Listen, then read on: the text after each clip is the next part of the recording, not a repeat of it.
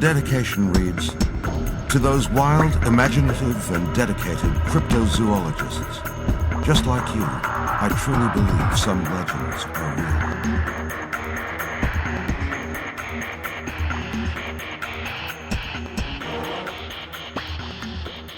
Prologue.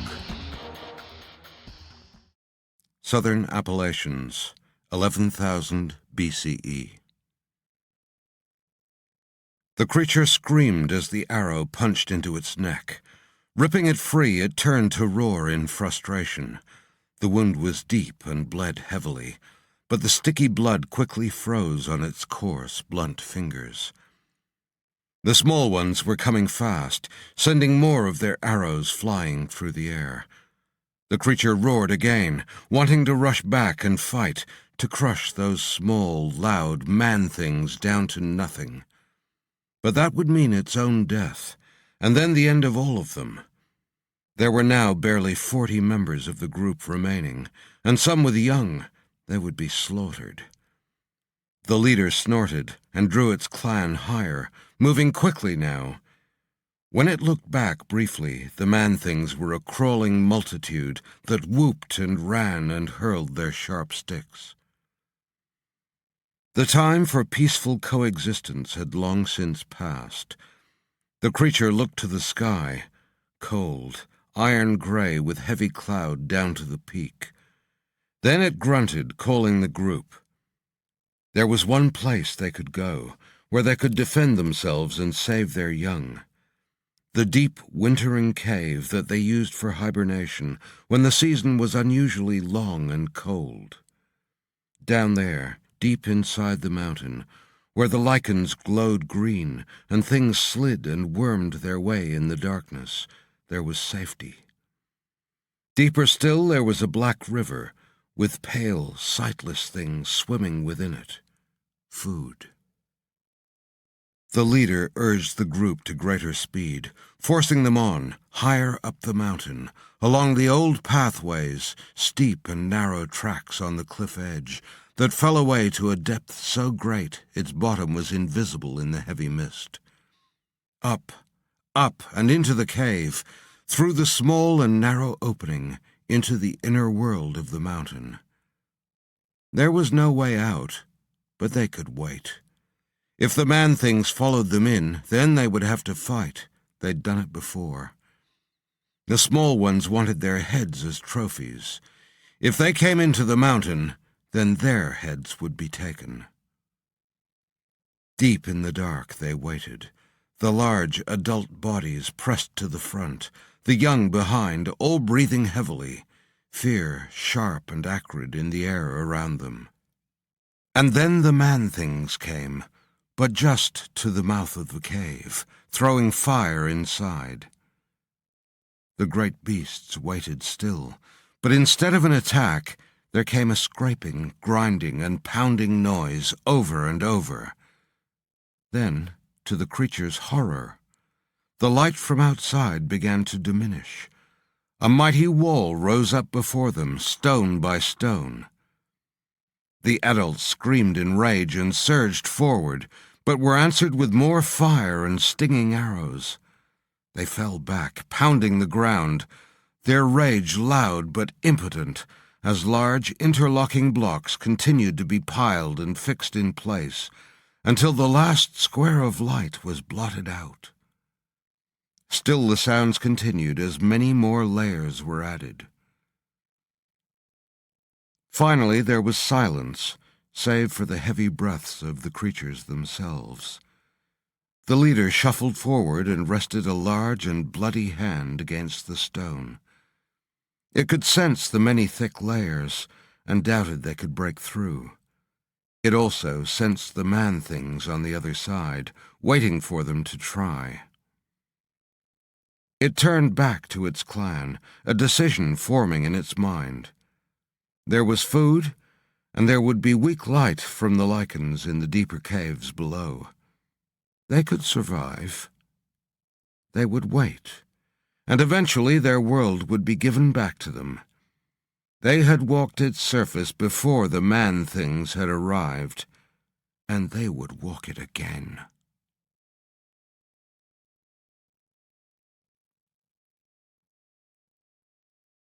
Chapter 1. Kowloon, Hong Kong, 1935. Charles Albert Schroeder paused at the bustling intersection. He knew the main streets were too easily picked over, and so it was down the secretive side alleys that he had navigated this day.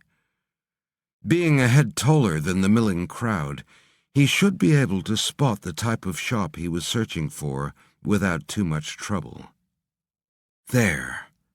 The double Chinese symbols for medicine hung from a shingle out the front of a dark, cramped space that emanated the mixed odors of 1,000 exotic herbs, fungi, and dried animal carcasses. Schroeder watched the doorway for a while. The clientele were a mix of older men, presumably seeking remedies for ailing potency, or young women looking for an elixir to turn a rich man's head. Each left with a small package wrapped in rice paper and stamped with the shop owner's symbol. Schroeder ducked his head as he stepped inside and blinked a few times to try to adjust his eyes to the gloom of the interior. An ancient Chinese man stood behind a counter, staring at him with a rheumy gaze and resting a pair of reptilian hands on the countertop. Behind him, the wall was completely covered in wooden slots, holding powder-filled jars or tiny drawers that were undoubtedly filled with exotic wares.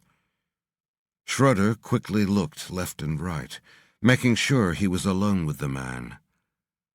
The only other gaze he detected belonged to the milky eyes of a monkey's head suspended in a jar of yellow fluid. Schroeder nodded. He didn't need to look around the shop any further. What he searched for was never on display. He cleared his throat. He didn't know much of the language, but had taken pains to memorize a few phrases. His greeting was delivered with a bow, and on receiving a small nod in return, he was encouraged to continue. Ni yo long de yachi? The man didn't move, perhaps pretending not to understand. Schroeder repeated the sentence, confident his words and pronunciation were correct. Still nothing more than the flat gaze in return. He lifted his billfold from his breast pocket and slowly removed a single note and placed it on the counter. He bowed and tried again. Ni yu long de yachi? The man's eyes flicked down briefly to look at the purple and yellow bill. After a few seconds, he nodded and disappeared behind a string curtain, emerging with a wooden tray covered in a soft cloth. He laid it down on the counter and pulled back 2/3 of the material. He waved his small, wrinkled hand over the tray's contents and said in a surprisingly deep voice, Long de yachi. Schroeder smiled flatly. His eyes quickly sorted through the tray's contents, mentally cataloging the species that the pieces had come from. Cave bear, giant deer, a boar the size of a rhinoceros. All excellent fossils, but nothing of real interest to him. He went to push back the cloth that still covered a portion of the tray, but the shopkeeper made a sharp noise in his throat and held his hand up. With the other hand, he pushed the single bill back across the table. His meaning was clear. The covered side of the tray was more expensive. Schroeder knew the real thing would be. What he sought was unique and rarely placed in the hands of unappreciative foreigners. He bowed again and pulled another 2 bills from his wallet and laid them on the pile. He made a flat gesture indicating that was all he was going to pay. The shopkeeper's eyes narrowed briefly. Then, with a flourish that would have impressed a stage conjurer, he lifted the cloth to reveal several more specimens. Schroeder felt his heart thump in his chest. It wouldn't have mattered if there were 100 relics laid before him. His paleoanthropologist eyes were immediately drawn to just one. A canine tooth, broken at its base, but still easily 4 inches long from its root to curved tip. With a shaking hand he held it up before him, the breath locked in his chest. Long de yachi, gao pinchi. The small man pointed one long fingernail at the specimen, obviously satisfied with Schroeder's response. Yes, dragon's teeth. He used English without thinking as he brought the fossil close to his face, studying it, mentally calculating, estimating, extrapolating. In his mind, he turned the fragment of a long-dead creature into something living. He could see it in all its terrible glory. He held the relic above his head, standing on his toes to reach up above his 6-foot-plus frame, adding another 4 feet to where the mouth would have been. He heard the shopkeeper's voice again. Long de yachi! Guaiwu long de yachi! Schroeder exhaled and lowered his arm. Yes, best quality, but not a dragon. Something just as fantastic. He emptied his wallet onto the counter and leaned in toward the man. Zain Ali, he asked. Where? Present day. Alex was miles beneath the surface. He stared up at a shimmering mirage of blue light. He clamped his lips shut. Panic was a heartbeat away, and the more he tried to break free, the tighter he was trapped by the black coils of slimy rope that bound his arms and legs, wrapped around his chest and coated his face. He was aware his burning lungs would soon give out, but he dared not open his mouth even to scream, as he knew the mucus-covered strands would find their way inside. He was dragged deeper down, his feet sinking into the primordial ooze of the lightless depths. With his last fragments of energy, he sprang towards the surface. Last time, last chance. He needed to breathe. He wanted to live.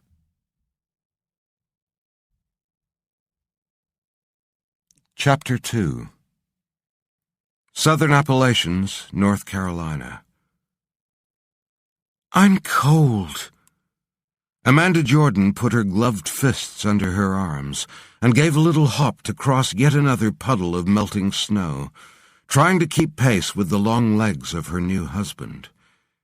The tiny pink metallic camera she had on a cord around her neck bounced against her parka as she skidded on some dark ice. Brad Jordan turned to walk backwards a few steps, the snow squeaking under the tough rubber soles of his new boots.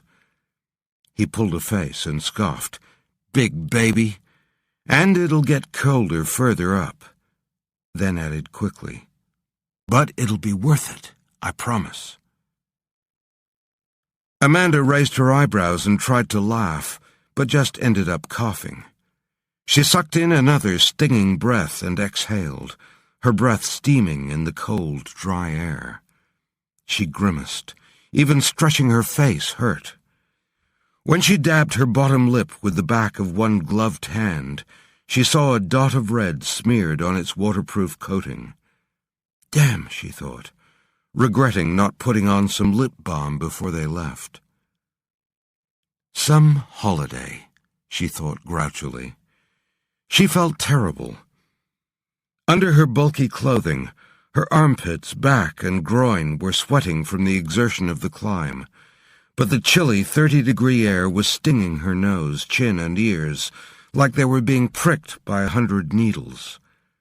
She bet they were as red as beets. If that wasn't enough, she hadn't worn her ski cap. Brad liked her thick hair, and she'd wanted him to admire it in the sunlight.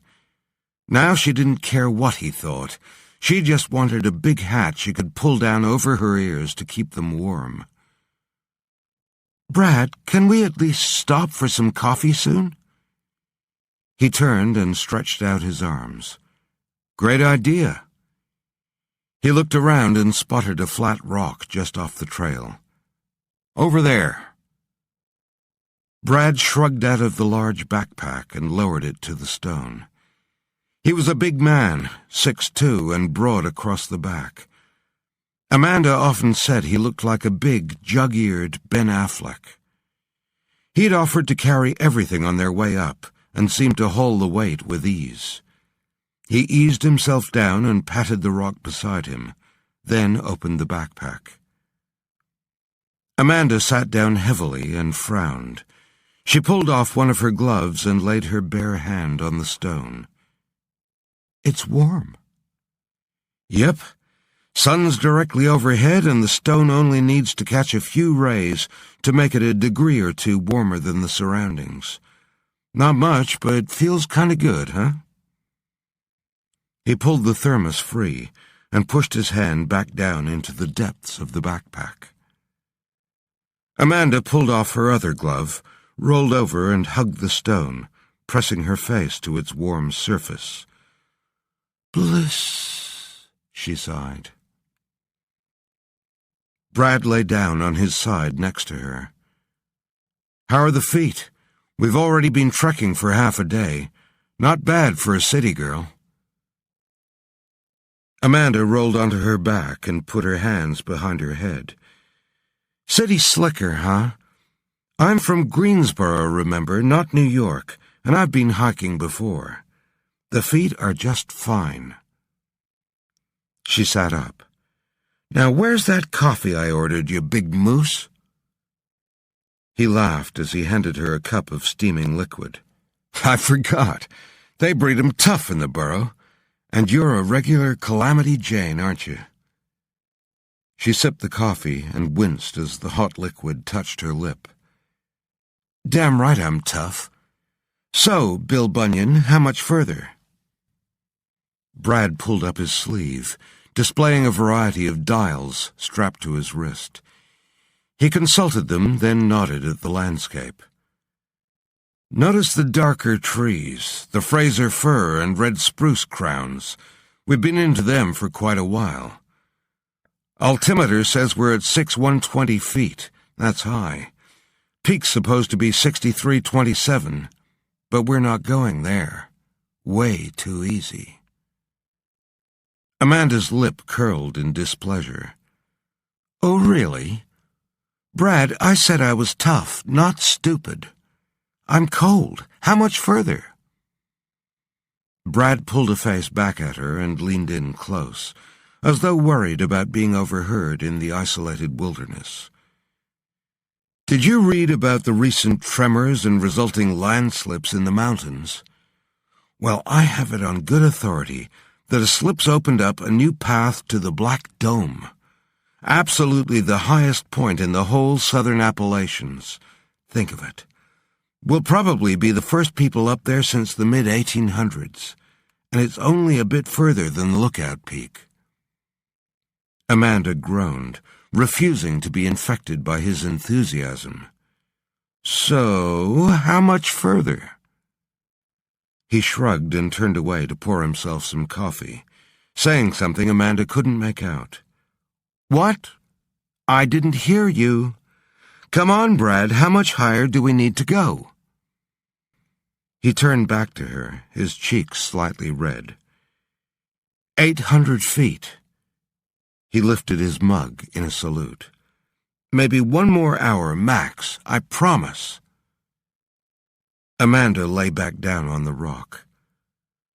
God, where's the ski lift? You are so rubbing my feet tonight, Bradley Henry Jordan. He tipped out the dregs of his coffee and lay down next to her. I'd have done that anyway. I'll rub everything, promise. Besides, on the way back, it's all downhill. Easy. She laughed. Putty in his hands, she thought, and sighed, knowing she'd just agreed to the extra trek. So how do we get to this Black Dome? And more importantly, is it safe? Brad rummaged around in his back pocket and pulled out a folded piece of paper. He opened it on the rock next to her and traced some lines with his finger. "Here's where I reckon we are, and this is where we'd normally be able to get access to." The paper showed a rough sketch of the mountain peaks, with a trail winding up the east face. It then changed to a dotted line marked with zigzags for rockfalls, and an underlined notation that said "New Pathway." Amanda noticed some groupings of small red crosses near the mountain's crest. "What do these mean?" "Nothing important." "Well, what? Soda machines? Phone booths?" Brad cleared his throat. "Probably points of interest, lookouts maybe." He shrugged. "Not sure. It's not my map." Amanda sat up straight and stared at him for several seconds. He kept his gaze on the map, refusing to look at her even though he must have felt the intensity of her gaze. Eventually he turned to her with his usual infectious grin. His thumb and forefinger held up less than an inch apart. "This far. That's all." She nodded slowly, still not convinced he was telling her everything. Still, one more hour can't hurt, she thought, and tossed him her empty cup. Brad watched Amanda smack a low branch out of the way as she set off. Even in the bulky cold weather gear, her tight little figure was visible beneath all the layers. He smiled as he watched for a moment longer, then rolled up his sleeve to check his altimeter and compass again. The dials were illuminated due to the poor light. He looked up and frowned. The sun hadn't reappeared, and the low cloud was darker than he would have liked. If it snowed or got any colder, Amanda would kill him. The trek was turning out to be miles longer than he'd expected, and now he was thinking that they'd be trekking back in the dark for sure. He chewed his lip. If the advice he'd been given was right, it should be less than an hour now to the landslip that had created a shortcut to the top of the Black Dome. Maybe he should lift the pace a bit. He hoisted the pack a little higher on his back and adjusted his belt. As he did, the gun he was carrying dug into his gut. The red crosses on the map indicated bear sightings. Seemed the large animals were on the move early this season. On the move away from where we're going, he thought, which is good. He'd heard that even the wolves had been coming down off the mountain. Even better. Still, it was better to have a gun and not need it than to need it and not have it. They looked at the landslip. Tons of rock and soil that had been shaken free from the side of the mountain and had settled to create an uneven path up the once inaccessible rock face. Normally this was the spot where hikers gave up and professional climbers took over. But now, even to Amanda, it looked, well, possible. Brad had picked up a stick about 4 feet long and was pointing it at a few places along the slip. "We just need to ease across that small gap at the start, then drop down onto the path and stay close to the cliff face. It'll be a piece of cake." He leaned in against the stone and hopped across the gap, then turned to her and held out the stick for her to grab onto and follow. As Amanda leaped across, she noticed that the newly exposed rock was clean. The stark browns and grey of the gneiss and schist probably only laid open to the elements within the last few weeks. A fanciful thought crossed her mind. It looked painful, like a wound cut through to the bone. Amanda kept hold of the stick and used it as a walking staff. As she moved along the dry wall of stone, she observed crevices and holes in the rock face, exposed by the loss of surface soil and debris. Some of them looked deep, and she bent down to peer into one. Even though she put her hands on either side of her face and squinted, it didn't do any good. There was nothing to see but inky blackness. She wrinkled her nose. Phew! Smells like something died or pooped in there. Brad looked back at her. Maybe a falcon. They like to nest in rock faces. Come on, keep up. Amanda turned to look out from the mountainside. At over 6,000 feet, and without the trees to block the view, it was spectacular. True to the name, the mountain looked almost black in the fading light. Low cloud vapor was snaking through the hollows and around the treetops, giving the whole place a primordial atmosphere. She lifted the camera from around her neck and opened the zoom. It buzzed and clicked as it took the snap, then tidied itself away.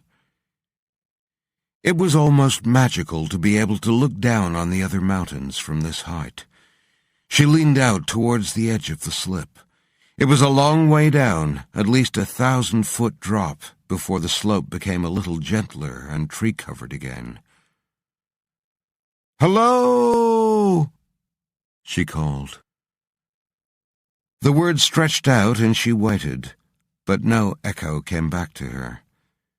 She sucked in a huge breath, preparing for an even bigger shout, when Brad swung around, pulling a pained face. As he put his finger to his lips, a rock the size of a mailbox thumped into the dirt between them. They looked at each other with wide eyes and waited. Amanda drew her shoulders up and gritted her teeth. She'd forgotten they were in a slip zone. Brad came back to her. "It's pretty stable," he whispered, "but there could be loose debris that may fall. Best not to bust out with any more karaoke right now, okay?" She nodded and went to step over the stone that had fallen. She frowned, tapped it with her stick, then squatted. Odd. It doesn't look like a raw boulder. The stone seemed to have been shaped, squared, like a large cinder block, she thought. She brushed it with her hand, and noticed the symbols carved into it. "Hey, look at this," she called. Brad kneeled beside her and pulled the stone out of its slush and dirt crater. He turned it over. The symbols were on all four sides. Old. Looks Native American. A figure behind two arrows, one pointing left, the other right. Makes sense. The Black Dome was actually called Atakula, after a Cherokee Indian chief, long before we palefaces renamed it. Amanda brushed more soil out of the carving. "Is that a man?" "Nah, don't think so. Arms are too long. Looks sort of deformed, though. See all those other little marks carved into it? Might be symbols or just where the stone was cut." Amanda sat back on her haunches. "Well, it's very cool. We should take it back with us." Brad looked at her with half-lidded eyes. "My little angel, I know who you mean when you say we. This piece of stone probably weighs about 40 pounds. I'll end up a hunchback if I try lugging it down over 6,000 feet of mountain." "But it's all downhill on the way back, remember? Like you said, it'll be easy. Besides, I have the perfect place for it beside the fireplace." Brad groaned. "Let's leave it for now and have another look on the way back, okay?" "Good idea. I'm sure it'll be lighter then." She patted his shoulder, then used it to get to her feet. She looked up at the sheer rock wall above them. "Wonder where it came from. It looks like a giant house brick." Brad scanned the rock wall, where it had been scoured by the slippage. "There." He pointed to an area half hidden by a small ledge and a tangle of fallen bushes. He squinted. Looks like more of them up there. Amanda followed his directions about 30 feet straight up and saw the other stones, dozens of them, stacked one on top of the other, bricking in a natural cavity in the rock wall that had been exposed by the earth sliding away. It was roughly triangular-shaped and about 9 feet in height. She could see a small dark hole near the top where the fallen stone had come from. She stepped back, closer to the edge of the path to get a better look. The cave's been sealed off. Did the Native Americans build walls like that? I thought they only made stone burial mounds. Sure they did. Different tribes built walls for everything from agriculture to defense. In fact, I read archaeologists just found an ancient Indian wall submerged beneath the Hudson River, running 900 feet end to end. Brad stepped back as well. Maybe this was a grain store they needed to hide. Around here, the Catawba and Cherokee were always at war with someone. Pretty secure grain store, if you ask me. Maybe it was a prison. You know how the legends go. Mess with the chief's daughter, get entombed, problem solved. She had another thought. Hey, could be hidden treasure, maybe. You think? Brad rolled his eyes. They were Indians, not pirates, Amanda. The ancient tribes never valued gold or jewels. Land, good hunting, and honor. These were the things they treasured. Can't seal them up, can you? Guess not. Amanda stepped back again, craning her neck to see the stones better. The ground shifted under her feet as the lip of the ledge started to move. She felt herself sliding towards the abyss and pinwheeled her arms, trying to regain her balance. Brad grabbed her by the front of her parka and pulled her roughly forward. Stop playing around, will you? Anyway, we've seen all we can from here. Let's go on up to the dome, and we can report the wall to the ranger when we get back. Amanda looked back at the edge of the path and shook her head, trying to clear the image of that long fall to the forest below. She started walking, her legs feeling wobbly, then turned back briefly. Okay, we report it, but only after we've got that stone safely in the trunk of my car. Just 1 second. Buzz, click, buzz, click. 2 more photos for her album.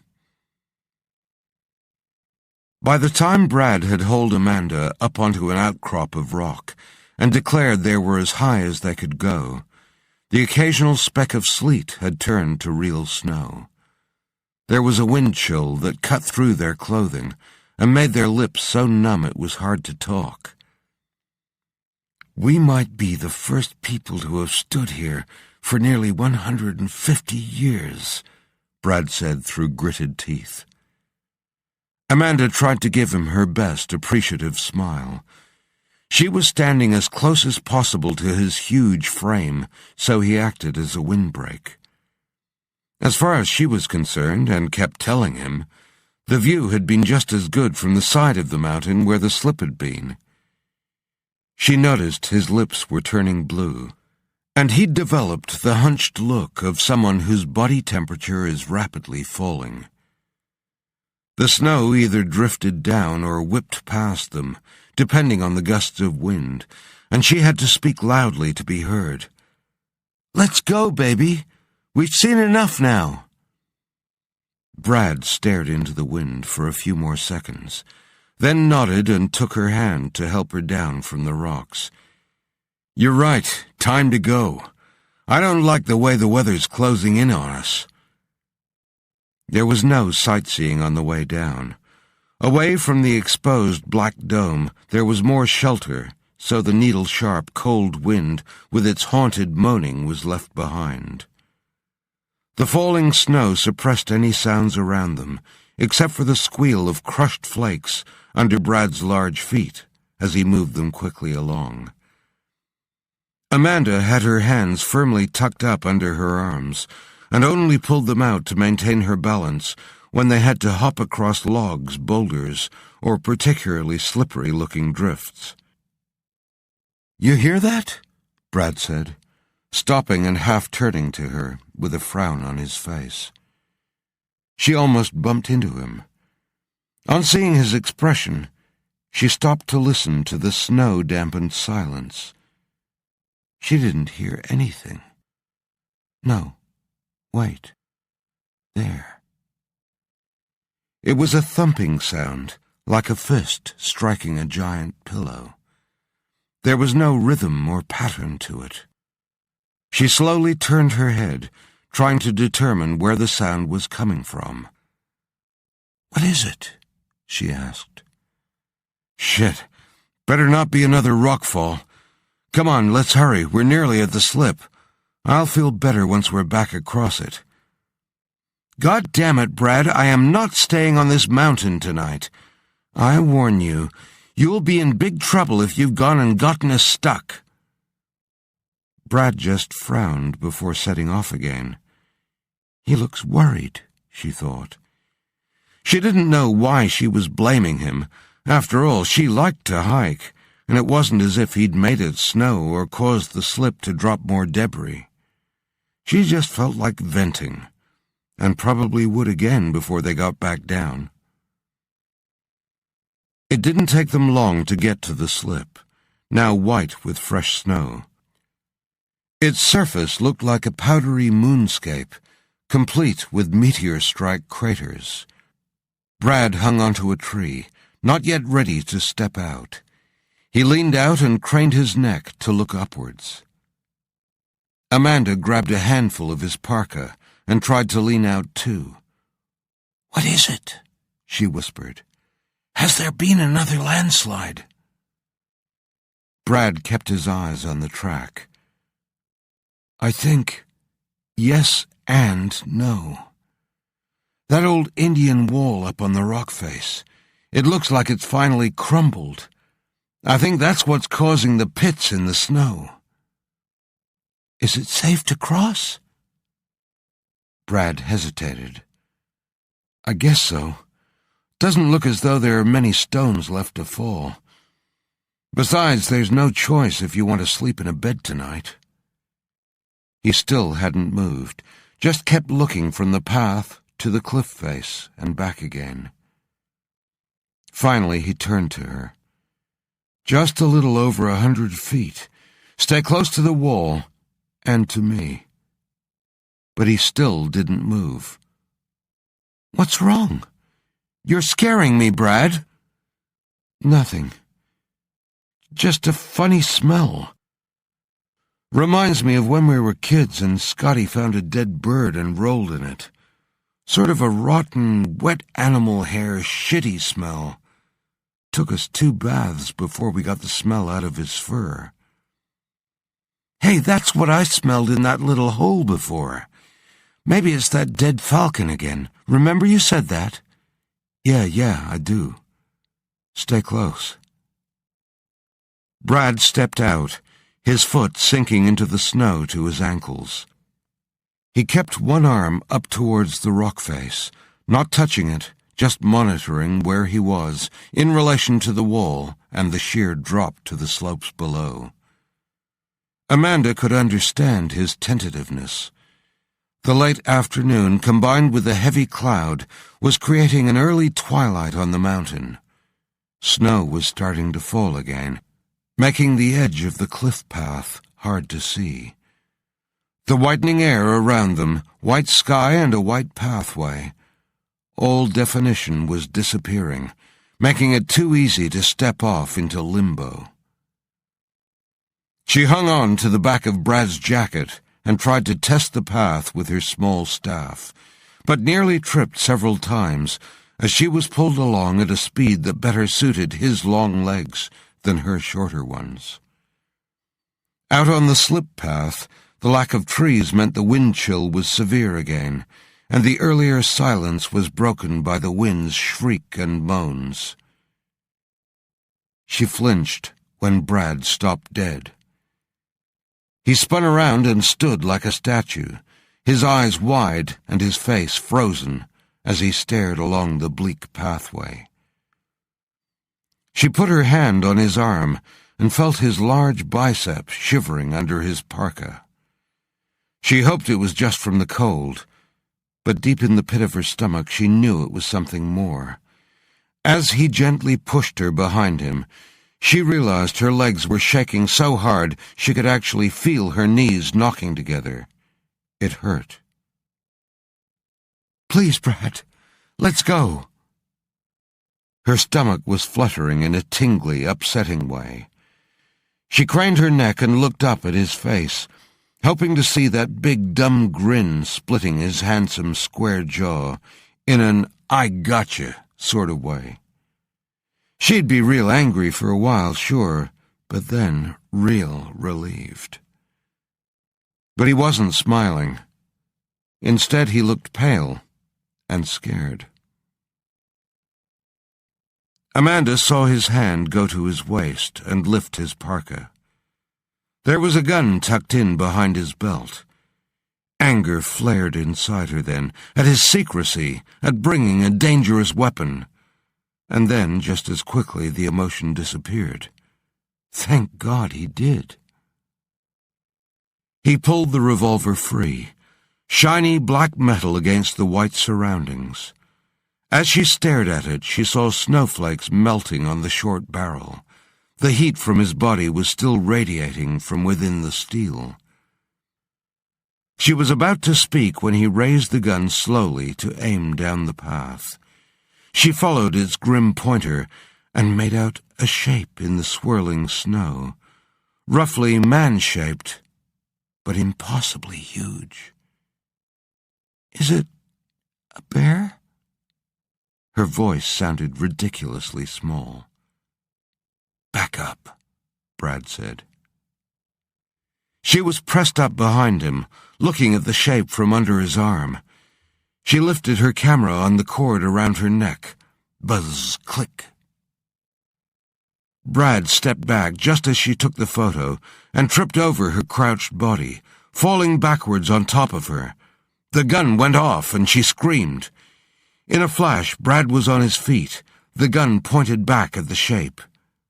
But the slip path was empty. "Shit! Did I hit it?" "Was it a bear?" she asked. "It looked like a big, deformed bear." "I don't know. Must have been. I've heard black bears can get pretty big. 800 pounds and 7 feet tall on their hind legs. It was a lot bigger than that. But it had to be a bear. Had to be. It seemed to be waiting for us, but I can't see it anymore. Do you think it's gone?" Amanda had both hands on her stick, holding it out in front of herself, like Gandalf at Helm's Deep. "I think the gunfire scared it off. I might have even winged it. We're just lucky we didn't set off any more landslides. Come on, we better get off the path." Brad looked over his shoulder briefly, then down at Amanda. "Take my hand and hang on tight.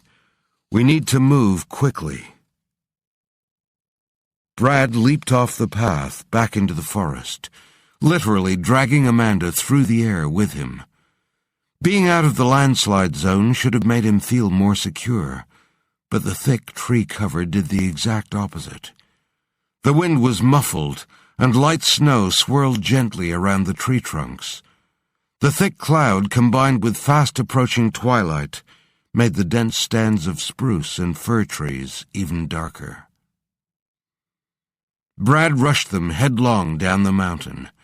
Several times he stumbled on logs or loose rocks hidden beneath the snow, and knew that come tomorrow his ankles would be painful and swollen. A cheap price to pay, he thought, if it gets us off the mountain safely. Amanda fell and reached out to a slim tree trunk to save herself. She pulled her gloved hand away quickly when it stuck to something sticky and red. Brad saw it. "Hey, I did hit it."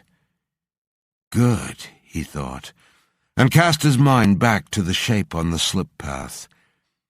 He'd seen black bears around the Appalachians before, but what had stood in the center of that trail was no bear. He knew that even with the low visibility. It wasn't like anything he recognized.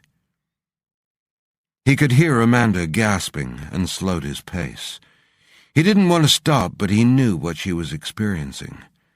Even in an environment of frozen water, dehydration was a danger to both experienced and amateur hikers alike. He slid the pack off his shoulder so he could pull a water bottle free. "Come on, sip slowly. You're doing great." Twigs snapped behind him. Both of them froze, paralyzed by the sound of movement behind the tree line. Their breath created small plumes around their faces before dissipating into the white landscape. A creaking beside them made Brad whirl with the gun. He found himself aiming it shakily at a tree that had become overburdened with snow. A huge mound slipped from a branch to fall harmlessly to the ground. He laughed nervously. I knew that was probably all it was. He looked down at Amanda, but her face was half hidden by the hand she held over her nose and lips. Brad had been breathing through his mouth to avoid taking the stinging air into his nostrils. But now he tested the air, and it wasn't the cold that assaulted his senses. It was back, that shitty, rank animal stench. God, no! Amanda buried her face into the side of his parka.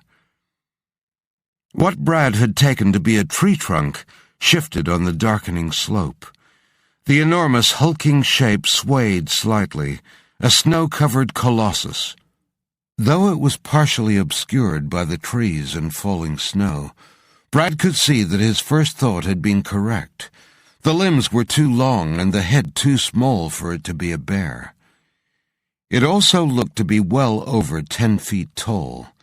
Even a full-grown male grizzly topped out at about 7 or 8 max. I love you, he said to Amanda. She nodded and said something back, but it was muffled by his parka. Brad didn't feel afraid anymore. His wife's frightened shivering brought forth in him a growing anger and a determination to protect her with his life. He leveled the gun at the creature's enormous barrel chest. This is going to hurt you more than it is me, buddy. I hope, he thought. Without taking his eyes off the figure, he leaned down close to Amanda's ear. No matter what happens, if I say run, you run. Don't look back. I'll be right behind you, but don't stop until you get to the first trekking station, the one with the emergency call box. Tell the ranger... He stopped as a booming whoop caused the snow to fall from the tree branches around them. Brad flinched, then tried to swallow. His throat and mouth were bone dry. The thing thumped the ground with both arms, and Brad actually felt the enormous power of the movement through the soles of his feet. The whoop came again. Then the thing charged 10 feet towards them and stopped. Brad took an involuntary step backwards, dragging Amanda with him. With one hand he pulled her away from his body and shook her until she looked up at him.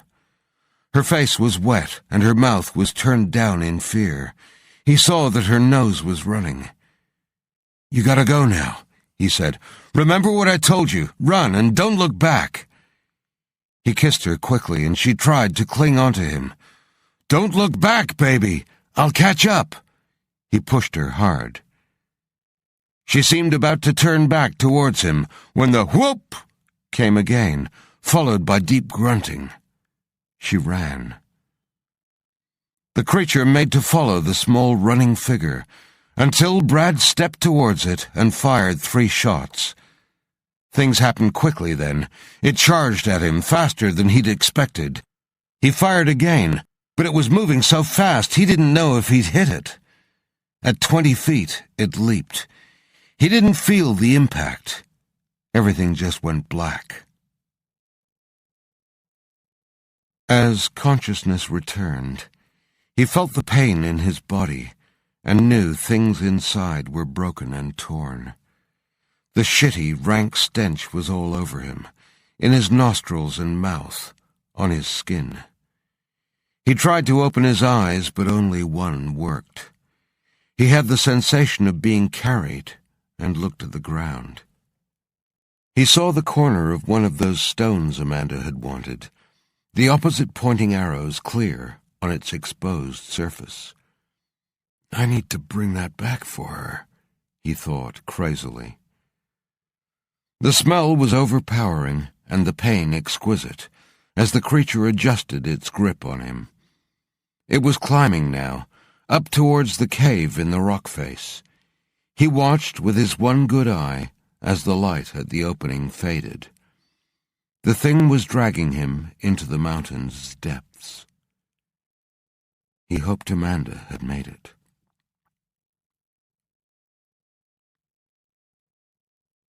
Chapter 3. Asheville, North Carolina. And what's wrong with you today, mister? The trainer scratched his head as he watched the West African lion circle in its cage. Its golden hide covered 500 pounds of rippling muscle, and the long fur on its head and at its neck framed a fearsome visage. Its ribs moved in and out as it panted heavily. It stopped its pacing to place its large snout against the bars and inhaled, snorting out a sneeze as though wanting to dislodge something unpleasant from its nostrils. It swung away, making a disagreeable growling sound deep in its chest. The trainer noticed it kept staring at a spot just over his shoulder. He turned. There was nothing there but mountain, darkening in the fading sunlight. Settle down, Odin. It's just a big-ass old mountain. Come on, we've done this 100 times. The trainer stood at the cage door with broom, mop, and bucket, and a shortened cattle prod under his arm. He knew the lion, and it knew him. Usually it ignored him, or at worst acted like a misbehaving teenager and swiped at the mop or knocked over his bucket. But today something was upsetting the creature, and no one wanted to get close to a giant lion when it was acting weird. Should I call the vet? You got an upset, boy? The lion lay down and fixed its golden eyes, sphinx-like, on the spot in the distance. It remained like that for many minutes, and the trainer finally shrugged. That's more like it. He put his cleaning tools down and reached for the slide lock on the door with one hand, while keeping hold of the cattle prod in the other, a foot-long baton with 2 exposed electrodes at the business end. He'd never used it. He and Odin were old friends, but still. The lock slid back, and he pulled the heavy metal gate open with a slight squeal, as he had done weekly over many years. He waited at the door for another few seconds, but the lion could have been stuffed and mounted for all the attention it gave him. Okay. He reached down for his bucket, just for a second. A maelstrom of fur and teeth flashed in his vision, and a roar exploded from mighty jaws. He fell backwards and threw his hands up over his head. Odin leaped over him and was gone. The lion shot through the circus like an express train, its golden mane rippling in the chilly afternoon's fading light. The trainer lay shivering on the ground, his hands up and crossed over his face. A warm, wet patch spread across his groin. Chief, it's Jason Van Hortensen again. Asheville's police chief, Bill Logan, groaned and rubbed his balding pate. He thought briefly about telling Shelley, his septuagenarian receptionist, to tell the man he wasn't in. Then he shook his head and held both hands open in surrender. It wouldn't do any good to ignore the call. The annoying man would call back on the hour every freaking hour. "I'll take it, Shell." A light on his phone started to blink, and he picked up the handset in one large hand, depressing the lit button with his little finger on the way to his ear. "Mr. Van Hortensen, how are you to—" He pulled the phone away from his ear slightly as the man's voice blared over him. Van Hortensen was one of the new breed that had moved into the community in the last few years. Young, moneyed sorts, they'd been buying up the smaller farms in the area, spending a fortune on them, then stocking them with some of the best-looking, best-groomed animals in the region. Hobby farmers, the locals called them. They worked Monday to Friday in high-paying jobs on the coast, then spent their vacations on the farm. Presumably it gave them some sort of back-to-nature bragging rights. Chief Logan grimaced and breathed in evenly through his nose as he looked up at the Asheville Police Department shield on his wall. Integrity, fairness, respect, the guiding principles of the APD. He tried hard to remember what they meant every time Van Hortensen rang to blast him for the most minor of perceived infringements. This time he had some sympathy for the man. Seemed someone was stealing his expensive Lachenwälder milking cows. Pretty stupid, as the brilliantly black and white beasts were pretty rare in these parts. Also, given the man only had 24 cows, a single animal going missing would be immediately noticed. "I'm sorry to hear that, sir," Logan managed to cut in. "Just to be clear, just the one animal taken again? I'll send a car around, but you might want to consider an aerial search, sir. No, I'm afraid you need to organize that. We just don't have the resources available right now. But, sir, my gut feel is these animals are wandering off." He pulled the phone away from his ear again and grinned. Shelley turned to mouth the word "ouch" to him. After another few seconds, he put the phone carefully back to his ear and "hmm-hm'd" a few times. "Might be a good idea to house the cattle closer to town for a few days, Mr. Van Hortensen. Be cheaper than losing more head." Logan finished by promising to send a man up for another look-see, then hung up. He sat staring at the phone for a few minutes as his mind worked over the details. 3 full-grown cattle gone over 3 nights. They weighed about 1,000 pounds each. You couldn't exactly strap one to the hood of your car and speed through the town square. "That's a hell of a lot of free steak," he said out loud. He turned to stare out the window. The weather was getting colder. He couldn't see the cattle wandering up into the Black Mountain, not when the snow was starting in earnest. Besides, the tree cover up there was too dense for grazing. So where are those big brutes going? He wondered. "Higher, Daddy!" The grin on 5-year-old Emma Wilson's face threatened to split her cheeks as she kicked her skinny legs forward on the upswing and then tucked them back under the seat on the backswing. "Last few times, Emma, honey," Clark Wilson said. "It's getting cold and dark, and I need to rustle up some dinner for the both of us." "Eggs?" she called on the upswing. "Nope," Clark replied as she came towards him on the backswing. "Dogs and ketchup?" "No. Last guess." He smiled. Eggs?" Clark laughed. "Mommy left us a nice big pie, but I'll do the extras." "Yay! But no peas, Daddy. They're little balls of yuck." "Okay, no peas.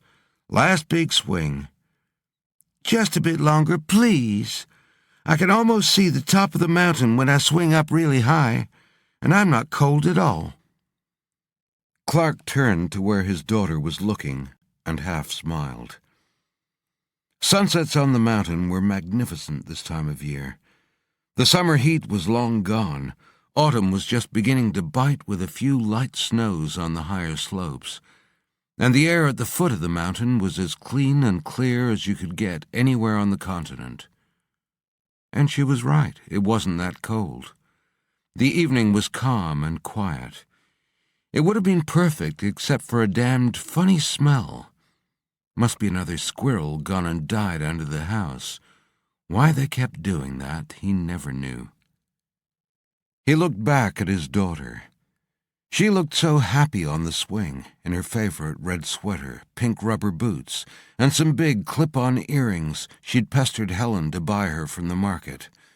Blue glass beads finishing in tiny silver bells that tinkled like music. Emma said they reminded her of Christmas time. Clark shrugged. A few more minutes in this wonderful air wouldn't hurt, he reckoned. "Okay, Emma Boo, but when I call, you come in, and no daredevil swings, all right?" "Never." But she kicked out hard, her little body almost going horizontal on the swing, the earrings jingling. "Count up to 10 5 times. By then you'll be hungry," Clark told her. He jumped up onto the small porch and pulled open the swing door. He appeared at the kitchen window and opened the glass pane so Emma could hear him when he called. Then he started pulling utensils and pans from cupboards and lifted the pre-baked pie from the refrigerator. He thought, and broke off some of the crust and popped it in his mouth, raising his eyebrows in delight. He checked the window. Emma swung back and forth in the repetition the very young enjoyed. He went back to his tasks, humming. The metronomic whine of the swing and the sound of Emma counting drifted in through the window. Life was good. Moving to Asheville was the best decision he and Helen had ever made. No traffic, no smog, no street aggro. And access to the internet gave them the same size shop window as the big city boys at 1/100th of the cost. A no-brainer, really.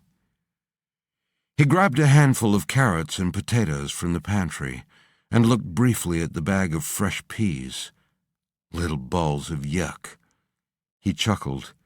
He'd take 'em over Brussels sprouts any day. There was a small squeak and metallic pop from outside the window, and the sound of the swing stopped dead. Clark picked up the kitchen cloth to wipe his hands and stepped backwards to peer through the open window, expecting to see Emma skipping up towards the porch. A cold shock jolted through his body as he saw that the swing was gone. The seat, the chains, everything, and Emma was nowhere to be seen. He called her, still half expecting to hear her respond, or the slam of the screen door as she came into the house, but there was nothing. Clark threw the cloth down and leaned right out of the window. There was no sign of his child, just that smell, stronger than ever. He pulled his head in and raced to the back door, calling Emma's name, louder each time. "Oh, no, no, no, no! Please, no!" He raced into the yard. No trace. He sprinted around the outside of the house, then the inside, tears filling his eyes. He called her name again. Nothing. Outside, he yelled her name up at the black mountain. It remained mute. Chapter 4. Fort Detrick, Frederick, Maryland. Medical Command Installation, Alpha Soldier Research Unit. "Fuck it all to hell!" Captain Robert Graham threw the clipboard across the room, making Marshall and several of the scientific assistants duck for cover. "And clean that stinking mess out of there before the General decides to pay us a surprise visit." Graham turned back to the screen and hit a button that caused the glass cell's window to become opaque, so he could no longer see the screaming man raking the flesh from his blinded skull. Lieutenant Alan Marshall turned to the assistants who were still taking notes. Batch ARC 044. Gross psychosis, physical manifestations of self-harm, significant display of strength and resistance to pain. Unfortunately, both turned against subjects' own selves. Captain Graham rested on his knuckles at a long bench, grinding his teeth. More than 60 dead, comatose, insane, or exploded test subjects, he said over his shoulder. At this churn rate, we'll end up with more soldiers in body bags than at fucking Pearl Harbor. He shook his head and pinched the bridge of his nose for a second, before staring down at his hands. They shook slightly. He slowly lifted his head to look along the remaining row of cell windows. Years, he thought darkly, his frustration at the constant failure festering inside him. Only one success, one enhanced soldier, after countless millions spent.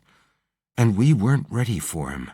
It was an accident, an aberration, a 1-in-a-million shot that was never expected to succeed. He snorted sourly.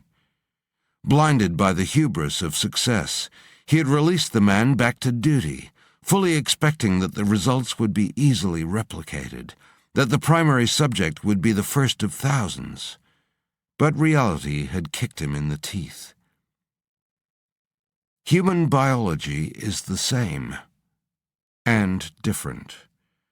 Identical twins brought up in different environments were subjected to 1,000 differing variables that could significantly alter the direction of their physiology and psychology. Whatever Hammerson's soldier had had inside him to begin with had enabled the full absorption, fusion, and utilization of the Arcadian treatment. But what the fuck had it been? Years, he thought again, grinding his molars. He heard the sound of the pressurized dart gun in the shuttered room as the latest mutilated soul was brought down like a maddened rhino. The man's last days would be spent in an induced coma until a euthanasia order was approved. Then his brain would be dissected and whatever clues remained would be teased from the corrupted tissue.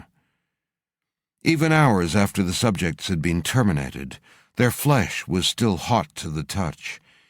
It was as if their bodies acted like overheating reactors, causing a total physiological meltdown. Their skin was covered in blistering sores, and their internal organs were little more than soup by the time he got to open them up. It was always the same, except for that one success. He cursed again, as he recalled how fucking Jack Hammerson had sent the man out into the mission meat grinder. He crushed his eyes shut, his knuckles turning white where they pressed onto the bench top. Graham knew that impatience was his enemy now. He leaned back and drew in a deep breath. It had taken Jonas Salk 7 years to perfect his first polio vaccine, and the man had worked with 220,000 volunteers and 20,000 physicians. Opening his eyes, he looked again along the rows of test rooms.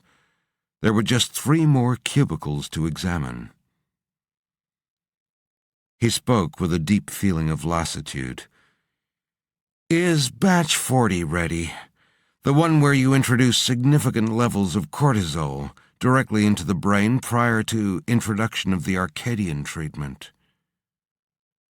Marshall came and stood next to his superior officer, holding a clipboard in front of his chest like a shield. "That's correct, sir. Cortisol introduced into the cerebellum in the hypothalamus and thalamus junction. We figured that even though we'd already tried physically traumatizing the brain, maybe the actual destruction wasn't the key. Maybe it was only the chemical effects of the destruction And as cortisol floods the brain following significant trauma... Graham nodded and sucked in a deep breath. He knew that his superiors wouldn't be patient forever, and without the original Arcadian subject to hand, they had to resort to a more heuristic approach, trial and error. Or rather, trial and fail, and fail, and fail again. Fuck that Hammerson for burning the only successful subject's body, he thought. Then he stood straighter and pressed a button beside the next large window. The darkened glass immediately cleared. Graham's mouth dropped open. "Oh, thank you, God!" The young man in the cubicle sat on the edge of the bed, talking to one of the huge male nurses. Graham rushed to the next window and then the next. He smiled and lowered his head to shut his eyes for a moment, before glancing up again quickly, as if to make sure his tired brain wasn't playing tricks on him. A small blush of a rash on the men's cheeks. But they were fine, sane-looking, normal. He turned to Lieutenant Marshall, a glow of gratification on his face. "Ready them for the next round of testing." Nez Tziona, Israel, the IIBR, Israel Institute for Biological Research, Deep Core Biohazard Containment Facility 2.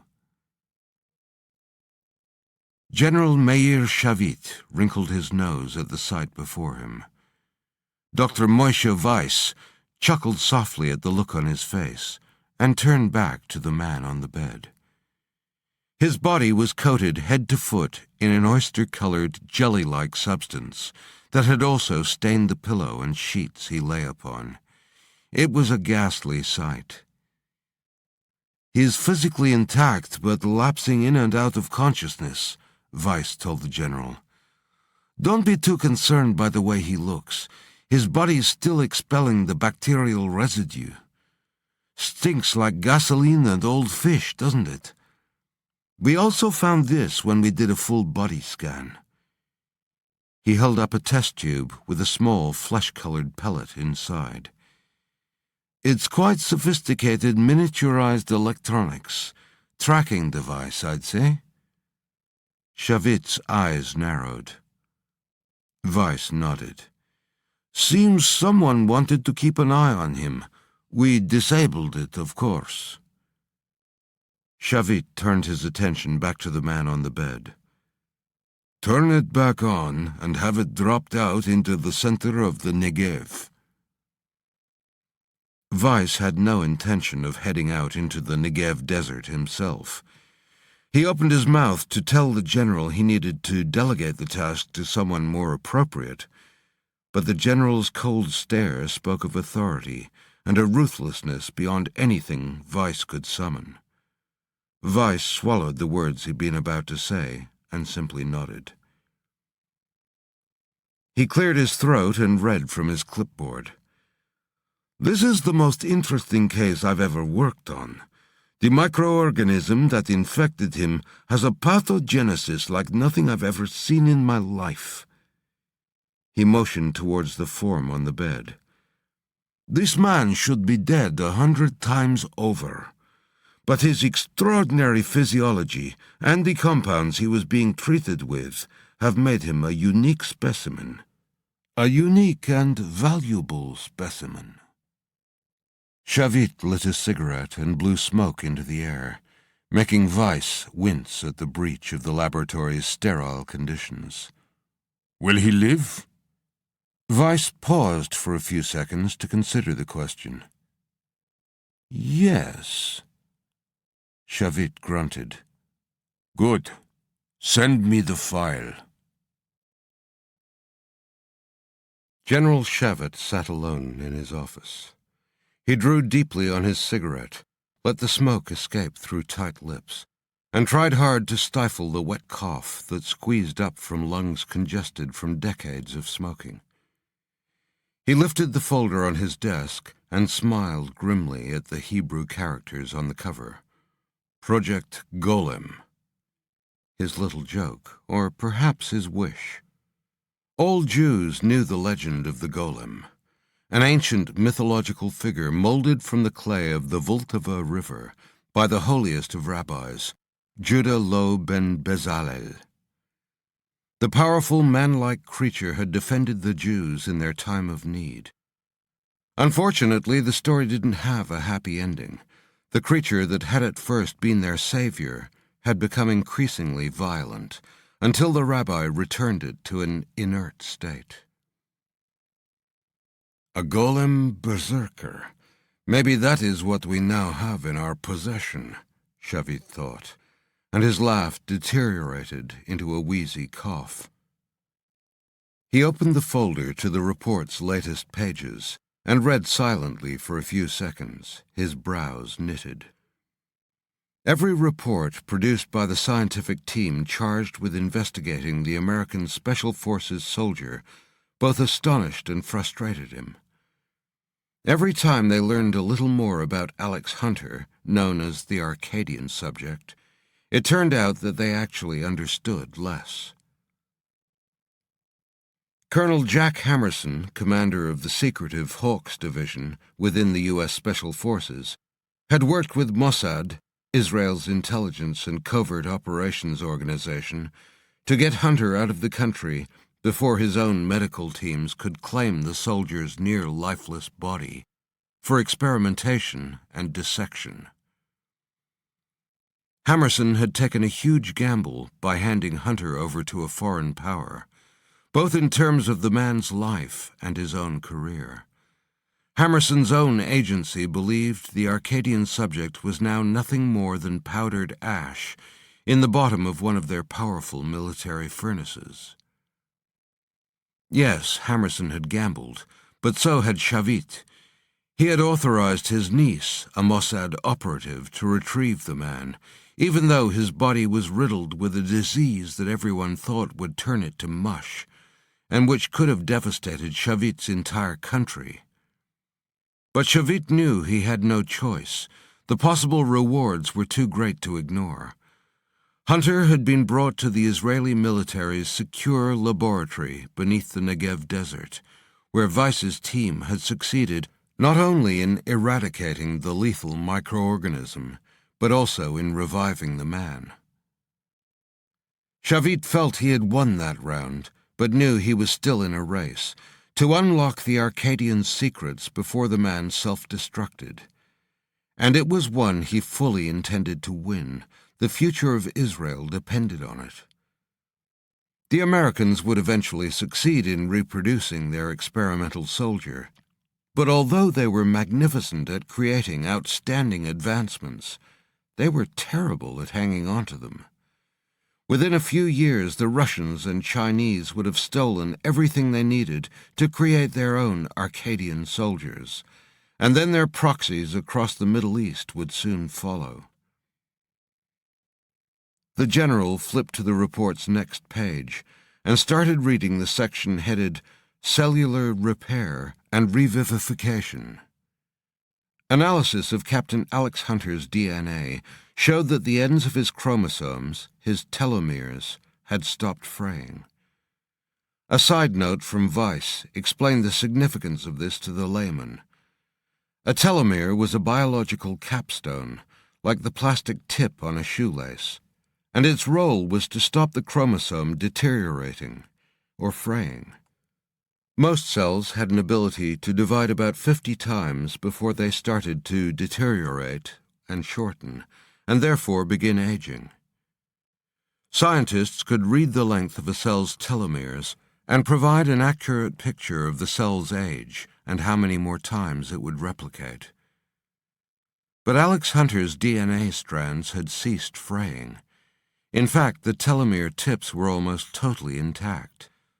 Weiss hypothesized that this could be why the man had such enormous potential for rapid cellular repair. It also meant that Alex Hunter might stop aging, or at the other extreme, his entire system could turn malignant, as the only other cells known to have no finite chronological barrier were cancer cells. Like most of the analysis in these reports, It ended with a brief notation stating that more time and work was needed. Shavit shook his head. Always more work needed, never anything we can use now. He lit another cigarette and screwed an eye shut as the smoke curled up one side of his face. He turned to the section on neuro-architectural analysis, skipping paragraphs of dense jargon, and stopping when he came to several topographical images of Alex Hunter's brain, side by side with a normal brain. The normal brain looked like an average-sized pink and gray cauliflower, with its folds, bulges, and coils. By comparison, Hunter's brain had hundreds more folds.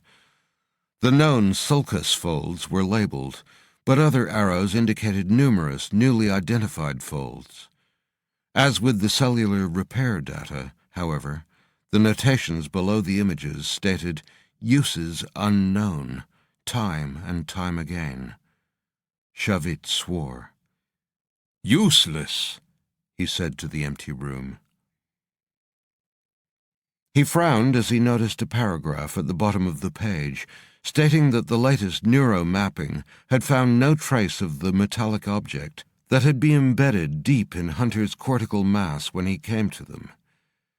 This was puzzling, as all reports on the Arcadian subject had clearly shown that the bullet, lodged deep within his cerebellum, had been the initial genesis of his condition. How could it suddenly be gone? Shavit had read of cases where sharp objects had worked their way through people's bodies. There was an old woman in Tel Aviv in 1985 who'd fallen on one of her knitting needles. The tip had broken off in her heart. At the time, surgery was determined to be too high risk an option, and so they'd kept the woman in hospital for a number of weeks. While there, she had developed a cough that had eventually brought up the broken tip of the knitting needle. Maybe, he thought. He read on. More notes and diagrams and arrows. Strangely, there was something still remaining in Hunter's brain, or perhaps something totally new.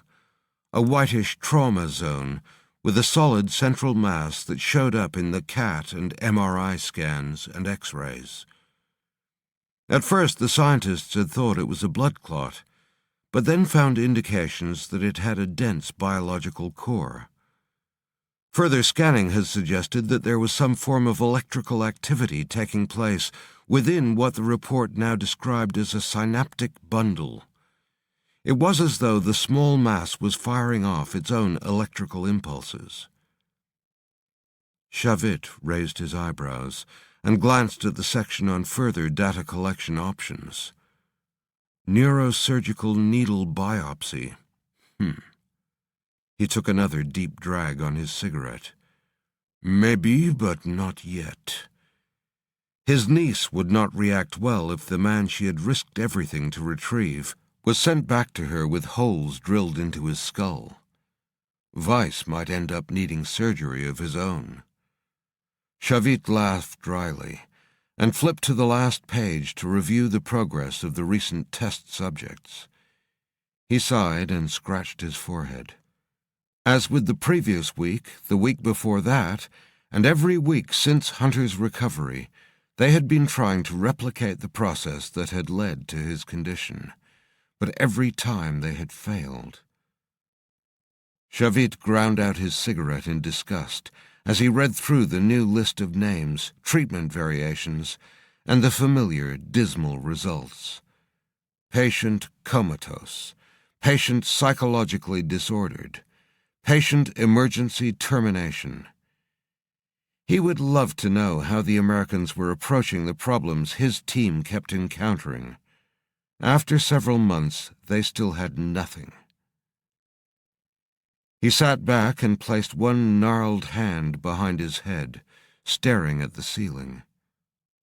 Almost nothing. They still had control of the original Arcadian.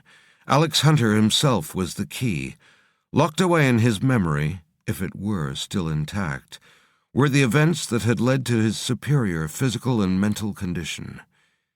If the information could be extracted, or better yet, if he could be encouraged to tell them, perhaps the man needed something to jog his memory, such as being with something he remembered or someone he trusted, a friend. General Chavit lit another cigarette, then lifted his pen and made some notes. When his niece finished her current mission, he'd organize for her to pay Captain Alex Hunter a visit, maybe even spend some prolonged time with him. As he signed the order, a sound came from deep in his chest that could have been the beginning of a cough or a rumbling laugh. He liked to gamble, and he liked to win.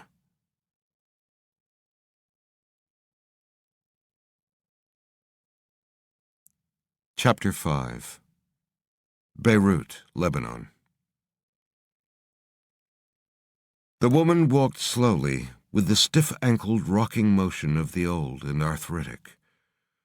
Her traditional black abaya attracted the heat and must have made the 90-degree early summer temperature significantly warmer.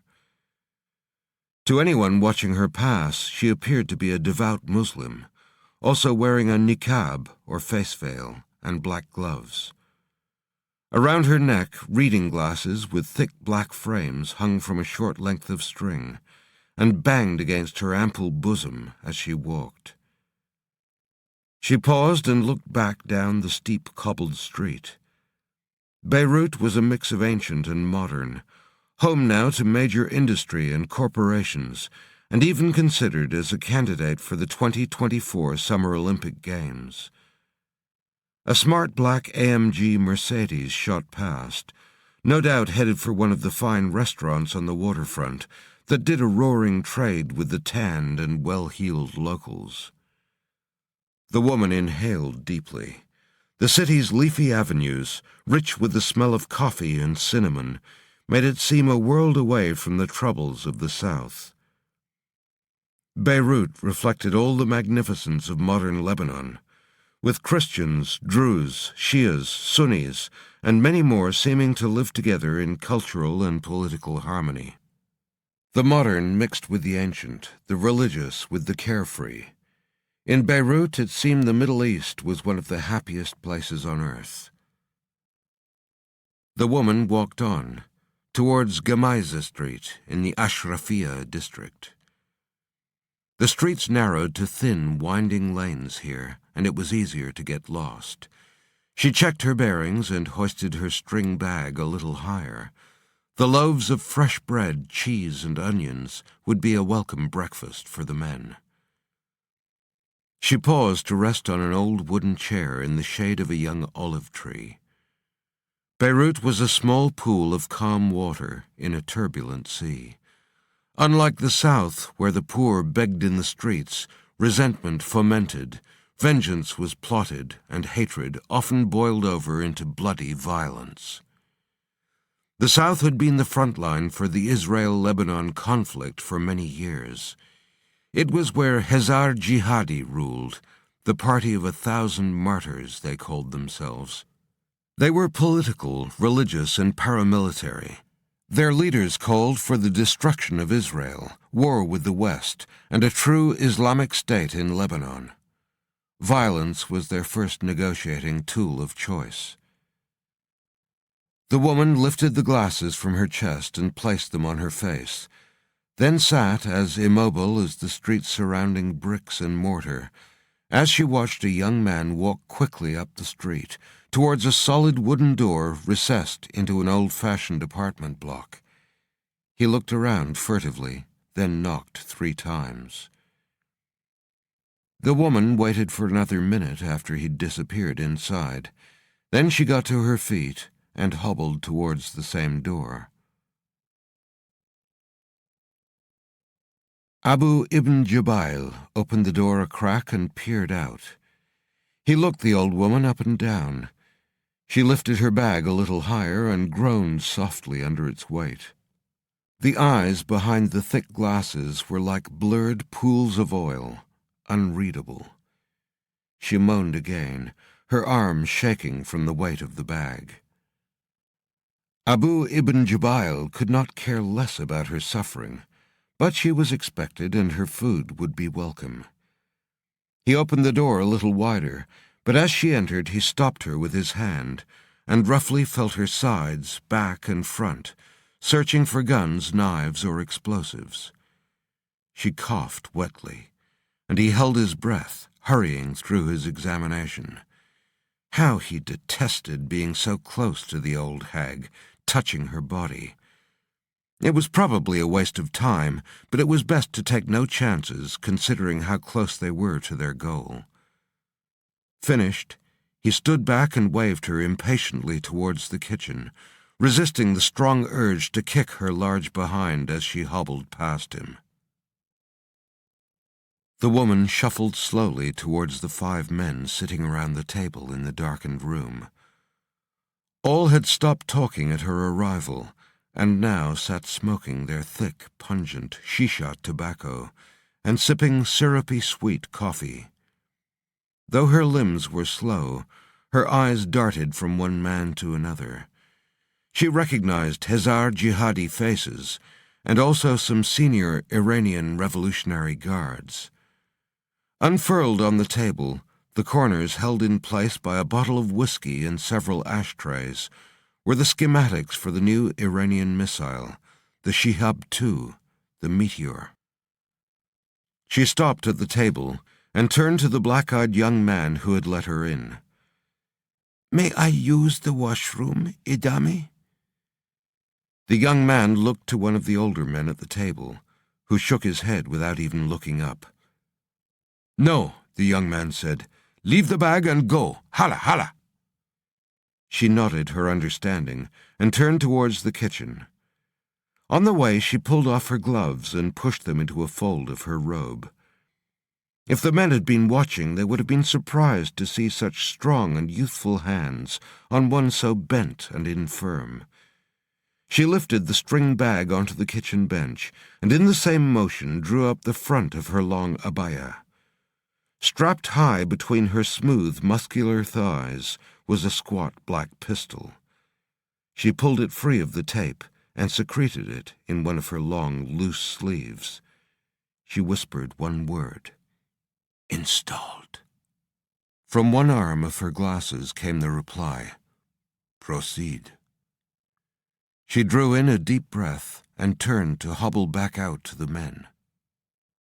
The young man who'd let her in was looking at her with ill-concealed disgust and contempt. He felt in his pocket, pulled out some crumpled Lebanese pounds, rolled them into a small ball, and dropped it at his feet. The woman slowly bent to retrieve it. However, when she came back up, it was not the wrinkled money she had in her hand, but an unwavering black Barak pistol. There were no words needed. The gun barked once in the young man's face, and before his body had even begun to fall, she turned and fired at the men at the table. 2 went down with precision headshots. The third was taken high in the sternum, throwing a plume of blood and shattered spinal column over the wall behind him. Of the remaining 2, one took up a vantage point behind some furniture, and the other launched himself at her across the table. Perhaps his mind was fooling him into believing it was an old woman under the dark robes, and she would easily buckle under his 200-pound frame. Maybe he realized his error when he was in the air, but by then it was too late. The woman took up a combat stance and with perfect balance launched a flat-soled kick to his face. Even though the man easily outweighed her by over 50 pounds, the muscles in her thighs uncoiled with enough force to smash his nasal septum up into his brain. He was dead before his large body had hit the ground. She dropped and rolled to the left, slamming her back to the wall. She needed to reacquire the final target. A voice sounded in the quiet from amongst the toppled furniture. "But, Zion, you have stopped nothing. There are hundreds like us, and we will eventually bulldoze your bodies into the sea." The woman remained silent at the threat.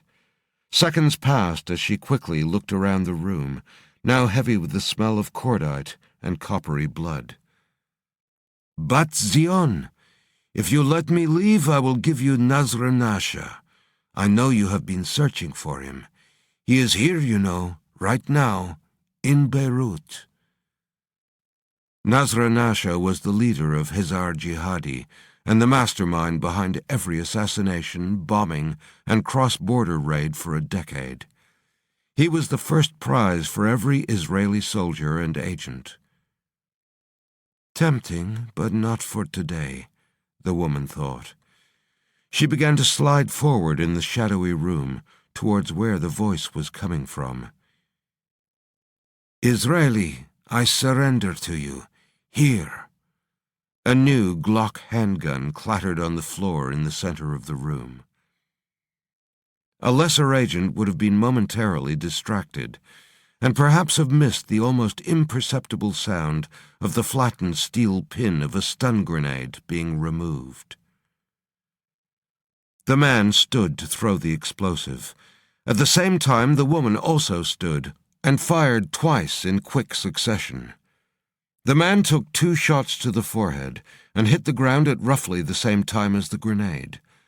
The woman dived behind a couch, crushed her eyes shut, and held her hands over her ears. Stun grenades were designed for maximum disorientation and had little shrapnel. However, they could destroy eardrums or maim if they landed close by. The small black cylinder exploded with an ear-shattering whoomp, and a flash that would have seared the woman's retinas for days. The impact wave blew out all the windows, and the pyrotechnic metal oxidant set fire to the rug and most of the furniture. The woman stood, her ears still ringing even though they'd been covered. She crossed to the table where the missile schematics lay, stuffed them under her robes, then ran to the kitchen and retrieved her bag. She looked down at the black gun she still gripped. The hand that held it was as steady as a rock. In the meat between her thumb and forefinger was a small tattoo, a blue Star of David. She quickly wiped the weapon and threw it onto the burning rug, then spoke to the dead man. "And there will always be thousands more like us waiting for you." She pulled on her gloves and slid the glasses back onto her nose. She pressed a small stud at the side of one lens and spoke softly. "Blue Star requesting immediate extraction." The emotionless voice spoke into her ear again. "Extraction authorized." And then, "Be advised, Blue Star. Arcadian conscious." She almost stumbled as her body, already awash with adrenaline, kicked up another gear. "Awake," she thought. "At last." She drew in a long breath, calming her urge to rush. She bent slightly at the knees and waist before she pulled open the door. Once again, an old woman suffering from the heat shuffled down a winding street in the city of Beirut.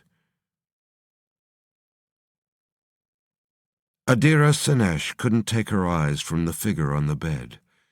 She found it hard to associate the mucus-covered thing staining the sheets with the strong, handsome hawk soldier she had known. Alex Hunter was, like no human being she had ever seen, or probably ever would again. Adira's jaw clenched, and she felt her anger rise at fate's cruel joke.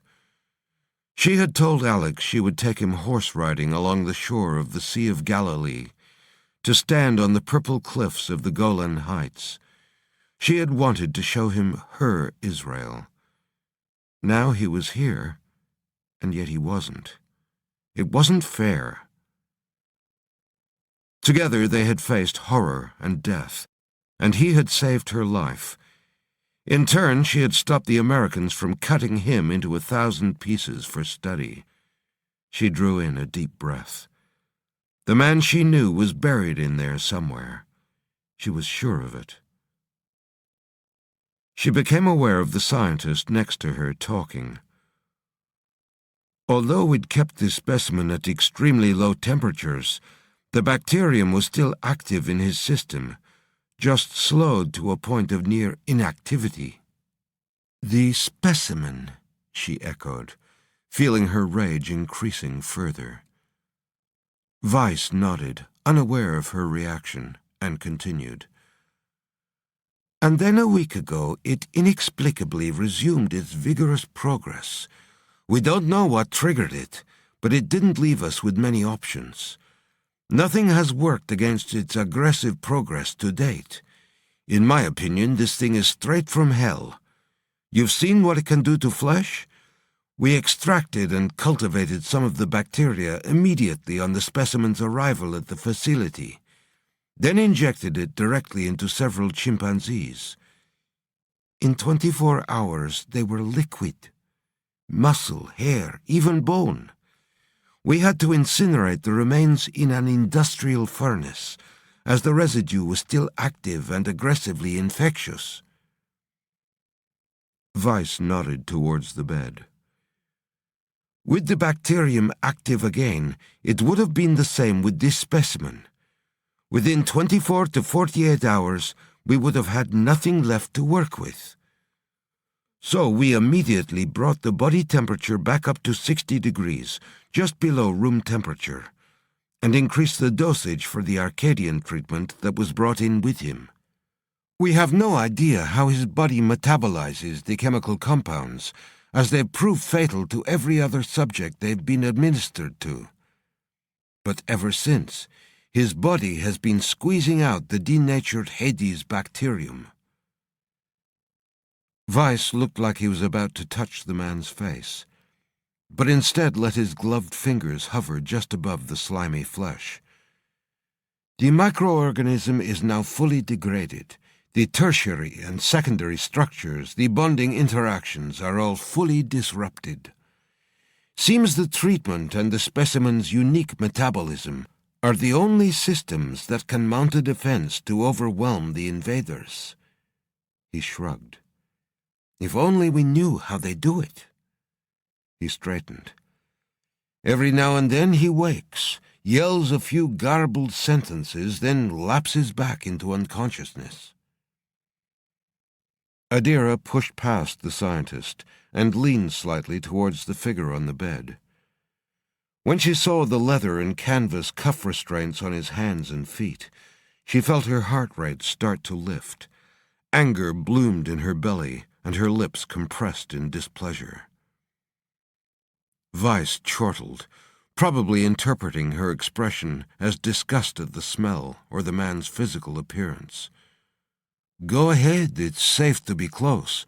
Just won't be very pleasant until the body's finished excreting the microorganism's protein shell. The suit I'm wearing is regulation for this level, not specifically for protection from this oily, oversized goyim." He smiled and used his pen to prod Alex's body through a clean section of the sheet. "I personally have taken several slices from the subject, and I can guarantee there is no viable infectious agent remaining." Adira felt a charge go through her body. It was the same feeling she had before she killed an enemy agent. She steeled herself, closing her eyes momentarily. When she opened them, she turned to face the scientist, using all her will to keep her voice even. She failed, her voice increasing in intensity on each word. "You are anatomizing? Who authorized this?" The force of her voice and gaze seemed to make Weiss suddenly unsure of himself.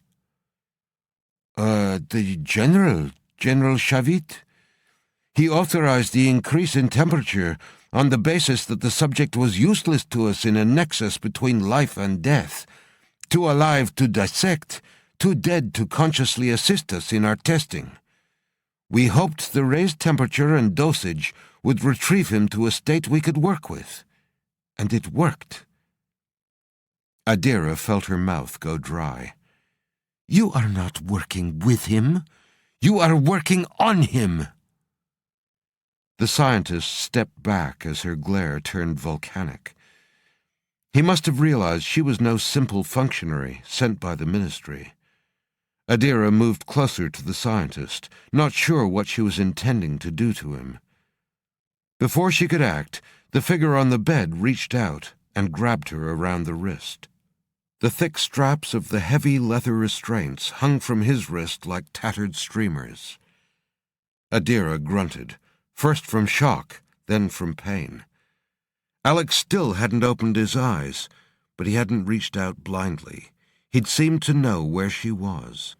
She gritted her teeth at the excruciating pain as his grip compressed the bones in her forearm. Weiss dropped his clipboard and moved to a panel of buttons on the wall, obviously intending to call in security. "Stay where you are!" Adira's voice froze his hand in midair.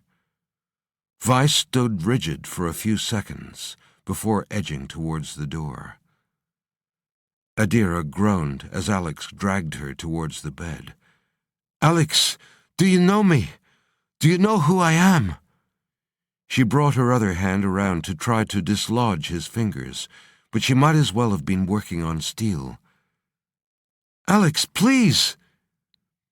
His eyes opened, and she saw spidery red and black veins ringing the once gray-green pupils. "It's coming!" he shouted, and his grip tightened even more.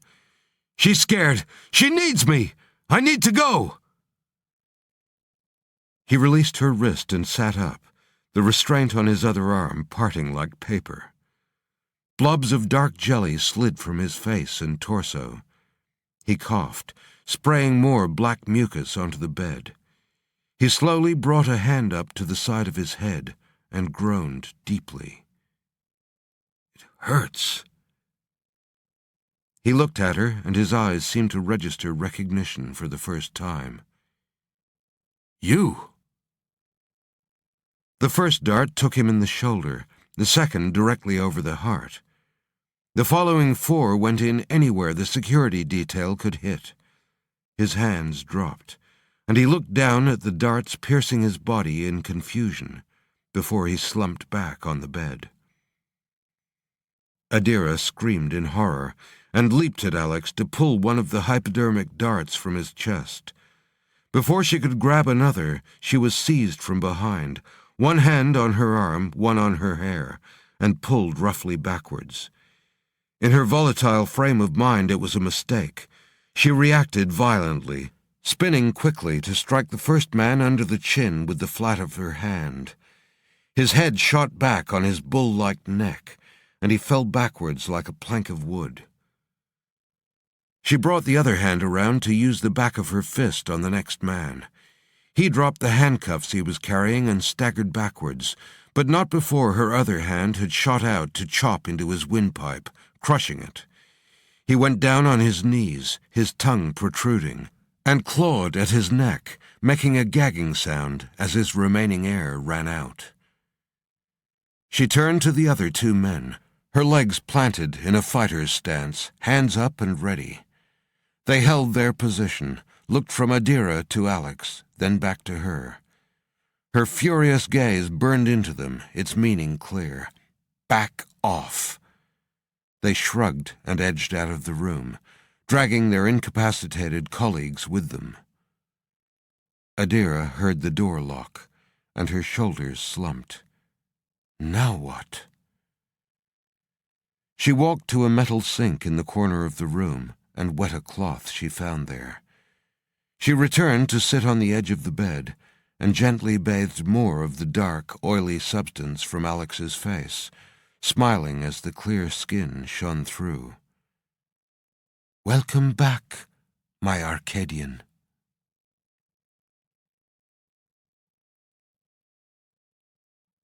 Chapter 6. "Young lady's name is Amanda Jordan, Big Brad Jordan's wife. I know him. He's a good fella." Officer Markinson nodded towards the woman on the hospital bed. She's busted up pretty bad, but the real problem seems to be more inside her head. The doc says she's catatonic, won't say a word, and I don't think she's even blinked once since we pulled her off the slope." Markinson waved his hand in front of the woman's face, then made a throwing motion at her staring eyes. She didn't flinch. "Stop that."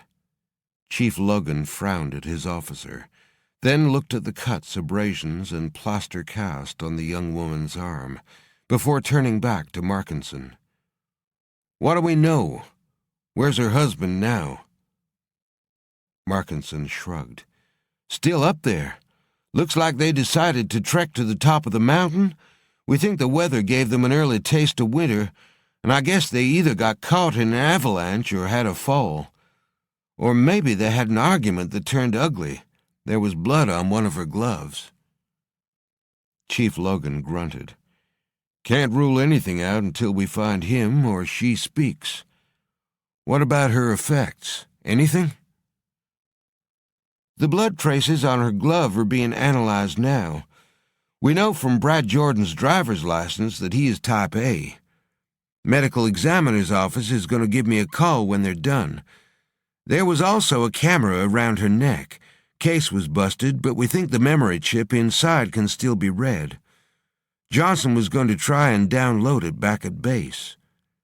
Markinson shrugged again. "And that's about it, Chief." Logan stepped back from the bed. "Okay, give Harley a heads up. We might need his dogs for a ground search." Logan frowned. "Not even winter yet. Way too early for people to start falling off the mountain. Call me if something interesting turns up on the camera or with the blood trace." "You got it, Chief." "And, Chief—" Logan paused. Markinson waved his hand in front of the woman's blank face again. "It's goddamn freaky, though, ain't it?" Logan rolled his eyes. "Just have the ME and Johnson send me the information ASAP."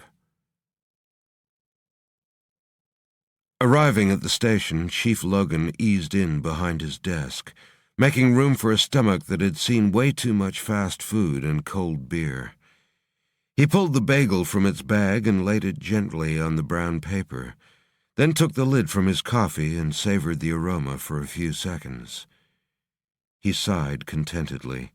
His morning ritual: bagel, coffee, and the newspaper. A small pool of calm in a sea of chaos. He was in early this morning, even with his stop-off at the hospital, planning to coordinate several searches and investigative cases that ranged from the trivial to the bizarre. That was in addition to slogging through his usual mountain of paperwork.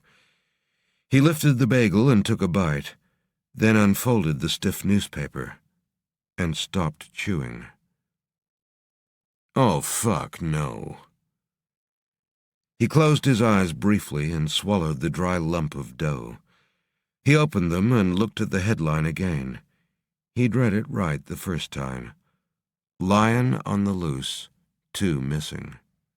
The story, from an unnamed source, mentioned the Wilson girl and Brad Jordan in the first paragraph.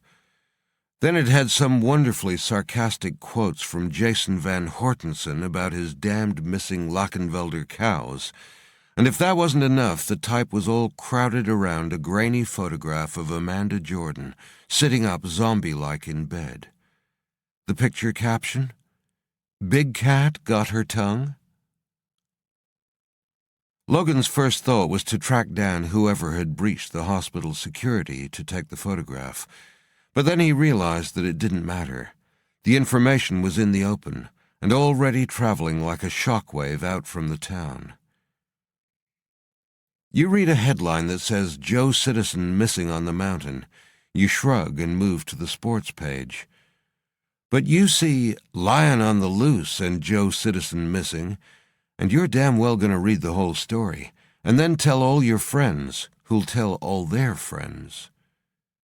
Logan looked at his bagel, but his appetite had deserted him. As if on cue, the phone rang. He sucked in a long breath and said to the phone without lifting the receiver, "Good morning, Mayor. What kept you?" This was going to get ugly. He lifted the handset. "Good morning, Mayor." Logan threw the report onto his already overcrowded desk and sat down heavily, swiveling his chair to face his computer. He flipped the folder open with one hand and used the other to open his email. Immediately, his inbox filled with messages. His eyes moved from the report to the messages and then back again as he tried to manage the two things at once. He felt a sense of pressure and urgency, and the morning was still young. After the call from the mayor, he'd been straight on to Markinson, taking a big bite out of him for not keeping him in the loop about the lion's escape. Now he was in a race to read the facts report, knowing full well he'd already promised the mayor he'd have things under control in 24 hours. And pigs might fly. He snorted and shook his head. The damned mayor had been better briefed than he was. He made a note on his pad. Never talk to the mayor. He'd make sure that was on his list of items for the next departmental briefing. He read the email messages with quick, darting eyes, deleting most as he went, until he came to the last two. One was from the Asheville Medical Examiner, and the other was from Johnson, with attachments. The man had managed to extract the Jordan woman's photographs from the busted camera. "Good man," Logan said over his cold coffee. There were 55 shots. Logan pasted them up on his screen in rows and moved quickly through the timeline of Brad and Amanda's last hours together. There was the smiling couple loading the car, stopping for a sandwich and soda on the way to the mountain, with several shots of the side of Brad's huge jug-eared head as he was driving. Logan flipped through them quickly. There was no sign of any tension. Both the young man and woman looked happy and relaxed with each other. He slowed his review. They had arrived. A shot of Brad pointing up at the Black Dome peak. If nothing else, it gave Logan a place to start, and he should at least be able to identify the path they took. He stopped at a surprising view out over the other mountains. It was a good shot, and they were high up. White specks told him that the snow had been falling quite heavily. He played around with the image for a while, enlarging, removing shading and brightness, focusing in on certain quadrants. It didn't do any good. He couldn't determine where they were. He'd spent plenty of time up on the mountain, and he didn't know anywhere at that height that was so opened up from the trees. Basically, there just shouldn't have been a view like the one in the photograph. "Must have found a new spot," he said to the screen. He tagged the image, moved it to the side of his screen, and stopped again at the next shot, a block of carved stone. The next image was the same, just at a slightly different angle. He shook his head. The symbols meant nothing to him. He tagged the shots and continued. The next shot made the chief frown and leaned forward. There was something on a pathway at the edge of the cliff. He didn't recognize the path or what he was seeing. Was it a figure? Didn't look right. He couldn't work out the scale as there were no trees, and it was hard to make out the content as the snow looked heavier in this shot. It also didn't help that Brad's parka was obscuring half the shot. Looked like Amanda had been standing behind him. Logan finished his coffee while staring at the image, and grimaced at the cold, metallic taste. He shrugged and dropped the cup into his wastebasket, moved the photo to the side, and went on. The first shot reappeared, so that was it. He took down some notes. Climb towards Dome? New lookout and new path opened up on mountainside? High, 6,000+ feet. Possible slip? Stone artifact. Valuable? Fight because it was valuable? Figure on pathway. Man? Bear? Tree? Unknown? He looked at his notes. Not much to go on. Better than nothing, he thought, and reached back to the keyboard to open the message from the ME. His brow furrowed as he read the clinical diagnostic results of the blood analysis from Amanda Jordan's glove.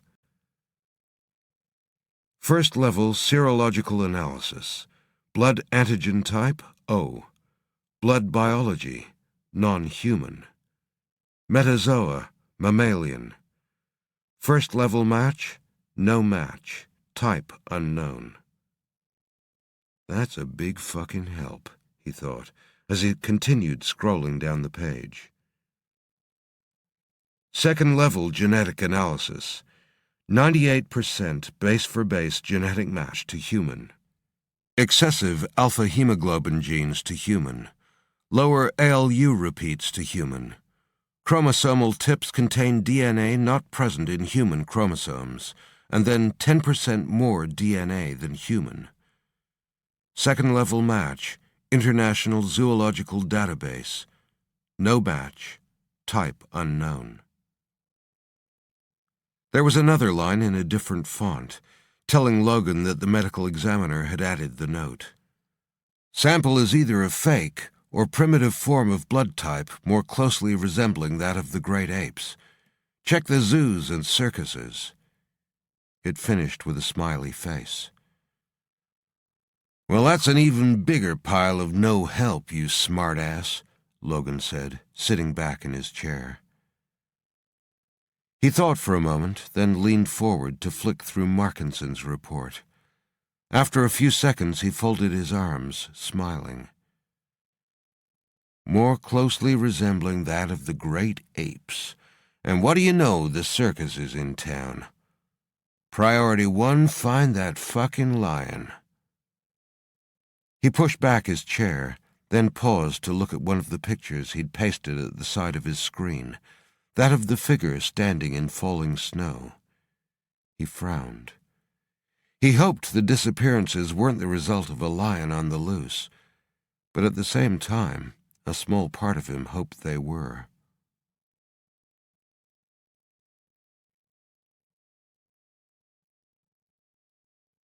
Chapter 7. Alex groaned and sat up, holding his head. The pain was like a blast furnace in his skull. Within the agonized fire, a whirlwind of images flashed across his consciousness. People, places, things monstrous and alien. There was a giant bearded man pointing a gun at his face. With a shaking hand, Alex touched a small scar above his eye. He rocked back and forth for a few minutes until the pain became bearable, a vice instead of a hot spike. The images faded, and he rubbed his face. After another moment, he felt able to open his eyes. He remembered being in a laboratory and feeling like he was drowning, a foul liquid in his nose, mouth, and lungs. A dream, perhaps. He flexed his hands and turned them over. There were scars on his forearms and running up his biceps. It looked like skin had been removed or carved out. What happened? His voice sounded strange to his ears. He blinked a few times and waited for the dizziness to settle. He looked around. The room was small and sparsely furnished. The bed he was sitting on, a chair, a chest of drawers with a bowl of fruit on top. No windows. There was a small bathroom containing a few toiletries. Again, no window. Alex went to the chest and pulled open the top drawer. There was clothing inside, all new. He lifted a pair of slacks and let them unfold at his side to gauge their length. Satisfied, he pulled them on and followed with a t-shirt. The smell of the fruit made him hungry. He couldn't remember when he'd last eaten anything. Grabbing a green apple, he lifted it to his mouth, then paused and closed his eyes for a second. The smell reminded him of something. He tried to concentrate, but as soon as he pressed for the answer, the furnace swung open again. He groaned as the pain intensified and staggered back to the bed, sitting down heavily. Once again the faces swirled around him, like silent ghosts demanding to be acknowledged. There came a young woman, attractive and dark-haired, with blue eyes that changed color as he watched. Next was an older man, square-headed and brutal-looking. Then a woman, older, her face comforting somehow. There was a large dog beside her, and she called to it, said its name. He strained to hear, but the words were muted. The pain intensified, and he felt a warm wetness on his top lip that ran quickly down to his chin, blood running from his nose. He let the images go and tried to relax his mind. The pain immediately eased. Alex took off his t-shirt and held it to his face, waiting for the flow to subside. He pulled it away and noticed the dark blood was thick with black, oily streaks. Nice. He flung the shirt into the bathroom and got to his feet. After showering and finishing off most of the fruit, he decided to check out his surroundings in more detail. He reached for the door handle. The round metal knob was cool to the touch and only turned a fraction before stopping. Locked. He frowned. There was no key or locking mechanism on his side. Jammed? He squeezed the knob and tried again. The handle squealed in protest, then came off in his hand. Huh? He held up the steel bowl. It was dented and compressed from where he'd gripped it. The part that had attached to the door was twisted as though it had been wrung in an industrial press. He dropped the handle to the floor and pushed at the door, still locked. Now he was trapped and there was no door handle. What the hell? His neck prickled. He whipped around, feeling a presence behind him. The room remained silent and empty, but as he was about to turn back, he noticed a tiny black dot on the ceiling. No bigger than a match head. It could have been a housefly, or a spot missed by the painters. But he focused on it and saw it clearly for what it was, a small glass lens. He gritted his teeth, anger starting to build. Fuck you, I'm leaving. He took a step back, preparing to kick the center of the door, when the lock rattled and the door opened. Alex took a step back. You! Adira walked into the room, leaving the door open. Alex looked from her to the open door. She smiled. You're not a prisoner, Alex. You never were. It was locked to ensure you didn't stumble around in a strange place while you were recovering. You've been very sick. Alex. He tested the name. It sounded familiar. I can't remember. Adira ignored his question. Instead, she walked around him, nodding. Physically, he looked as if he'd never been sick, let alone spent 6 months in an induced low-temperature suspended animation to halt the progress of a killer necrotizing bacteria that was trying to ingest his body. She smiled at him. You were injured, but now you're fine. I know you, don't I? I think... He grimaced. It hurts when I try to remember things.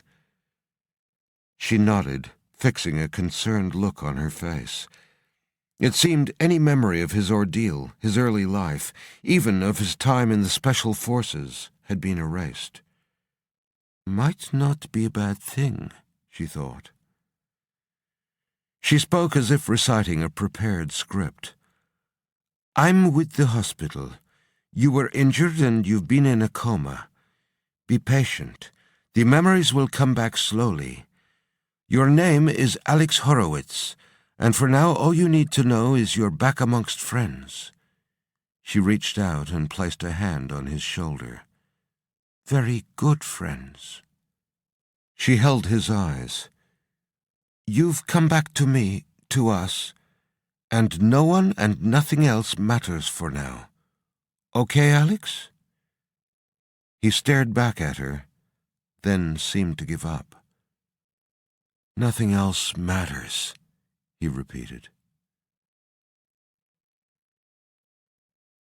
Adira sat motionless, waiting for the general to get to the point.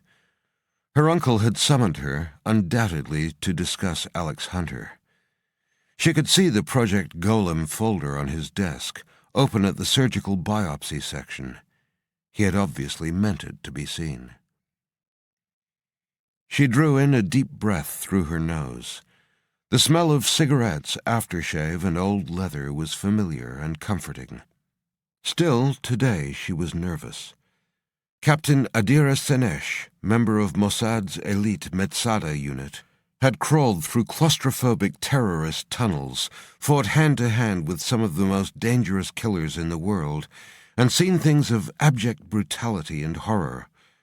But at this moment in General Shavit's office, her tension was acute, as she waited to hear whether she would be allowed to continue with the project. She loved her uncle dearly, but if he tried to remove her, there'd be trouble, and she'd make it. The general's voice came from his lips like the warm smoke of his cigarette. "Everything has a price, Addie. Stealing Captain Hunter from the Americans, secreting him here in these facilities. There is more than a financial cost. There are political costs. The cost of putting the entire population of Israel at risk of contamination. The cost of embarrassing our remaining American supporters. And the cost to both our careers." She heard a slow, wheezing intake of breath, and then an exhalation like a sigh. "Addie, did you really think we went through all this just because you felt you needed to repay some sort of personal debt? Or liked the color of the captain's eyes?" He shook his head slowly. "The Arcadian Genesis is a puzzle, and we need our puzzles solved, Addie." Adira's burning anger at Weiss for taking samples from Alex had dissipated. Now she just felt confused and disappointed. "Weiss said he was cutting him up. You know that was never the deal. You promised he would be looked after. We agreed that we'd seek answers from the man if that was possible, not just from his biology." She sat forward. "No one is going to be cutting the answers out of him. I swear this to you. The next person who touches him—" She left the threat hanging. The general sighed and shifted in his deep leather chair. Adira felt her foot begin to tap the floor, still at the mercy of her nerves. She saw her uncle's eyes slide from her jumping foot to her face. "My child, does he even know you?" he asked gently. "The real you? We know the infection reached his brain. Believe it or not, I worry about your safety. You know what the Arcadian records said about his mental stability.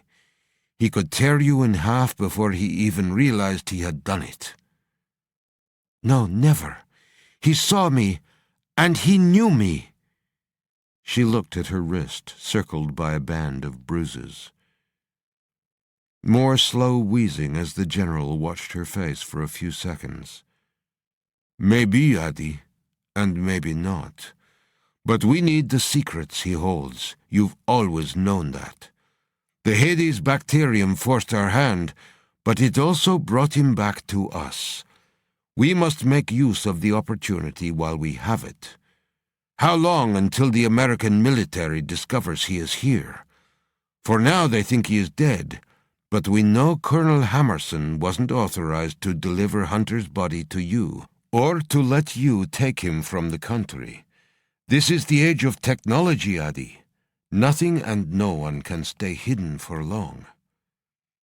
"Yes, I promised only to question Hunter. But how could that happen while he was frozen? If he will not talk to us, his cells will. I must have my answers." The general leaned further back into the chair, and his eyes closed. "I'm sorry, Addy, but the bill is coming in and it must be paid." Adira got to her feet and paced to one side of the room, spun and returned. She stood beside his chair, not facing him, talking just as much to herself as to him. "I'll get your answers. I can get him to talk. I'm the only one he would trust, and I know what he is capable of. The real secrets are in his head, not just in his flesh." She paused and waited. There was silence. She heard her uncle's heavy body shift against leather, but didn't wait for his reply. "Besides, no one is touching him until I say, or you know what I will do to them." A coughing sound morphed into a dry laugh. "Only you would dare to challenge me in my own office," General Shavit said. "You are truly your mother's daughter, Captain Senesh. And if I agree and let you run the debrief, how will that benefit me?" She finally turned to face him, going down on one knee beside his chair. "You know what he can do.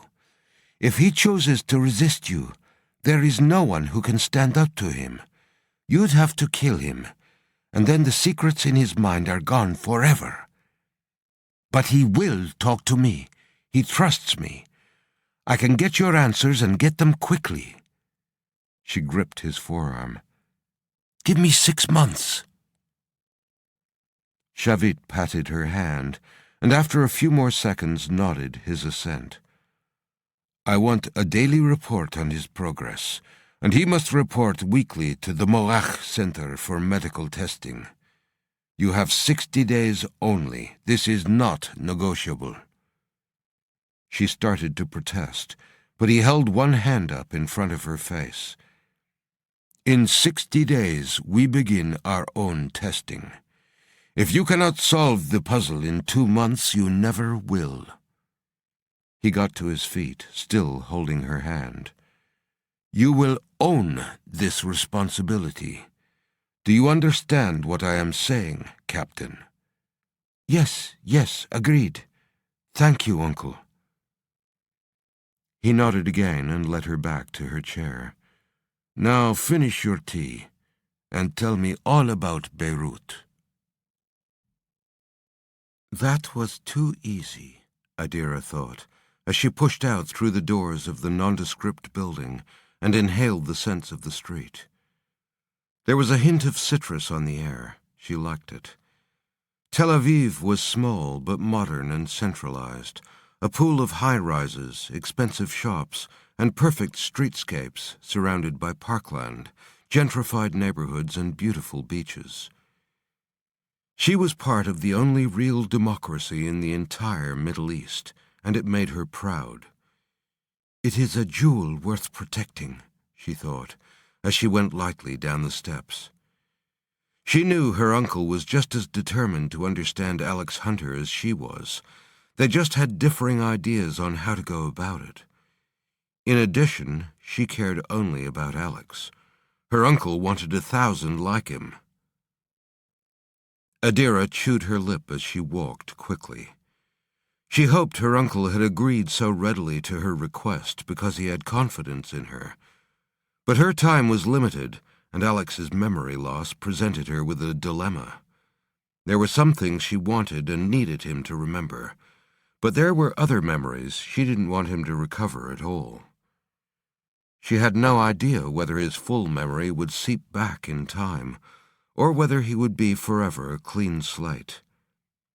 The latter presented an opportunity to implant a whole new mosaic of memories, to create an entire matrix of suggestions, ones she wanted him to have. The trick was for her to get enough information from him to satisfy the general and her objectives, but not to open him up so much that she could lose him back to the Americans. She hurried down the street, feeling the bite of the afternoon heat on her neck. She would take him out of the city, she decided, somewhere comfortable and relaxing. She knew the perfect place. She smiled. In a week or two, she bet she could coax the answers from him. Her smile broadened. She hadn't felt like this in years.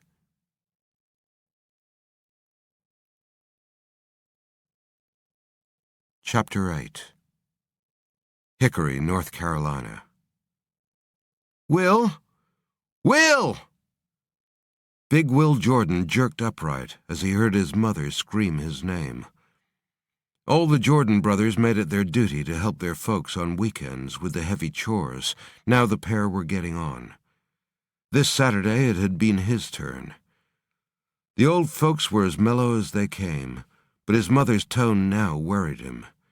It spoke of shock, anxiety, and not a little fear. Last time he'd heard her like that was when Hank got busted up in a car crash. He dropped the axe he was using, but hung on to a good-sized lump of splintered wood and sprinted for the back door. His father stood at the sunroom window, his back turned and a whiskey in his hand. It was way too early for the old man to be drinking. Will's mother paced back and forth. On seeing him, she wiped her hands on her dress, gripped his shoulders, and looked up into his broad face. "That was the Asheville police. It's Brad. He's missing." "What? But he's—" His mother didn't let him finish. "They found Amanda. She's hurt." Her lips trembled, and the word hurt came out long and filled with anguish. "Have they—" His father turned. "Nope, not even started looking yet." His father could do that, read his sons like an open book. His mother wrung her hands some more. "He's up on the mountain by himself. I read about a lion escaping. I thought it was funny at the time." She crossed herself as though asking forgiveness for a sin, and turned back to Will. "Leave it to them," they said. "They'll keep us informed." She shook her head. "Brad's not as strong as you boys. He's—" She put her hand over her mouth. Will felt a flash of anger at the police inactivity. He knew that Brad was their mother's favorite. They used to rib him about it when they were young. Where he, Jackson, and Hank were big, blocky men of average intelligence, Brad was still big but finer featured, more of a thinker, his mother used to say. Will put his arm around his mother's tiny shoulders and felt her trembling. He asked as gently as he could, "Can't Amanda tell them what happened?" She shook her head jerkily. "She's in Asheville Hospital in a sort of coma. Not unconscious, but she can't talk. She was hurt, and I get the feeling they think Brad was somehow involved." She looked up at him. "They asked me, has he ever hit her?" "That's bullshit!" Will's roar made his mother put her hands to her head. His father put his drink down. "Listen, boy, the weather's turning bad and there's a big animal on the loose up there. Young Brad, he's not a mountain man, and the police are doing jack shit." The old man held Will's eyes for a number of seconds. Will got the unspoken communication. "You find him. Bring him home." He nodded once to his father, then said over his shoulder as he stepped towards the back door, "Call Jackson and Hank. Tell him I'm on my way to pick him up." Will Jordan stood by the open back door of the dark blue SUV and loaded the supplies his brothers had bought at the local store. Hank sat behind the wheel, eating cereal straight from the box, and Jackson was still inside settling the bill. Will paused and folded his huge arms as an Asheville police cruiser drove by, its single occupant slowing to eyeball him. He eyeballed the officer right back, daring the smaller man to stop and say something. His feelings about the Asheville PD were at about basement level right now, and after driving most of the night to get to the mountain, his mood was as dark and dirty as a coal miner's crusties. The cruiser rolled on, disappearing around the corner, and Will turned to yell at the shop's closed door. He jammed his hands in his pockets to keep them warm. He knew he should check in on Amanda, but decided she could wait. The weather was getting colder, and she had a roof over her head. His youngest brother didn't. Unfortunately, the Asheville police either couldn't or wouldn't tell Will where they were up to with their search for Brad. And Amanda was still in such a state of shock that she hadn't said a word. The shop door swung open, and Jackson emerged. Will jerked a thumb to the back of the SUV. "Throw that in and let's go." Will Jordan climbed out of the SUV and walked a few paces towards the start of the Black Mountains Trail. He stared up at the mist-shrouded peaks. The low cloud obscured the dome, but he knew it lay many thousands of feet above where he and his brothers stood. A freezing wind stung his exposed jug ears. Will ignored its bite, as did his little brothers, if you could call men over 6'2" and weighing over 230 pounds each little. Jackson and Hank were silent too, their heads turned towards the distant peak. They knew Amanda had been found on the eastern slope and pretty high up. The youngest, Hank, spoke first. "Gonna be cold up there?" "Yup, damn cold," Will answered without turning. "And maybe wet too, I reckon." Hank hitched his pants a little higher and made a tisking noise within his cheek. "A man exposed to those elements for a few days is going to be in a world of hurt." "Uh-huh." Will exhaled and watched a small ghost of warm vapor drift away from his mouth. He knew his brothers weren't looking forward to the trek. All three had been hiking and camping in the woods before, but never for longer than a day at these temperatures. But if any of them were lost, Will knew that Brad wouldn't hesitate to hike into hell to look for his brother. And neither would he. Jackson gave his eldest brother a flat smile. "It's okay for you, Frosty. You like being alone in the cold." Will just winked in reply. As far as he was concerned, the cold and the discomfort meant nothing. And Jackson was right. He didn't mind being alone at all. He liked it. Fact was, he found people annoying, his family excepted. One day, he'd buy a place in some remote part of the country and live there all by himself. He zipped up his heavyweight insulated jacket and lifted his pack. It clanked as the bear canisters inside knocked together, then crackled as the covering weather shield molded to the shape of his broad back. He checked the matte black Browning Maxus shotgun. Then, satisfied with the lethal-looking 12-gauge autoloader, he lifted it over his shoulder and slid it down into a side slot in the pack. Once his brothers had their own packs in place, they checked their firearms. Both were carrying large-frame Smith & Wesson revolvers, just like their missing brother. Will turned to his brothers, his face grim. "As long as it takes." Jackson and Hank nodded solemnly and repeated the vow. "As long as it takes." The three big men started off towards the ominous Black Peak. Black Mountain, with its dense tree cover, was normally a quiet place at the best of times. But now, with winter coming on, even the wildlife seemed to have disappeared. Any sounds that did intrude on the graveyard-like silence were magnified, alerting potential hunters to an approaching or retreating quarry. Will was first to detect the faint sounds of heavy movement from further up the slope. Something or someone was ghosting them, staying close but just out of sight. They were about 5,000 feet up, and he reckoned they still had a way to go to get to where Brad had likely hiked. As Will had expected, Once off the formal path, the going had been slow and arduous. The morning's clear sky had changed as the day had worn on. Now, in the evening twilight, the low cloud moved quickly overhead, and the temperature had dropped from cold to bone-chilling. Still, everything had been quiet and uneventful, until now. Will put one gloved hand to his mouth and used his teeth to slowly pull on the fingers to remove the glove and let it fall to the cold ground. He held up his hand. His brothers instantly got the message and pulled their own gloves off and lifted their handguns from their holsters. Will lowered his hand to the shotgun, his fingers now sliding easily in against the cold trigger.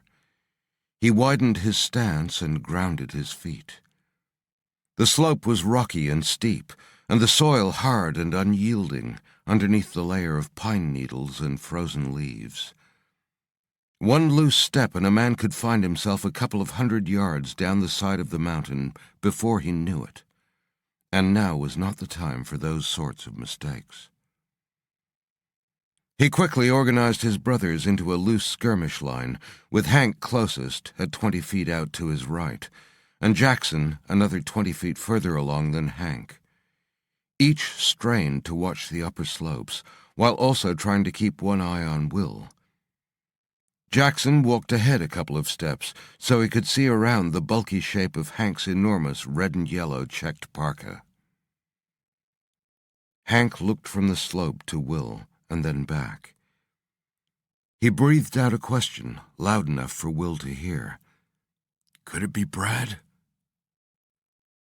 Will didn't take his eyes off the hill, but his mouth turned down and he shook his head slowly. He took a step forward, cocked his head slightly, and strained to hear. There was a faint sound, like a giant bellows working, just over the small ridge. He was conscious of his fingers starting to numb from the cold. He'd need to replace his gloves soon, or when the time came to pull the trigger, he wouldn't be able to. There was a grinding, snapping sound from over the ridge, as if something was being ripped, bent, or broken, followed by a thumping sound Will both heard and felt beneath his boots. From the end of the skirmish line, Jackson whispered loudly, "What the hell is that?" and leaned forward to look at his brothers. Will turned briefly to motion for Jackson to stay quiet. The snapping and grinding turned to a deeper, bouncing thump. As Will's eyes focused on Jackson at the far end of the line, Hank, in the middle, just disappeared. The man-sized boulder that had taken him out hurtled and bounced down the steep mountainside, Hank with it, breaking small trees and ricocheting off larger trunks and outcrops of exposed stone. It struck an enormous spruce 100 yards further down, leaving Hank's body a flattened riot of color and fluids against the scarred bark. The echoes of the collision with the boulder died away.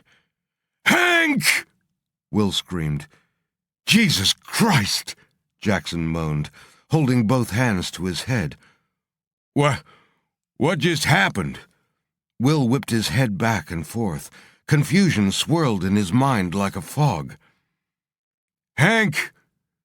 Jackson started to walk stiffly down the slope, calling to his younger brother as though trying to rouse him from sleep. "Are you okay, Hank?" Will gestured towards the mess against the tree trunk. "He's not fucking okay, he's—" Another sound, stealthy but heavy. Will reacted quickly, spinning with his gun up. He flicked the weapon one way and then the next, trying to pinpoint the sound with the long barrel. "Show yourself!" he shouted. And then, a little quieter, he said, "Where are you?" His breathing came in rapid pants, and his heart raced in his chest. He could still hear Jackson bleating Hank's name over and over, and he turned to yell at him to shut up. Just in time to see something collide with his brother, something colossal, covered in greasy, matted red fur. In the time it took Will to raise and aim his shotgun, Jackson was lifted and smashed into a tree trunk. There was a brittle snapping sound, which could have been the breaking of branches or the splintering of his brother's bones beneath his thick jacket. Will groaned, feeling his soul shrink. His whole body was suddenly as cold as the snow. He screamed Jackson's name, then swore and fired his gun. But the distance was too far, and the pellets lost much of their penetrative force. The enormous figure bent over Jackson simply turned its head to him in response. Will froze at the sight of its face, a mask of pink, boiled flesh, with features that were almost human, but grossly large and deformed. Its eyes pinned him to the spot. Definitely not human, but intelligent and cunning. Jackson moaned and raised one feeble hand. The creature turned its attention back to him, lifted his broken body in both its hands, and spun to whip it against the trunk with such force that something flew off the top of Jackson's body. Will hoped it was his brother's cap, even though he couldn't fail to see the spray of red across the white ground. Will charged with the shotgun raised. He fired, pumped, and fired again. The creature made an unnerving whooping sound that was almost as loud as the blast of the gun. Will couldn't tell if he'd hit the thing or not. "I should have," he thought. "I'm a fair shot and the distance isn't so great." But the creature showed no sign of being injured or even discouraged by the tungsten iron shot pellets that must have struck its huge frame. In a flash it was up the steep hill, much faster than Will could hope to follow. It disappeared over the ridge. Will could hear it moving at speed, presumably towards some form of cover. He raced to Jackson, but all that remained was blood, a few fragments of ripped clothing, and something that could have been hair-covered skull fragments. The body was gone. Will screamed his brother's name to the sky, then said it again, softly. He looked down the slope to the crumpled mess that was Hank. He felt freezing tears on his cheeks and opened his mouth, but couldn't find the energy to scream again. He sank to his knees amid the ruination that was the last of his brothers. He was alone. 4 had become 1, and he felt the loss as keenly as if he had forfeited his limbs. Snow started to float down, bringing a deeper silence with it. People said Big Will Jordan always wanted to be alone. He'd finally got his wish. Will regretted pursuing the creature further up the mountain. Though his desire for vengeance was strong, his body was exhausted, as was his ammunition, and he wasn't sure he'd even hit the thing. He could hear the crush of its heavy footsteps as it circled him in the twilight shadows. It was as if it wanted him to hear, was playing with him, always staying just out of sight, just out of range. Will drew his handgun and tried to sight along its shaking barrel. His fatigue pulled heavily at him as he tried to hold it steady. He knew he needed the creature to come a hell of a lot closer to have any chance of hitting it. "Things have gone to shit," he thought, "and I goddamn walked them into all that shit." He looked down the slope. He needed to get away from here. Even though his anger still burned hotly, reason told him that out here by himself he'd soon die. He needed to come back with a bigger gun, a lot more shooters, maybe some dynamite. He took a step back and then another. The wind had come up. It wailed softly through the tops of the trees, sounding sad. That was appropriate. Will's cheeks stung where the tears for his lost brothers had dried. The ice crystals left there burned his skin raw.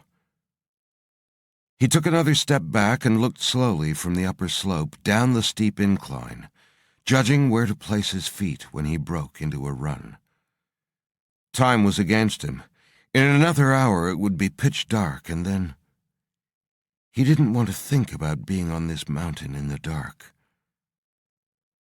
The crunch of heavy footsteps came again, and the coarse sound of a giant pair of bellows being worked, in front of him, then beside him, then to the left, then right. Perhaps it's just the wind in the trees, he thought without conviction. He looked down the slope again, fear creating an urgency in him. Will slid the backpack off his shoulders. He wouldn't need its contents, wouldn't need any of the survival gear he'd packed. There was no way he'd survive a night here, now.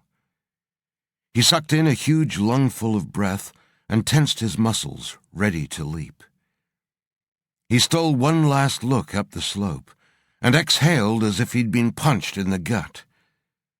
It was Hank, about 50 feet up, leaning against a tree. His body was slumped against it, and he looked hurt, but it was him for sure.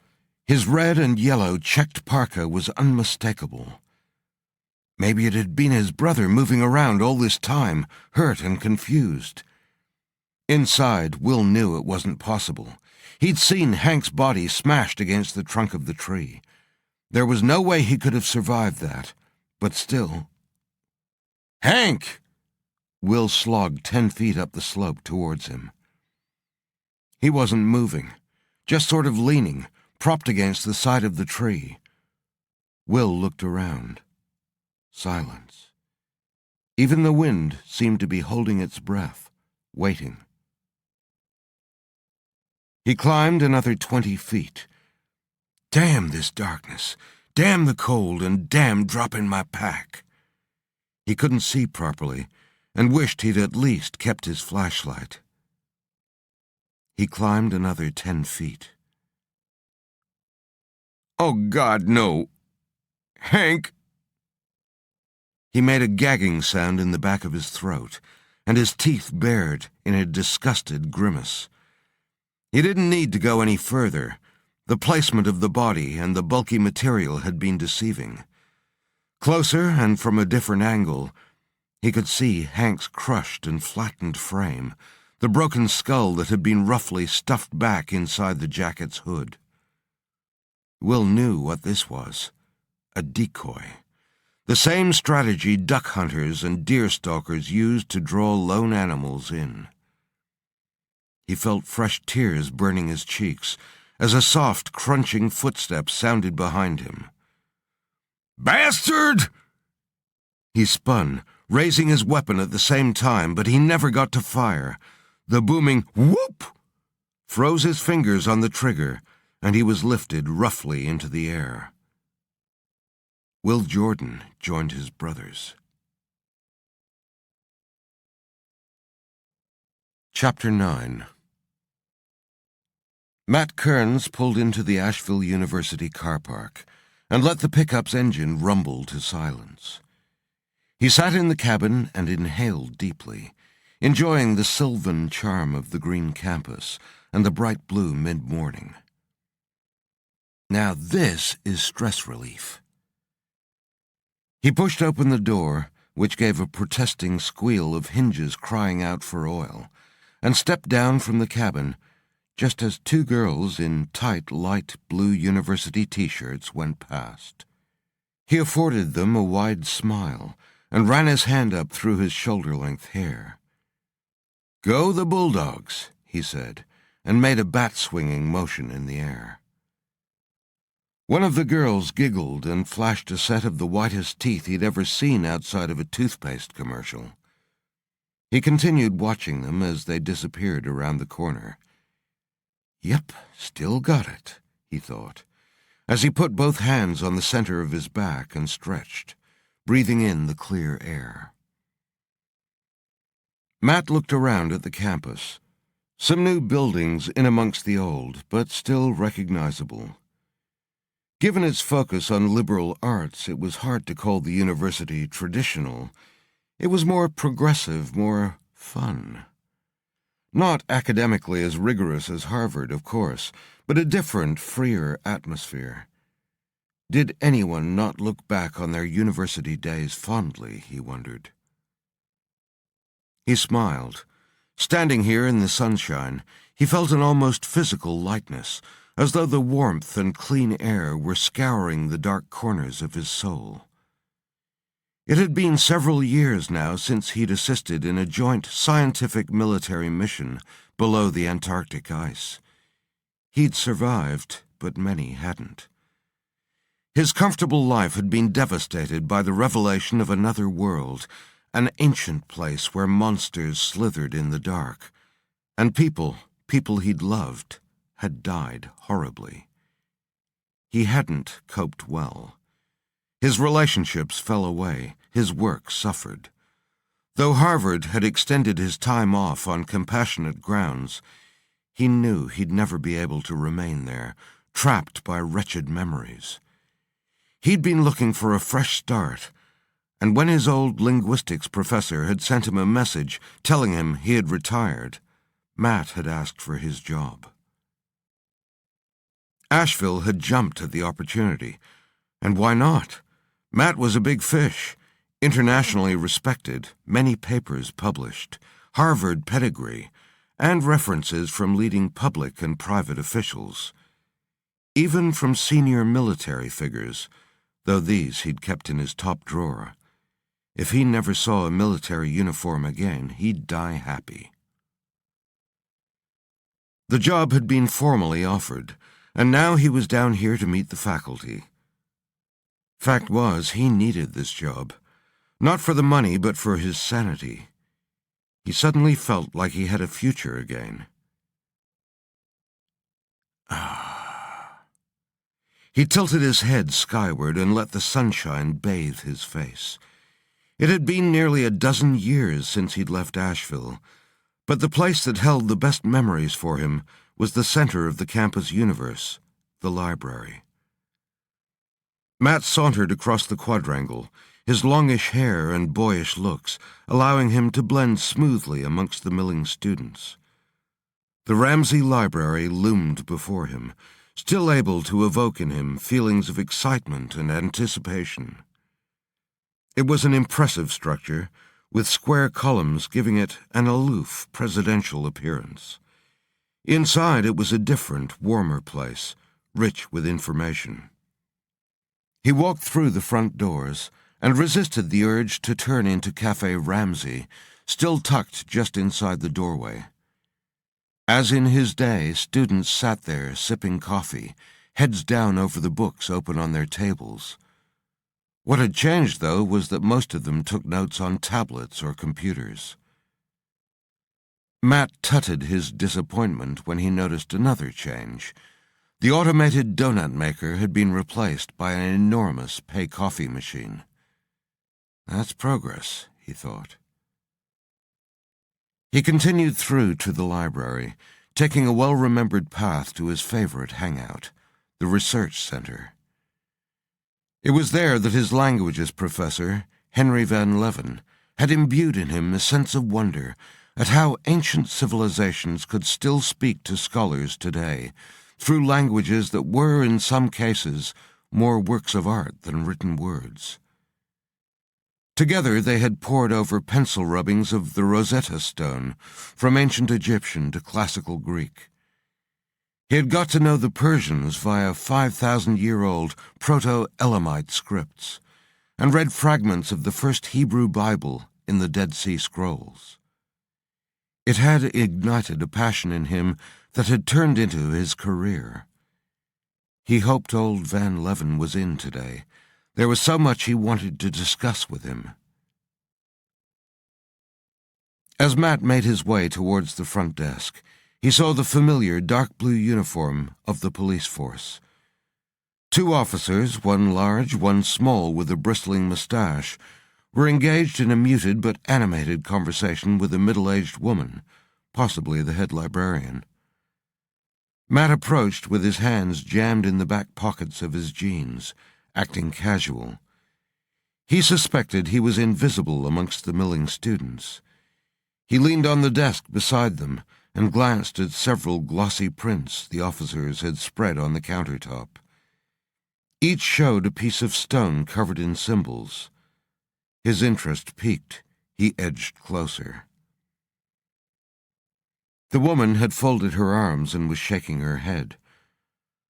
"I'm sorry, Chief Logan, but our language anthropology department these days covers how languages interact rather than their linguistic roots. We haven't looked at ancient languages for a while, not since Professor Van Leven retired." That answers the question of whether he's in today, Matt thought. The taller officer, Logan, nodded glumly at the woman. "Thanks, Ms. Steinberger. It was a long shot anyway. Thought we'd try locally before sending it outside for assistance." He made to gather up the photos, then stopped. "Just one more thing. Any ideas on where we could get some answers?" Matt craned his neck to see over the smaller officer's shoulder. The officer turned and made a face at Matt. Matt pulled back slightly and made a face back. The policeman muttered something and turned back to the desk, squaring his shoulders to make it difficult for Matt to see. But Matt was at least 6 inches taller than the officer, and by standing on his toes he was able to look over the man's head. The officer swung round. "What do you think you're—" "Cherokee, possibly Catawba," Matt said. The policeman just stared at him, so he went on. "Strange. Looks like a mix of the two. Definitely a Native American proto-language, though. Where'd you get them?" The 2 policemen and the librarian stood with their eyebrows raised, still staring. Matt pushed past the smaller officer and went to pick up one of the prints. Chief Logan put a large, blunt finger on it to stop him. "And who might you be, son?" Matt stuck a hand out. "Matt Kearns, professor of archaeological studies at Harvard University. Well, ex-Harvard. I'll be taking up a position at Asheville University. I specialize in ancient civilizations and proto-linguistics. And that, sir, looks like a museum-quality artifact. May I?" He stuck out his other hand, palm up. Chief Logan ignored his outstretched hands and looked into Matt's eyes, probably trying to check if he was about to spring a student joke on the local police, Matt thought. The chief shrugged. "Okay, I'll bite." He indicated himself and then the man next to him. "I'm Logan, and that's Markinson. What can you tell me about these?" He briefly shook Matt's hand, then swiveled the pictures around for him to see. Matt lifted the prints carefully, squinting at each, and finally going back to the clear image of the stone with the rough figure behind 2 arrows. "I think this predates most of the tribes from around here. The arrow fletch is too simple for it to be Catawba, but maybe very early Cherokee. Ancient. Very ancient, even bordering on Paleo-Indian. I've only ever seen this type of imagery in cave art, and that was dated to the first people to arrive after the Ice Age, nearly 10,000 years ago." Matt squinted again and brought the picture so close to his nose it almost touched the print. "The stone itself doesn't look that old, though. My guess is that it's a reproduction." Markinson crowded in. "So it's just a copy?" Matt kept staring at the photograph. Produced maybe in the 12th or 13th century from an earlier design. You'd need to carbon date the stone for accuracy. You could say it's a bit like touching up an old painting or sculpture. Someone went to a lot of trouble to keep this warning in place and legible for a very long time, perhaps thousands of years. "It's a warning?" Officer Markinson tilted the photo in Matt's hand so he could look at the image again. Matt leaned one arm on the officer's shoulder and pointed to the carvings. "There are 2 things here, a warning and a protective talisman. See the arrows? One's pointing left and the other's pointing right? The one facing right means protection, and the left one is meant to ward off evil. Not sure what the figure behind the arrows is supposed to represent. Never come across that form before. Some sort of megafauna? Cave bear, maybe, or a spirit totem? Markinson shrugged Matt's arm from his shoulder. Matt flicked the photograph with his finger. Any more stones? I'm betting this warning is part of a longer narrative. Images like this rarely exist as standalone glyphs.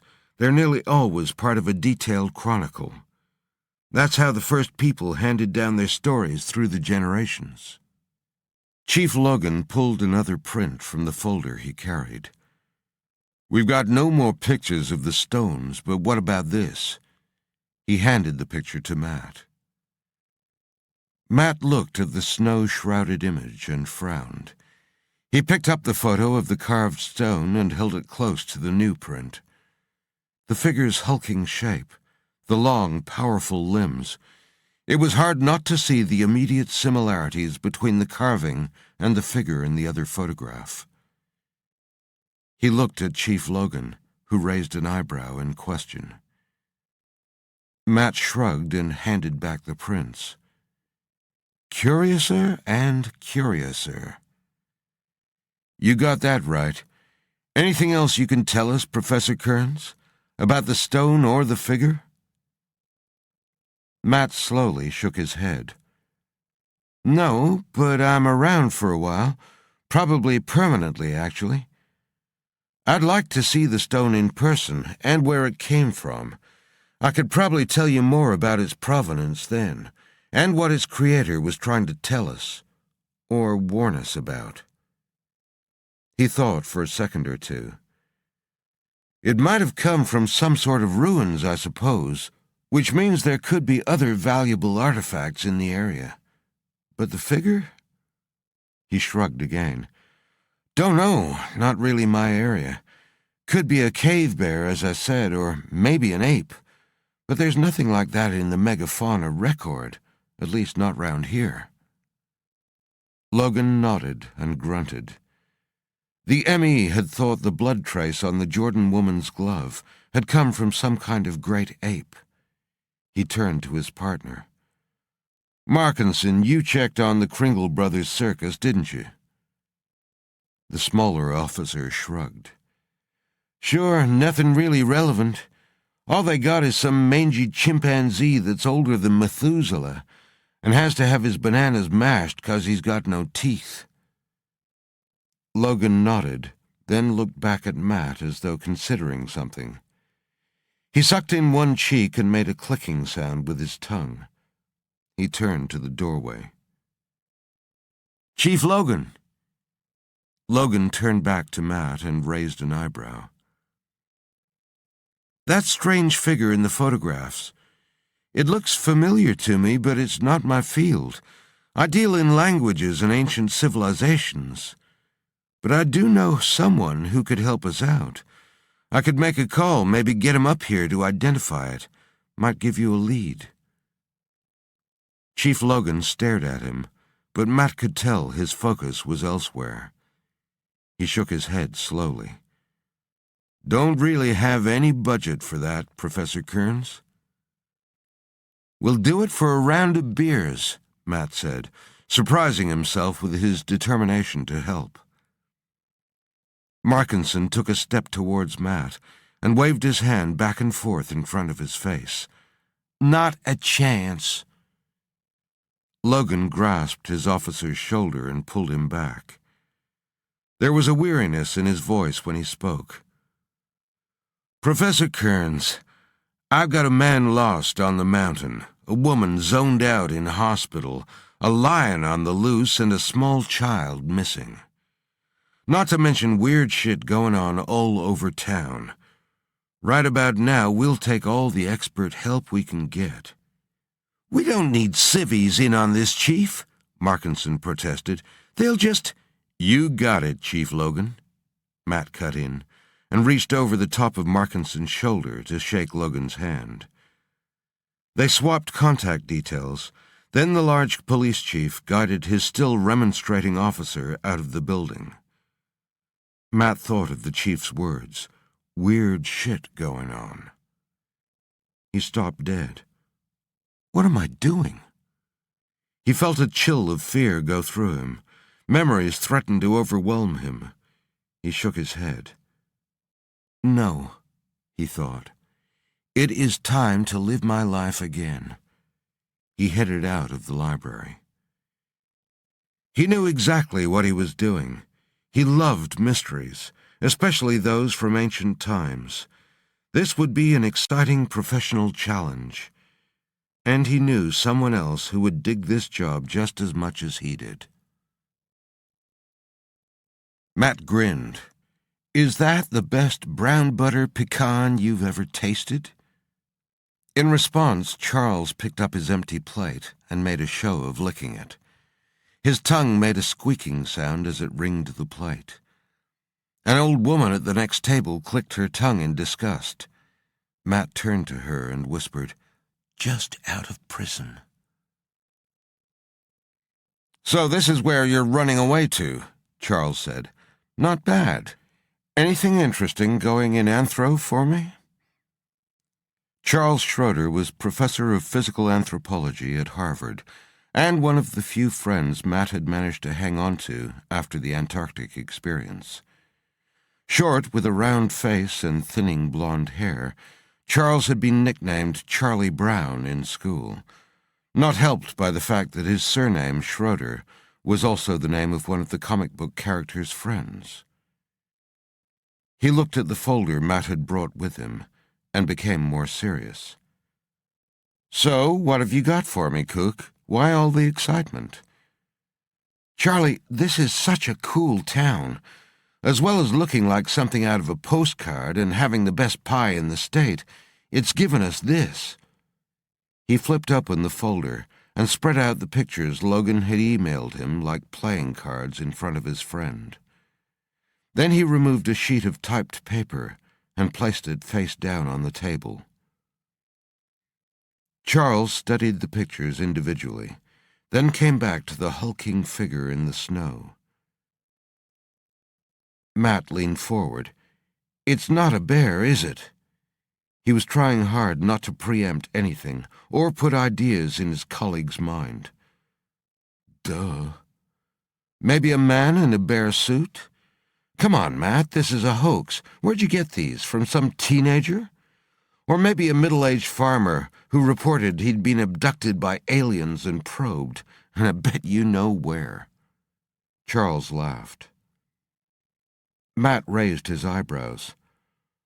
"From a woman who's now in hospital in, so I'm told, a terror-induced catatonic state. Her husband is missing up on the mountain."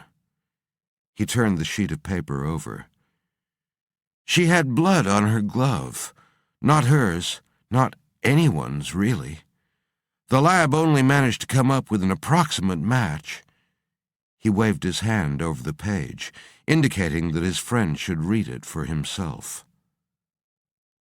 Charles read the ME's report, then frowned. He retrieved the photograph of the snow-shrouded figure, and this time drew a magnifying glass from his pocket and studied every inch of the print. He pursed his lips and put down the magnifying glass to sip some coffee, then picked it up again and returned to his examination, this time reciting soft observations. Hominid. Long arm-to-leg ratio, broad chest, short lower back, flat face, large domed cranium with bony ridge above forward-facing eye sockets, providing stereoscopic vision. He drew back a bit from the print and squinted. Prominent pectoral girdle and dorsal scapula. Powerful ribcage that looks flatter front to back.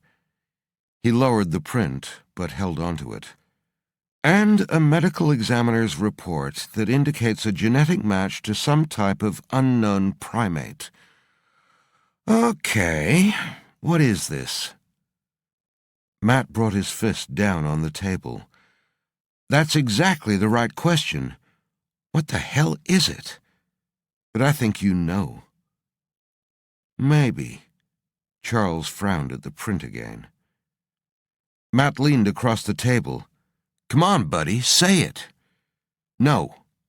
Charles dropped the print and put his head in his hands.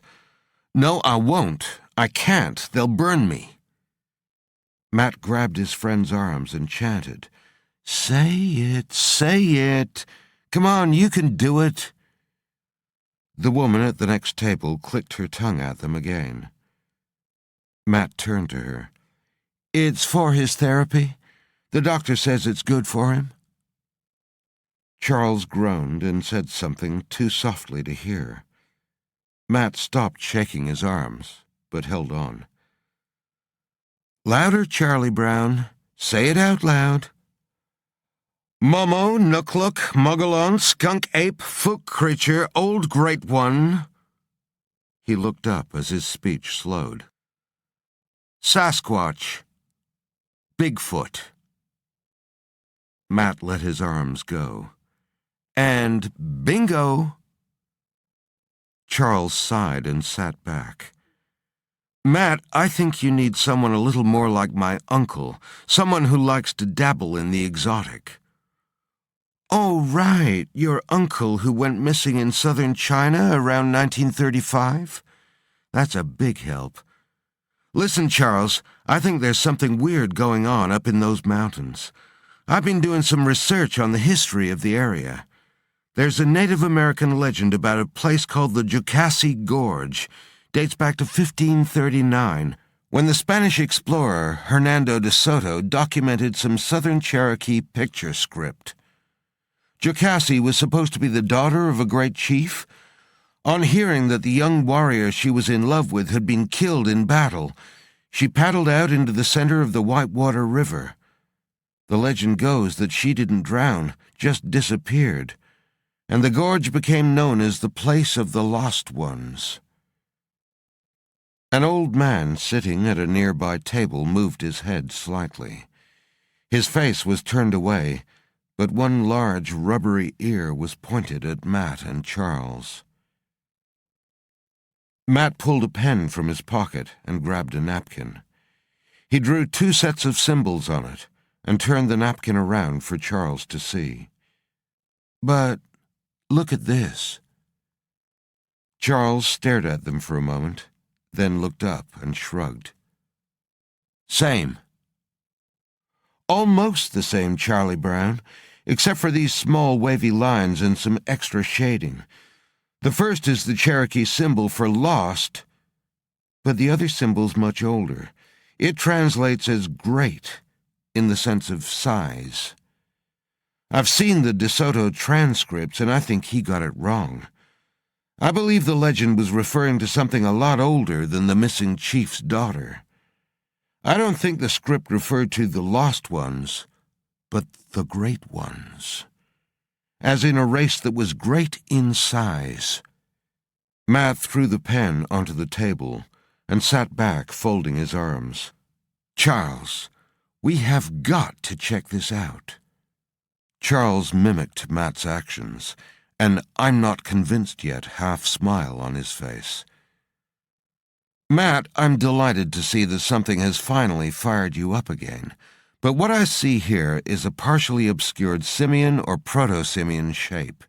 It could be a dozen things, and all you've got to support your theory is a carving and a photograph, and a bad one at that, of a man-shaped thing that could have come straight from the file of Sasquatch sightings that gets a run once a year on the Discovery Channel. If we're not careful, we'll end up driving into a wall that has ridicule and bye-bye career written all over it. Matt knew he had his friend hooked the moment Charles started using the word we. He laughed and shook his head. Not a chance. I'm way too good a driver. Hey, we're just doing a little consulting for the local police force. Where's the harm in that? And you're probably right. It's probably nothing more than some overdressed camper lost in the snow. Matt paused for dramatic effect. But then again, it might not be. After all, the Native Americans have numerous legends that refer to the big man, the hairy man, or the big brother of the forest. The Cherokee, Dakota, Sioux, Algonquin, and dozens of others had stories about the Chiyatanka long before white men showed up. Even the word Sasquatch is from a near-extinct First Nation language called Halkomelem. It means hairy giant. The old man turned to look at Matt and Charles, then turned back to his empty plate. Matt noticed his rising voice was attracting attention, so he sat forward to speak more conspiratorially. You know, Charles, little people were just legends or make-believe until they discovered the Hobbit in Indonesia. Charles was staring down at the tabletop, seemingly lost in thought. Homo floresiensis, he said softly, found in the Liangbua cave on the Indonesian island of Flores in 2003. A magnificent find and one that proves some legends are real. He looked up at Matt and narrowed his eyes. You said consulting. They'd pay us as well? Matt just jiggled his eyebrows. Charles's mouth split open in a broad grin. Okay, buddy, I'm in. The old man rose from his seat as soon as the two younger men left the cafe.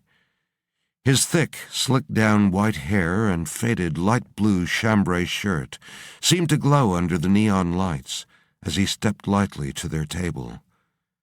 The perfectly pressed shirt, fastened up to the neck, hung on a frame reduced to sinew and brown leather over the man's nearly 90 years. He placed one brown, wrinkled hand on the napkin, turning it slightly to study the symbols the long-haired young man had drawn.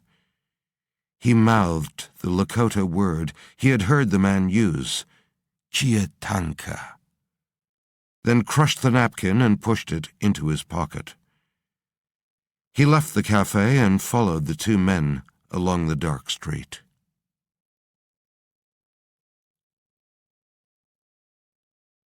Chapter 10. Kathleen Hunter stared into the fire, the flickering orange tongues reflecting in her eyes.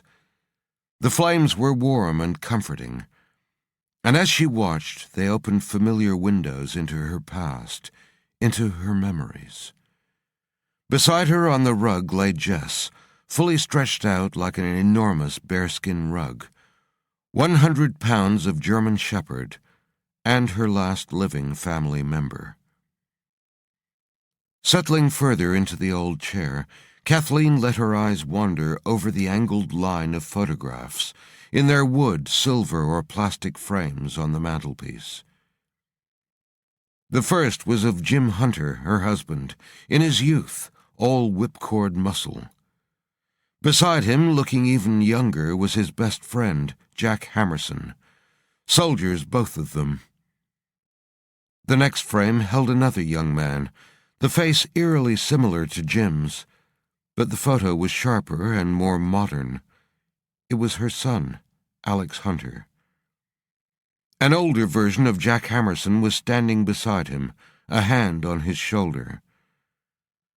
Another soldier sent out to serve and defend the nation. Another soldier who never came home, she thought morosely. Except for you, Jack.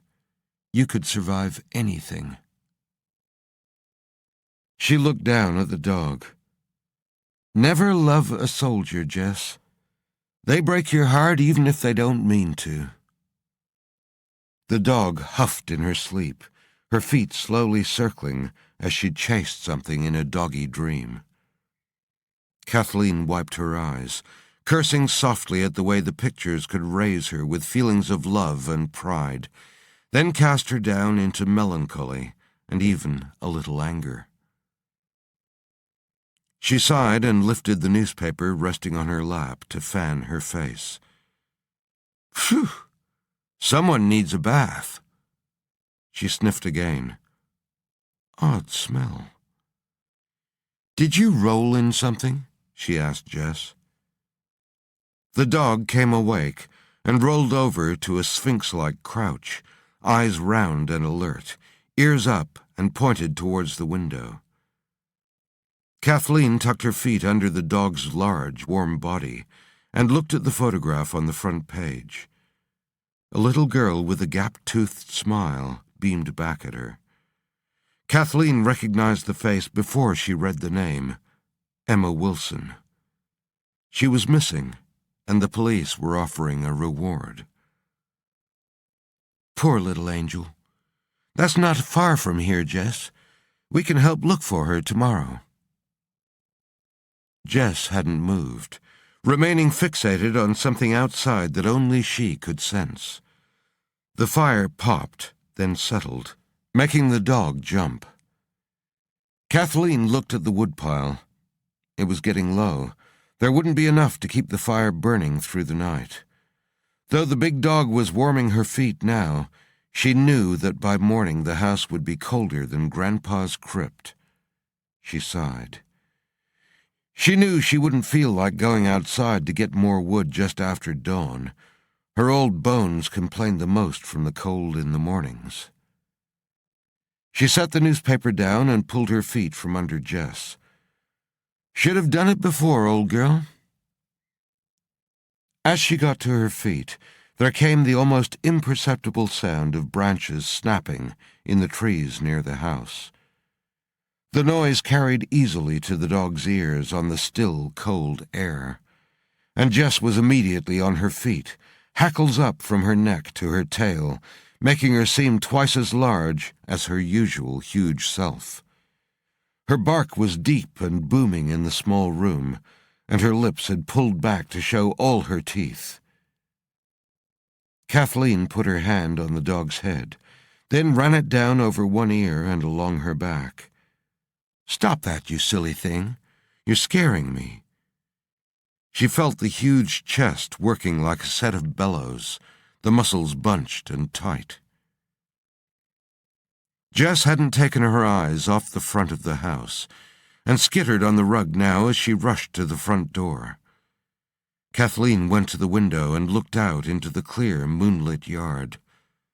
The front of the house was clear, and there was nothing visible amongst the large fir and birch trees she had allowed to grow to within 50 feet of the house. Weird old dog, she thought, as she looked over to where the firewood had been stacked neatly by that nice Jim Miller boy who had cut it for her. Kathleen pulled on her cardigan, picked up the firewood bucket, and headed for the front door. On her way, she stepped out of her slippers and into a pair of rubber half-boots. As she approached the door, Jess moved to stand sideways across the frame. The dog looked up at her briefly, before swinging her head back to stare at the door, as though seeing straight through the wood and out into the dark night. "You're not going out if you're going to carry on like that," Kathleen said.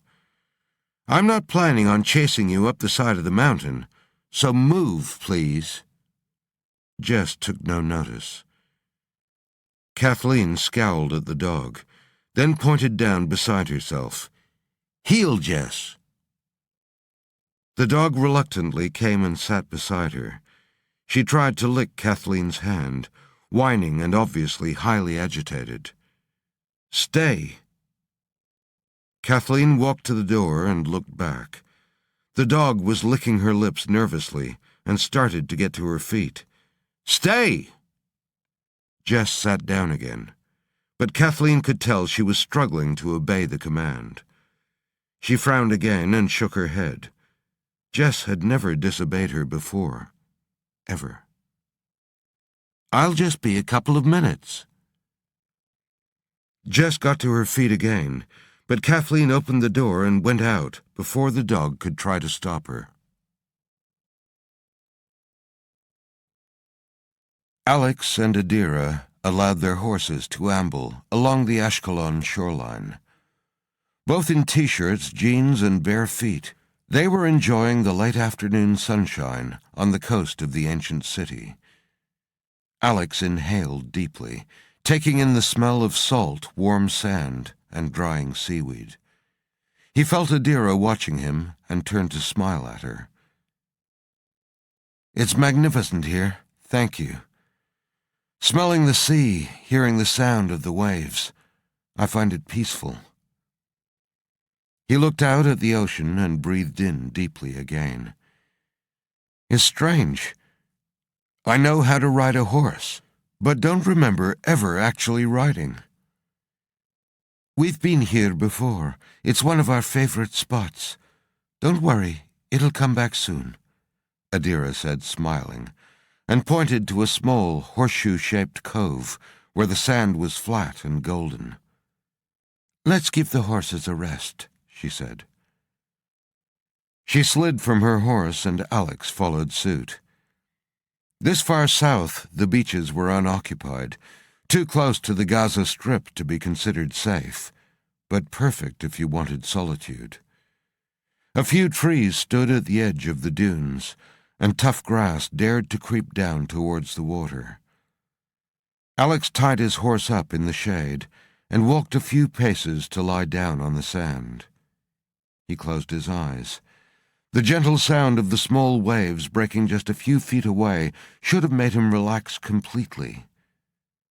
But there was a nagging prickle behind his eyes, as if there was something he needed to do or remember, and his overactive brain wouldn't let go until he did. He opened his eyes and lifted one of his arms, examining the skin on both sides. The fresh scars that had been visible a few days ago were gone, not just healed, but vanished entirely. There was something else, too. He'd started to sense things beyond sight, smell, and hearing. Adira had told him his name was Horowitz, and that he was a soldier in the Israeli army. He'd been injured in battle, concussed, and he'd lost his memory.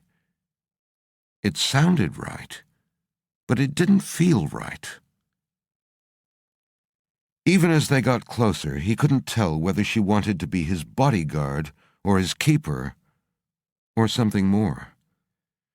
Back in Israel, he'd seen her talking daily to the man she called his doctor, but he'd known she was lying. She was good at it, but he could tell. He mentally shrugged. Did it really matter? Alex didn't feel in any hurry to remember what it was that the doctors or Adira's superiors desperately wanted him to remember. After all, he had everything he needed here, as Adira kept telling him. She sat down beside him, and Alex opened one eye and watched her for a minute. She never relaxed, never once closed her eyes and surrendered to the warm sunshine. She was always on guard, on duty. Her eyes never stopped moving, from the line of dunes to the crystal-clear water to the small stand of trees. He tapped her leg to get her attention. "Do you miss them?" She looked at him quizzically. "Miss who?" "Whoever it is you keep looking for." He grinned at her, still keeping one eye shut against the glare of the sun. She laughed and lay down, propping herself on one elbow. "I just keep a lookout for you."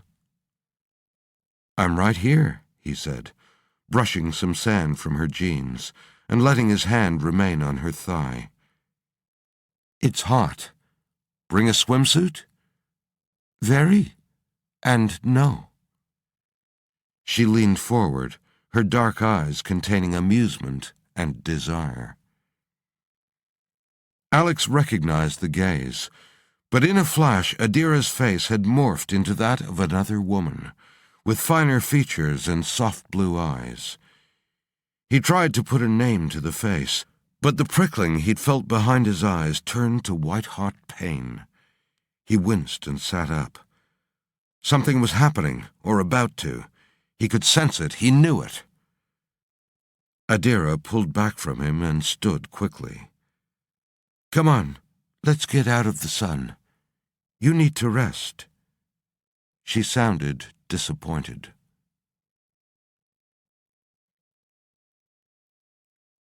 Adira woke to the sound of crashing and Alex yelling. She switched on the hall light and stood in his doorway, just able to make out his shape sitting on the bed, holding his head. The migraines again, she thought. He seemed to suffer the most when he tried to reach back into his memory and recover who he was. His past was still locked away from him, behind a red-hot door of pain. "Are you okay, Alex?" She waited a few seconds for him to respond. When he didn't, she walked into the room and sat on the bed beside him. She poured him a small cup of water and lifted it towards his lips. "Here." He held her hand and the cup, draining it. "I see faces in my dreams." His voice was slow, as though he wasn't fully awake. "I see a soldier, gray-haired and mean-looking, and an old woman on a porch. There's a mountain in the background. I know her. I know her." Alex looked at Adira, but she wasn't sure he actually saw her, or whether his mind was still somewhere else. It was hot in the room, hotter than usual, and his body was an unnatural temperature. She had been told to expect it, as his metabolism worked well above the normal average range. She used the cuff of her long-sleeved T-shirt to wipe his brow. "There are other things." His tone was becoming insistent. "Things that hide in the dark, or crawl on insect legs. Monsters, maybe, from my imagination. But they seem so real." Adira had seen one of those monsters on a mission with Alex in the Iranian desert. They'd been attacked by something that should never have existed outside of a nightmare, and it wasn't only his sleep it haunted. He grabbed her wrist. "Something's reaching out to me, calling me. It won't stop." He pulled her closer and stared into her face.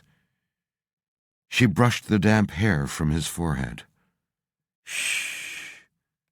You're safe here, Alex. You're all I've got left." He drew her even closer, and she let him. "You don't know how much I—" He found her mouth, and the kiss that started softly became hungrier and more urgent. She clung to him, feeling a warm bloom spread in her belly. Deep down, she knew this was what she had wanted almost since she'd first met him. "Alex, Alex." She kissed him again and again, on the mouth and neck, tasting the salt of his perspiration. It excited her even more.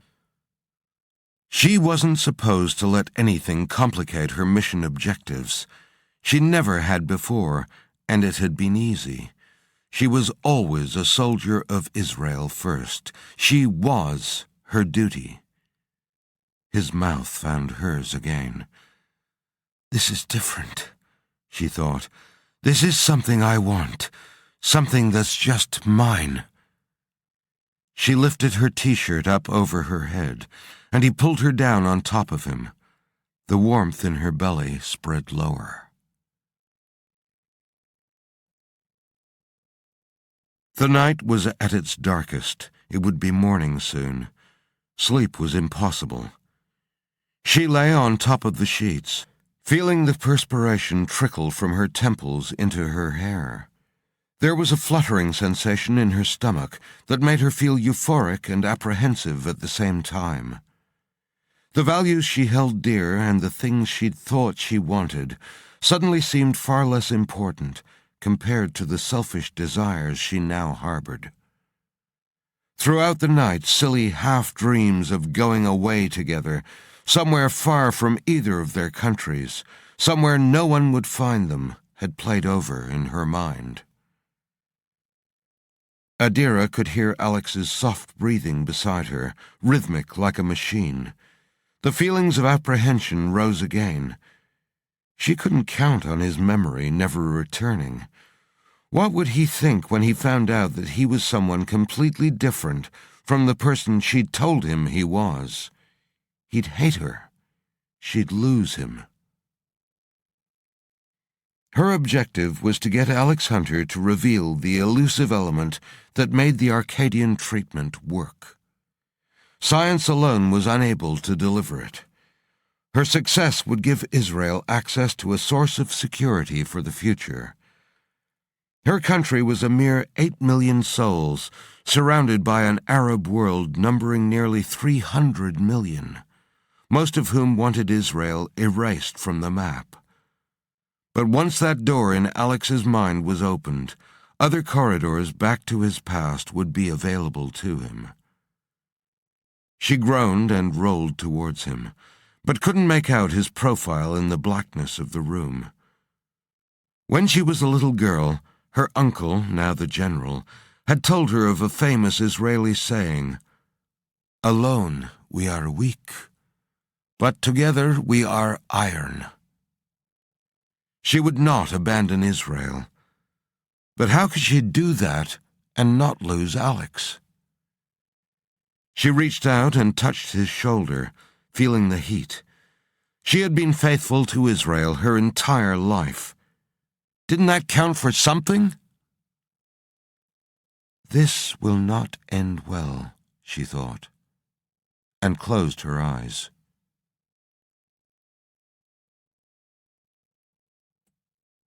Chapter 11. Chief Logan stood in the afternoon chill and watched forensic services finish up their examination of the Wilson place. He'd managed to persuade Helen and Clark Wilson to stay in a motel in town for the evening, so they wouldn't be following the officers around during their investigation. His men needed the freedom to probe everything, from under the beds to the surrounding woods. It would be stressful for the parents if nothing was found. Even worse if something was. An hour earlier, one of his officers had returned from the far tree line at the foot of the mountain, carrying a small red sweater in a plastic bag. It matched the description of the clothing Emma was wearing when she disappeared. It was intact, and there was no blood or other signs that could be associated with an animal attack. At least that's something, Logan had thought, as he watched the head of forensics, Ted Brandon, open the bag. Brandon had sniffed the contents, then recoiled slightly. Logan had frowned. What? Brandon shook his head, shrugged, and resealed the bag. He'd thrown it to one of his team and wandered over to Logan. What was it? Logan had asked again. Funny smell is all. Brandon had looked distracted. Got something, Chief? The shout from the woods startled Logan back to the present. He should have felt elated at the discovery of a clue, but for some reason he was dreading any news at all. What do you got, Ollie? He yelled back. Officer Markinson pointed at several spots among the grass and dirt in a clearing. Tracks, plenty of them. Logan and Ted Brandon moved quickly to where the men had formed a ring, around where Markinson was pointing with a flashlight. Brandon crouched down and rested his forearms on his knees. After a moment, he nodded. Yep.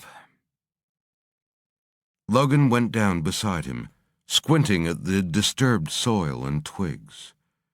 Brandon reached out with one hand and spread his fingers over a group of scuffs and indentations. Big pug marks, 10 inches at least. Here's your escaped lion, Chief. Logan drew in a breath and let it out slowly. Markinson raised his flashlight and pointed back into the trees. Came in from there. He moved the torch towards the mountains. And goes out there. This is as close as it got, I think. Logan nodded. Good man. He felt a glimmer of hope that the tracks didn't come within 100 feet of the house. Brandon moved some twigs. "It was here a while. What was it doing? Just watching?" Markinson shook his head. "Lying in wait, probably. They do that, you know." Logan shook his head. "Unlikely." The Kringle brothers had told him the lion had never attacked anyone in its life. Markinson crouched down with him and pointed the light at Logan's face. "I was doing some reading before I came up, Chief. Adult lion eats up to 20 pounds of meat a day. That little Wilson girl was just over 40, wringing wet. If it did take her, in a couple of days there ain't going to be much left." "That's enough of that talk. We don't know the lion took her." "It's true, Chief," Officer Parsons said from behind them. "And they don't eat their prey right away.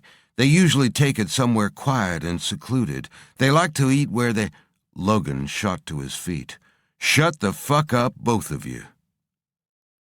Brandon rose slowly, wiping his hands on his thighs. "Bill, they're right. Big cat, hungry, probably confused and scared. Used to people or not, all bets are off, I reckon." Logan looked up at the sky. It was getting dark. He walked a few paces away from the small group and stood with his hands on his hips, looking up into the thick forest cover of the Black Mountain. For the first time in his life, he thought the beautiful peaks seemed secretive, even a little threatening. They probably were right about the lion. Decisions mattered, and even minutes probably counted now. He spun back to the group. "Markinson, Parsons, you two just pulled extra duty. We're going up." "We should have done this days ago," Logan thought miserably, as he and his 3 men moved up the side of the mountain, breathing hard, leaving plumes of hot air behind them. Logan was only just managing to keep pace with Harry Erskine, who was being dragged up the steep incline by the 20 feet of leather lead attached to his tracking hound. The large animal was picking up speed in spite of the increasing slope. Logan tried to remain upbeat. "She's going to be okay. She has to be. No one gets attacked by a lion in North Carolina, for Christ's sakes. Might as well put up signs at the Fontana Dam warning of sharks."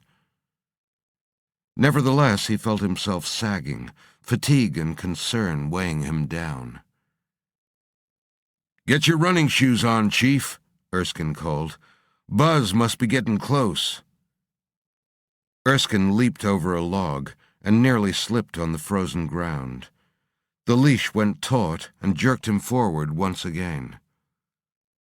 Logan looked back and frowned.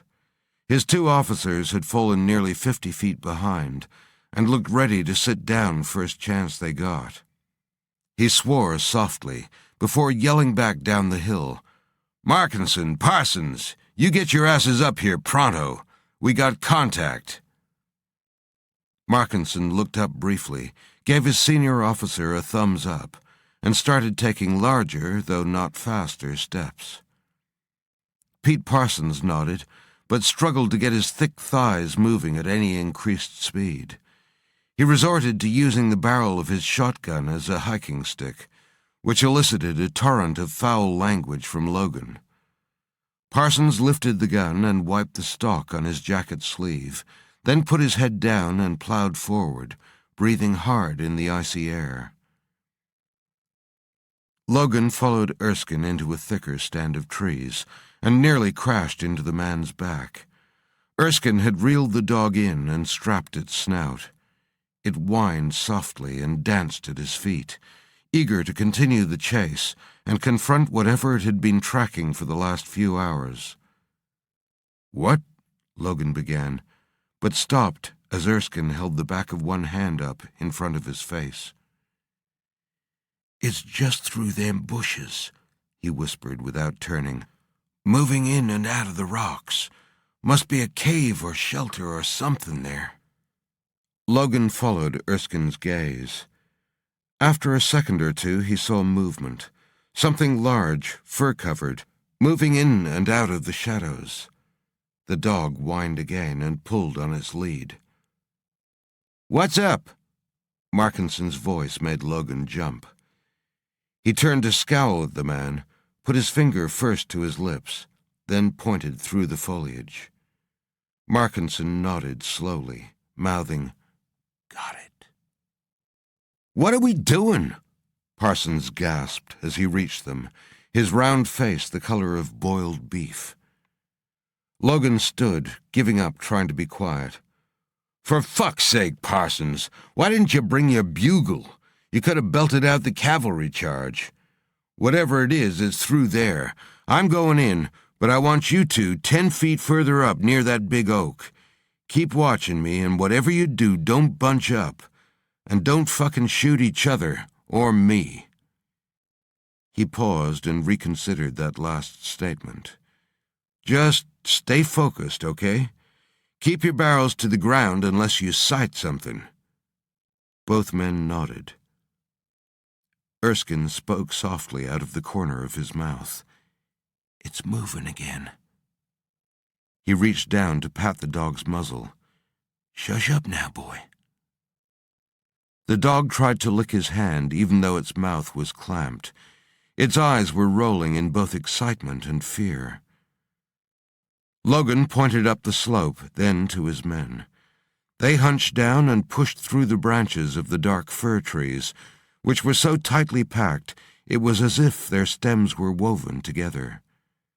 Logan watched them go, then turned back to Erskine. "You and Buzz stay here. If anything goes wrong for me and the boys, God forbid, head straight back down to the truck and call Chief Winston in Charlotte." He paused, trying to think of something heroic to say, but all that came to mind were General Douglas MacArthur's wartime quotes, none of which seemed appropriate. He crept forward, ducked below a branch, and stepped out into a small clearing. Some ancient landslip had brought down a jumble of enormous boulders, and the shadowy spaces between them created a series of shelters. Logan paused to look up the slope. As instructed, Markinson and Parsons were standing in an opening between some trees.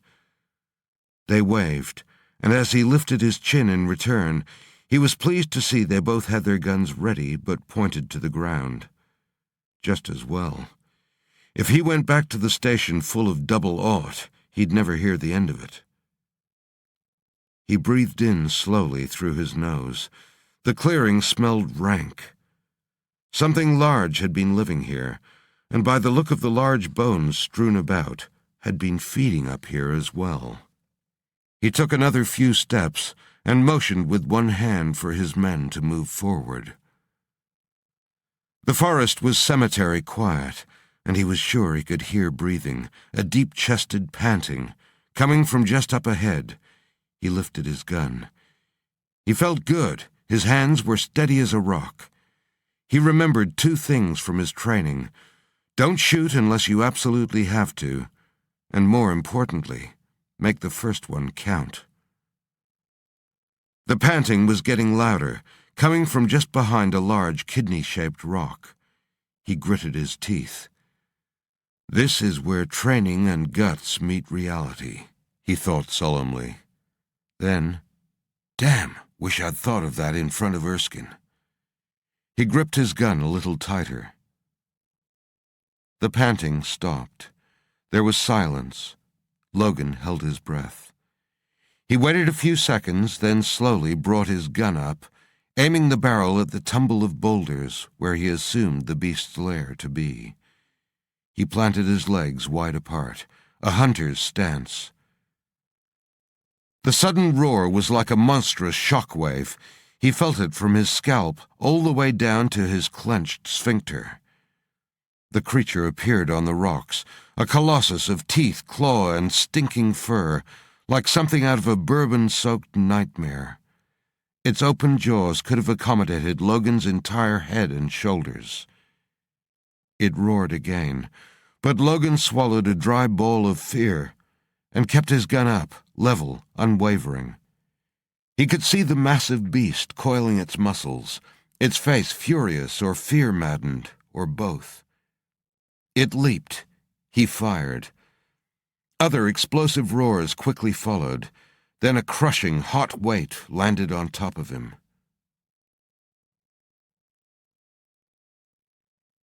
Chief Logan took the canteen, sipped, then allowed Markinson to drag him to his feet.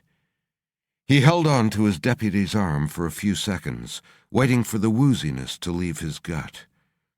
He guessed he might be suffering delayed shock. Parsons slapped his shoulder. "Right between the eyes, Chief." Logan looked down at the massive lion. Its skin was torn by numerous bullet and buckshot holes. Someone had used a stick to prop open its jaws, displaying yellowed teeth as long as his fingers. Markinson kneeled beside the huge head to investigate the cavernous mouth. He turned slowly to look up at the chief. "You think the Wilson girl is in there?" Logan went to rub his brow, but noticed there was blood on his hands and wiped them on his pants.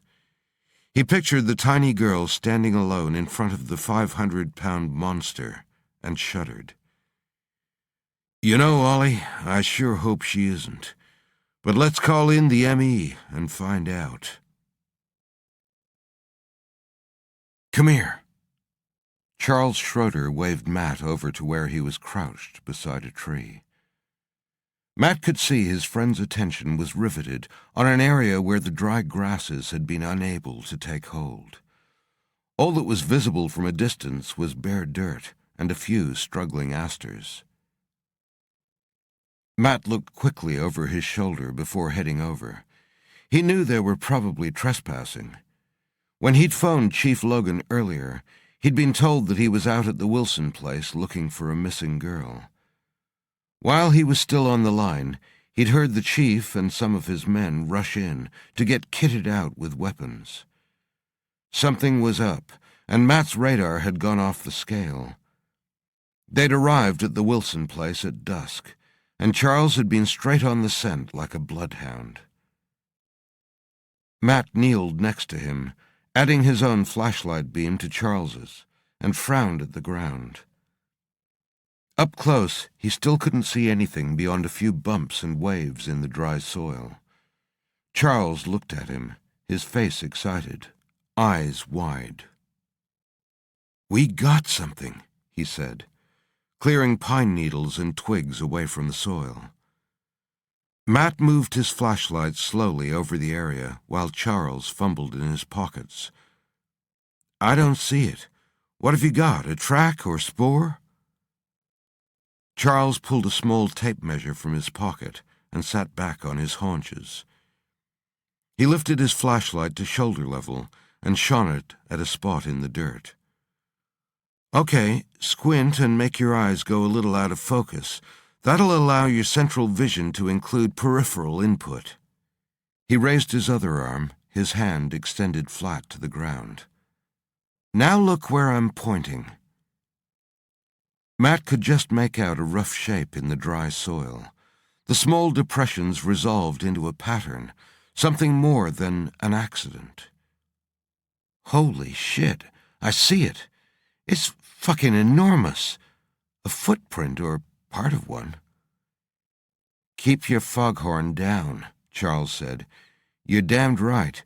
We got a clear big toe and part of the metatarsus pad."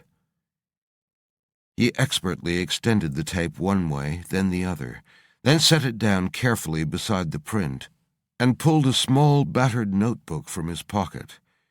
He removed the rubber band binding it and started to scribble with the pencil stub that rolled free of its pages. He chuckled softly as he looked again at the print. "Whoa, you're a big 'un, aren't you?" He held the notebook out so Matt could see his calculations. "I've used standard anthropoidal biometric ratios. As an example, an average human of about 6 feet in height has a foot length approximately 15% of its total height. The big toe is roughly 18% of that ratio.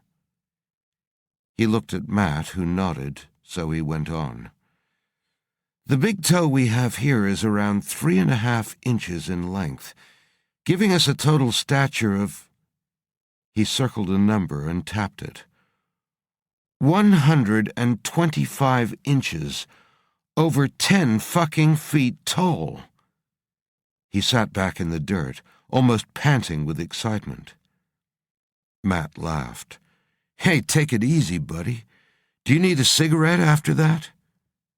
They both laughed. Charles shook his head. I should have brought a camera. Sorry to doubt you, but I thought this was going to be hoax number 1 million, and so I didn't bother. I'll come back later and take some casts. Matt gave his friend a half smile. I'm glad you came anyway. And hey, all I had to go on was a rock carving and a grainy photo. I kinda doubted it myself. Charles's face turned serious.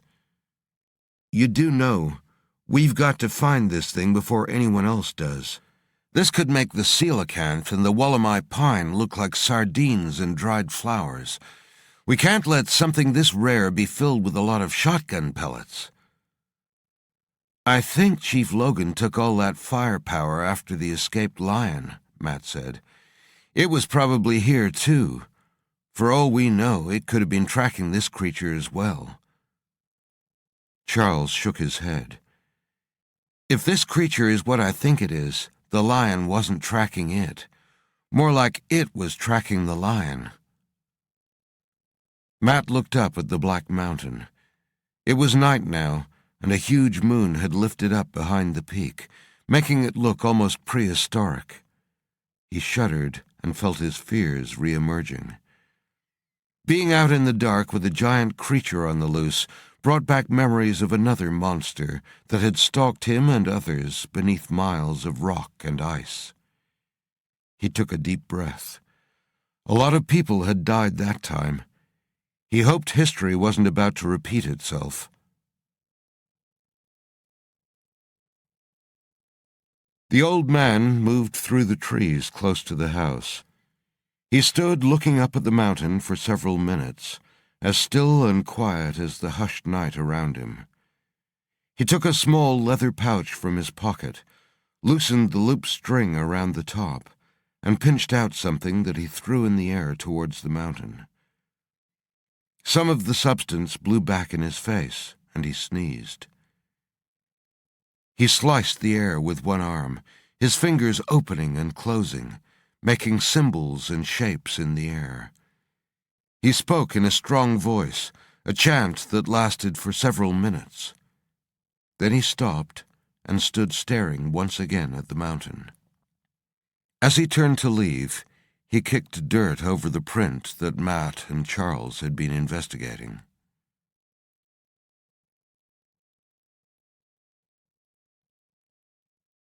Chapter 12. Kathleen Hunter shivered on the porch and blew a plume of misty breath from her lips. Going to be a cold winter this year, she thought, as she stepped down onto the frosty grass. As she walked around to the side of the house, she could see Jess at the window, up on her back legs, staring down at her. The dog's big black nose was pressed to the glass, leaving a smear. Kathleen laughed softly. On her back legs and backlit like that, the enormous German shepherd looked like a werewolf. She shook her head as she approached the woodpile. Been acting peculiar for days now, she muttered. More like a mother hen. Could dogs get menopausal, she wondered. Might be time to take her to the vet for a checkup. Kathleen shivered again. She was always a bit spooked by the trees at night. The clouds crossing the moon made them seem to move and sway, even without any wind.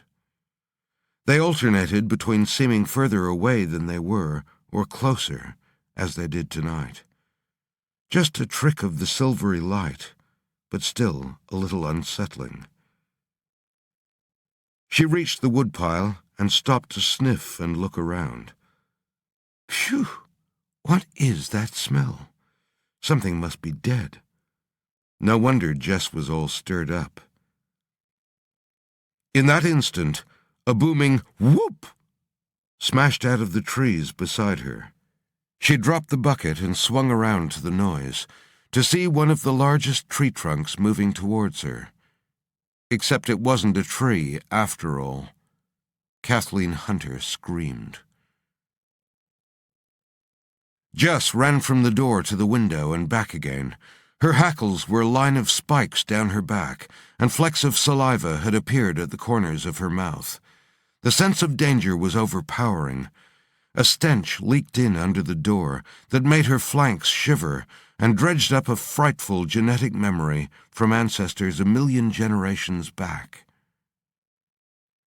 As she reached the front of the house again, a booming whooping sound made her freeze. She leaped at the door and grabbed the handle in her jaws and pulled. Nothing happened. She scratched at the door frame with her claws, dragging long splinters from the heavy wood, then bounded back to the window. As she neared it, she heard a sound that made her heart erupt with fury, the scream of her master. Jess exploded through the glass without a second thought. The creature loomed above Kathleen Hunter like a deformed giant, its long, crested head blotting out the moon, its stink filling her nostrils. She scrabbled backwards along the dry ground and screamed again, the first name that came to mind, "Alex!" The face of her lost son flashed into her mind, and she could almost feel him close by. There was a sound of smashing glass, and Jess came out of the darkness like a 100-pound tan and gold missile. The dog leaped over Kathleen to strike the giant form. She hung on, sinking her teeth in deep and hard. The whooping changed to a roar that seemed to blast the leaves from the nearby tree branches. Kathleen knew Jess could never be a match for the massive brute. As she watched, the creature wrapped one hand around the dog's neck, dragged her free of its putrid-smelling flesh, and flung her at the nearest tree as if she weighed nothing. Jess hit hard, bones and cartilage exploding from the impact, before her body shuddered into a heap at its base. Kathleen could see Jess's eyes were still open, staring at her, but probably sightless. She screamed out in agony, her last friend gone. The creature shuffled towards her again, its teeth bared, each one longer than her fingers. Its giant hands flexed, as if in anticipation of tearing her small, frail body apart. Kathleen fell silent, her mind turning inwards. Nothing mattered any more.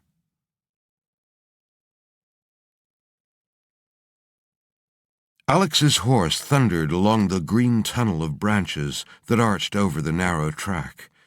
They burst into a broad clearing, and he pulled back on the reins. The powerful animal immediately slowed to a trot, and he felt it breathing heavily underneath him. He looked back to see Adira emerge from the tunnel, smiling broadly, obviously enjoying the competition. He grinned back, his mouth forming a quip about her riding prowess. But the breath froze in his chest.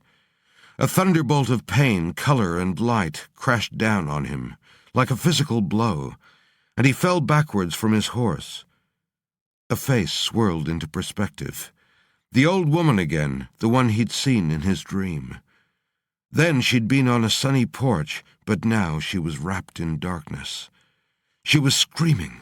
He could feel her terror, feel it so strongly it was as though he was right there with her. There was something else there, too, a huge presence hiding in the darkness. A large dog flew through the air, and a terrifying, booming roar sounded all around them. There was blood and pain and fear. The woman screamed again, and this time it was a name. Alex! She knew him. And he knew her, his mother. He remembered her now. He remembered lying on a hillside looking down at her. It was her farm. She lived there with the dog, Jess. Then he saw her as a younger woman, smiling at him, combing his hair. He was a boy. And she was his mother, Kathleen Hunter. And it was his name she was calling now. Alex! He was Alex Hunter. He tried to reach out to her, but was condemned to be a powerless observer. The huge presence loomed over her. He felt a surge of frustration and anger. He knew he could save her if he could just reach her.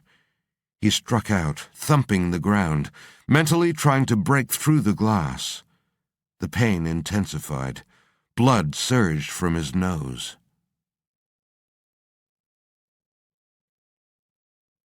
Adira leaped from her horse before it had halted and was beside Alex in an instant.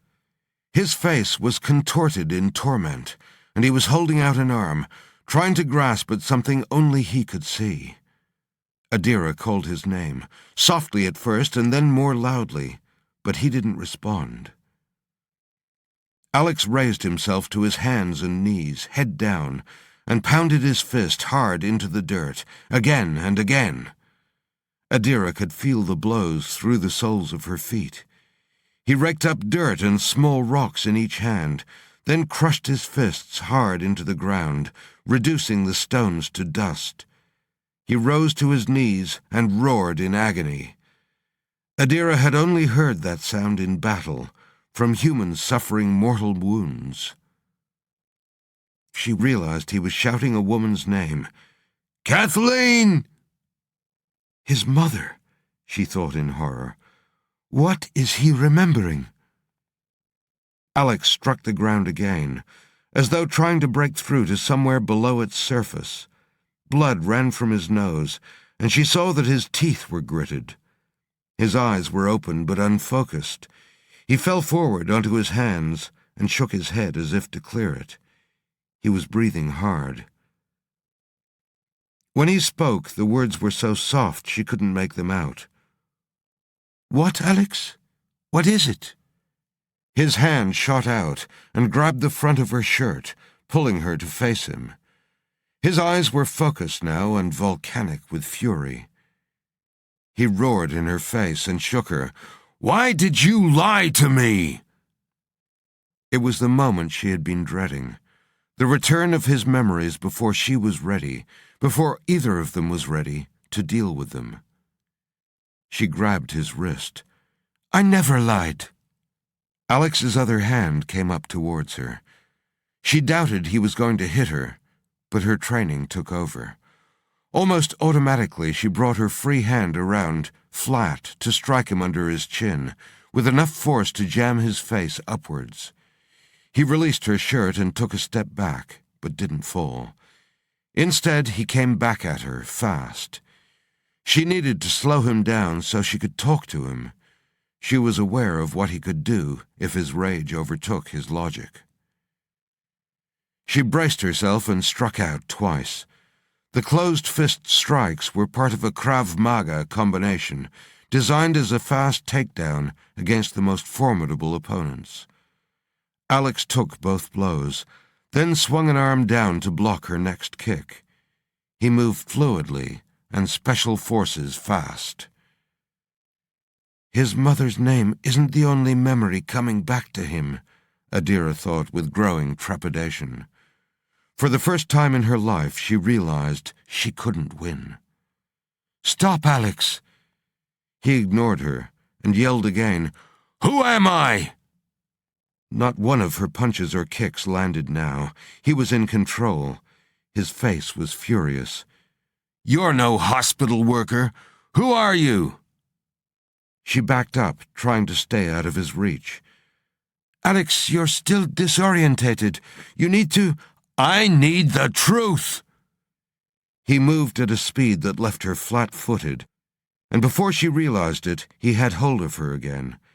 He brought her face close to his own. "I am Alex Hunter. There is no Horowitz. For the last time, Who are you?" She went to strike out again, but knew it was futile. The game was up. She dropped her arms to her sides and went still in his hands. "Let me go." His jaws worked and his eyes burned into hers, but after a few seconds he pushed her away. She took a few steps back, turning away from him so she could think. The voice of her uncle, the general, came to her mind. "Sometimes gamblers win." "And now I must gamble," she thought. She spun back to him. "It's true. You are Alex Hunter, an American soldier. When you were sick, dying, your country abandoned you and we rescued you. I rescued you. We saved your life when everyone else had given up on you. We were close, you and I. You just don't remember." Alex shook his head, frowning. She could tell he was trying to draw more memories from his fragmented mind, to verify what she'd told him, or to find fault with it. She waited. "I need to go," he said. His eyes had lost their fury now. His gaze was level and emotionless. "Back to the hotel?" She nodded, feeling that perhaps she'd won this round. He shook his head, and a sudden jolt ran through her. "You need to go where, Alex?" He seemed to think for a moment, then looked directly into her eyes. "Home. With you or through you, and anyone else who tries to get in my way."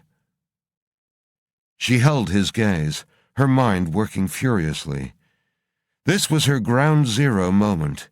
If she lost him, she'd lose everything. "You'll never make it without me," she said.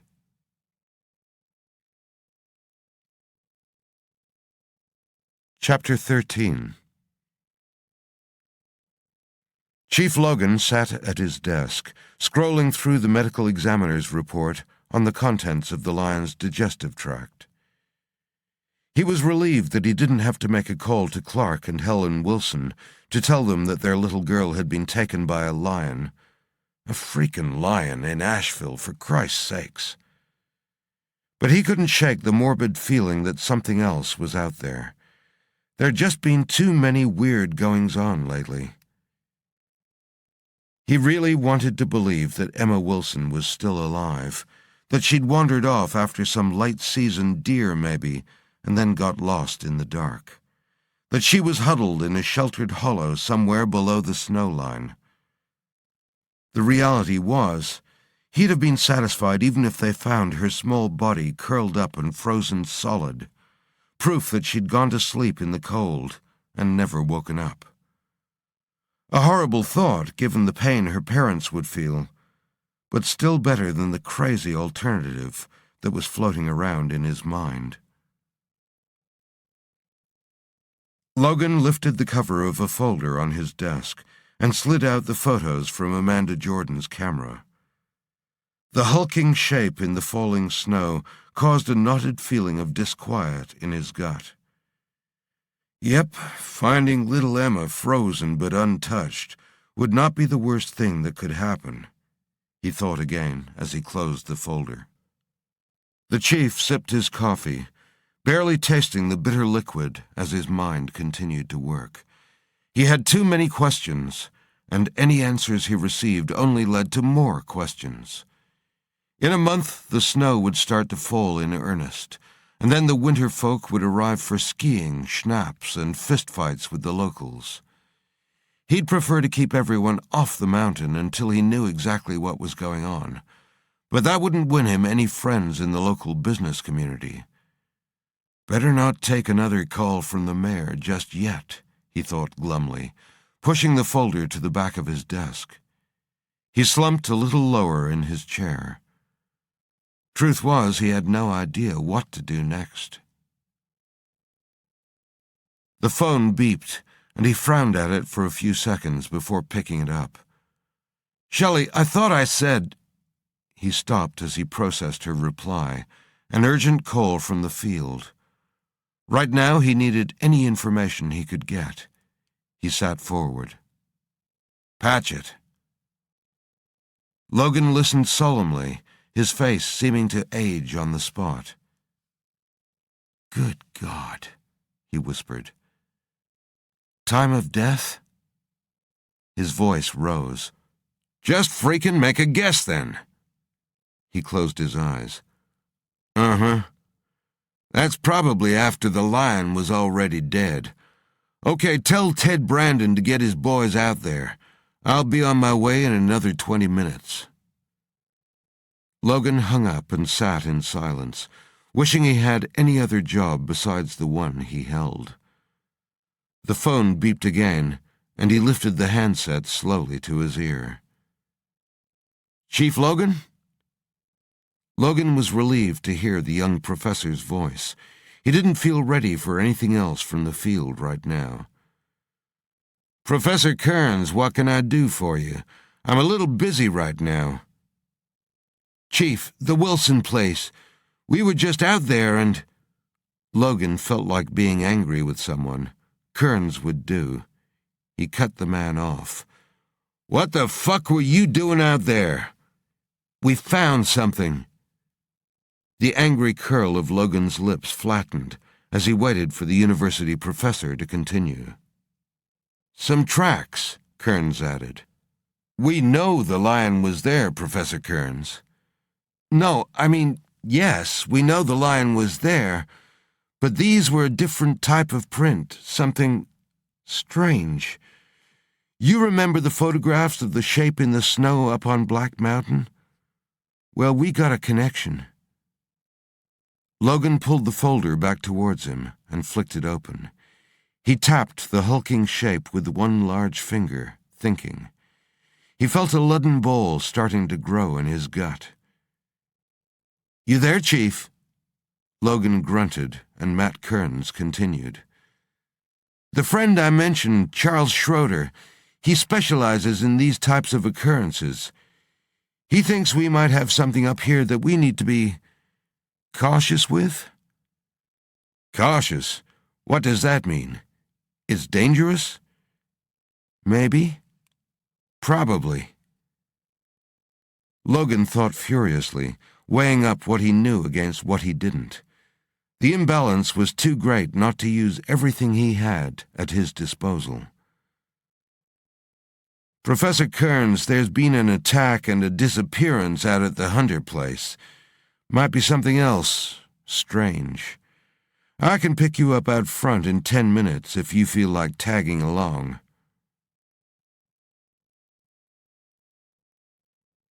Matt felt a sense of déjà vu as he and Charles watched the police forensics team pick over the Hunter place for clues.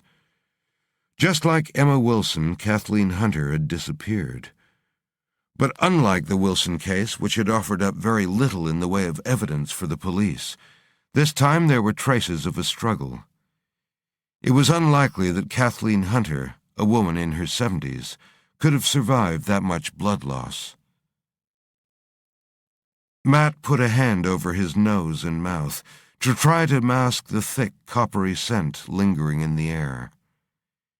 He'd never been to a crime scene before, and at first he tried not to react to the ghastly tableau, detaching himself from its violence, as if it were simply a scene from one of the 100 horror movies he'd watched. But the more he became immersed in the detail, the more nauseated he felt. Matt couldn't help empathizing with the woman, alone and frightened in the night. He'd known terror himself, had seen people he loved brutally killed by a creature that had come out of the Stygian deep. It tormented his dreams to this day. Charles nudged him to get his attention as 2 police officers carried a stretcher towards their truck. As they came closer, Matt put his hand up to stop them. He lifted the blanket and saw the battered body of an enormous dog. Its eyes had rolled back into its head, and the neck looked soft and boneless beneath the fur. Matt made a sound of regret.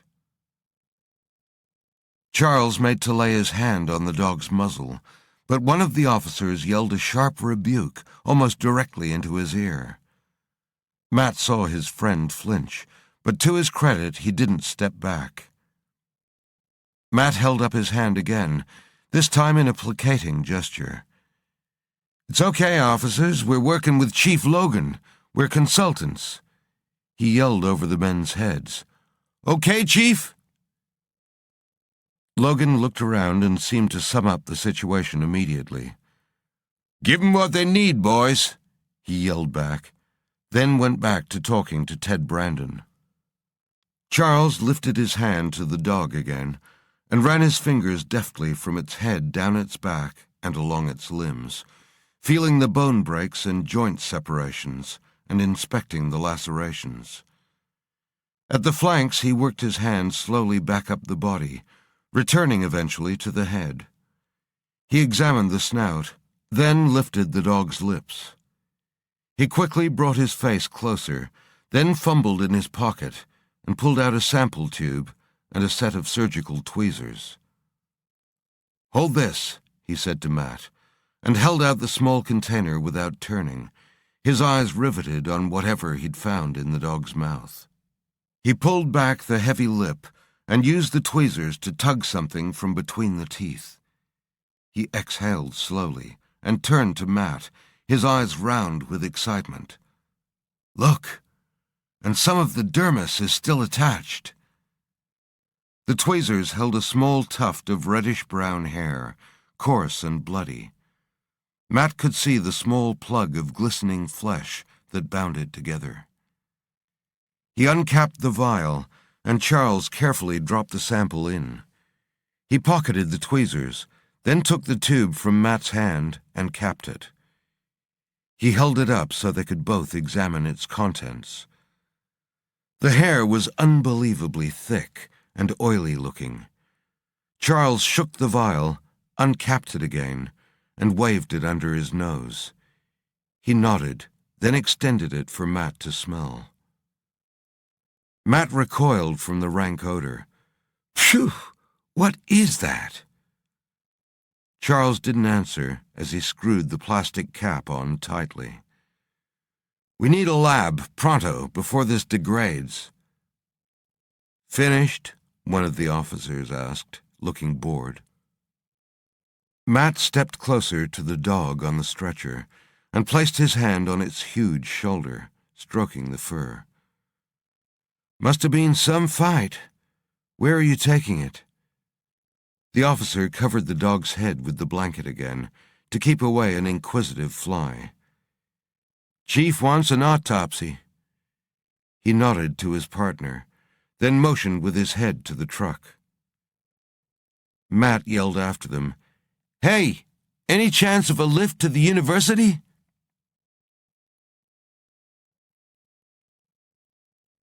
The officers dropped Matt and Charles a good mile from the university. Neither complained, however, as the ride had taken place in an uncomfortable silence, Matt's occasional questions eliciting little more than grunts from the two officers. Matt was also glad of the fresh air.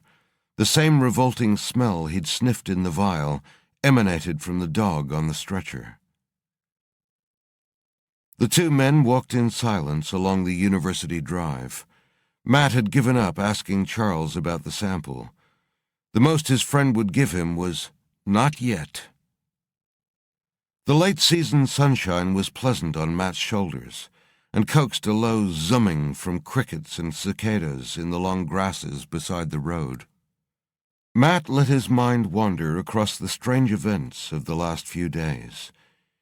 He was worried that he might have got himself and Charles into something a lot more complex and dangerous than he'd originally expected. His stomach tightened. Charles's quiet voice broke his reverie. 10 o'clock. Huh? Matt saw that although Charles was facing forward, his eyes were focused on the field to their left. "Don't look," Charles said softly, but of course Matt did. An old man in an oversized blue chambray shirt stood like a withered fence post amongst the long grass. Even from this distance, Matt could see that his rheumy eyes were fixed intently on him and Charles. After they'd passed, Matt could still feel the scrutiny, like a laser on the back of his neck. He couldn't resist looking back, but the field was empty. He saw that Charles was looking into the deserted field, too. "Wonder what that was about," Charles said. Matt shrugged. "Forget about it. Come on." But he couldn't forget about it. He'd felt as if the old man's stare had held recognition and a hint of suspicion. Matt looked around the campus to get his bearings. He felt better being back at the university. "I figure we need a high-power microscope, access to a computer and the internet, and possibly a fully functioning biology lab. Oh yeah, and an assistant or two." Charles looked surprised. "I'm impressed. You must really have some pull here." Matt sucked in a cheek and shook his head. "Unfortunately not. I said we needed that stuff. I didn't say we'd get it. Still, I expect to be on staff here soon, so that's got to count for something. Let's try the nice approach first, and if that fails, I'll invoke the name of the terrifying Chief Logan." Charles grinned. "Sounds like a plan." Matt nodded towards an enormous mustard-yellow building on the other side of the quadrangle that towered 4 stories above its neighbors either side. Zeiss Hull. "Wow, nice facilities. This is no backwoods place of learning, is it?" Charles seemed amazed at the amount of infrastructure for a relatively small town. "Nice facilities indeed. These guys were teaching molecular biology and robotics 15 years ago. They'll have what we need. We've just got to get access to it. Come on." They moved quickly down a corridor with so highly a polished floor that they experienced the odd sensation of walking on their own reflections. The rooms on either side held banks of computer monitors, electronics equipment, whiteboards sporting literary quotations. Charles jerked to a stop as if reaching the end of a leash. "Wow! I mean, really, wow!" "What is it?" Matt backed up. Charles stepped into the unoccupied room. "What it is, Professor Matthew Kearns, is an FLX genome sequencer, top of the line, 1 billion runs with a gene read length of 1,000 base pairs per run. Hell, I've been trying to get one of these babies at Harvard for 2 years. You know, you could decode an entire E. coli bacterium's DNA in a single day with this." Matt pulled a face. "Holy shit. E. coli. Did anyone else just get a hot flush? Let's go." He turned to leave. Charles grabbed at his arm. "No, really, it's important. We can use it to map our sample's DNA back along its maternal line to analyze its comparative evolution. See what it is and where it came from." Matt looked from the machine to his friend's serious face, then nodded. He turned to check the name on the room's door, Professor S. Sommer. "This must be the guy we need to talk to." The next room was a large biology lab, filled with long benches, each with a heating element and waste sink every 6 feet. Peering through the glass of the door, Matt could see the room was ringed by shelves holding all manner of beakers and tubes, and most importantly, computers that were double-cabled into walls, power and internet access. A woman was typing at one of the computers, her back to them. At the front of the room, writing on a whiteboard, was a tall man with longish silver hair. With his perfectly trimmed beard, half glasses, neat jacket and corduroy vest, he looked like a central casting version of a professor. "Great, and Dumbledore's home as well," Matt whispered to Charles. He pushed open the door and cleared his throat. "Professor Summer, I presume?" The man turned and looked at them over the top of his glasses, then without a word let his eyes slide slowly past them to the rear of the room. Matt followed his gaze to where the woman who'd been working on the computer now sat with her arms folded, watching him. "For a scientist, you make a lot of assumptions, Matthew Kearns," she said. "But then again, you always did." She started to thread her way through the tables towards them, pulling off a pair of small glasses as she came, a half smile at the corner of her mouth. "I heard you were in town, and you might be joining us." Matt blinked and frowned for a moment, before recognition broke through his confusion. "What?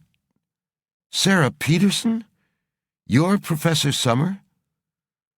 "Professor Sarah Summer. Summer's my married name. And yes, I run the biology departments at AU, all three of them. This is my assistant, Roger Burroughs." Matt turned back to the man, ready to apologize, but Burroughs gave him an uninterested glance and went back to writing on the board. "And you are?" Sarah held out her hand to Charles. Charles shot his hand out in response. "Excuse him, he's not used to social contact. Professor Charles Schroeder, Anthropology, Harvard. A pleasure to meet you, Professor Summer." "Sarah, please, and likewise." She tilted her head.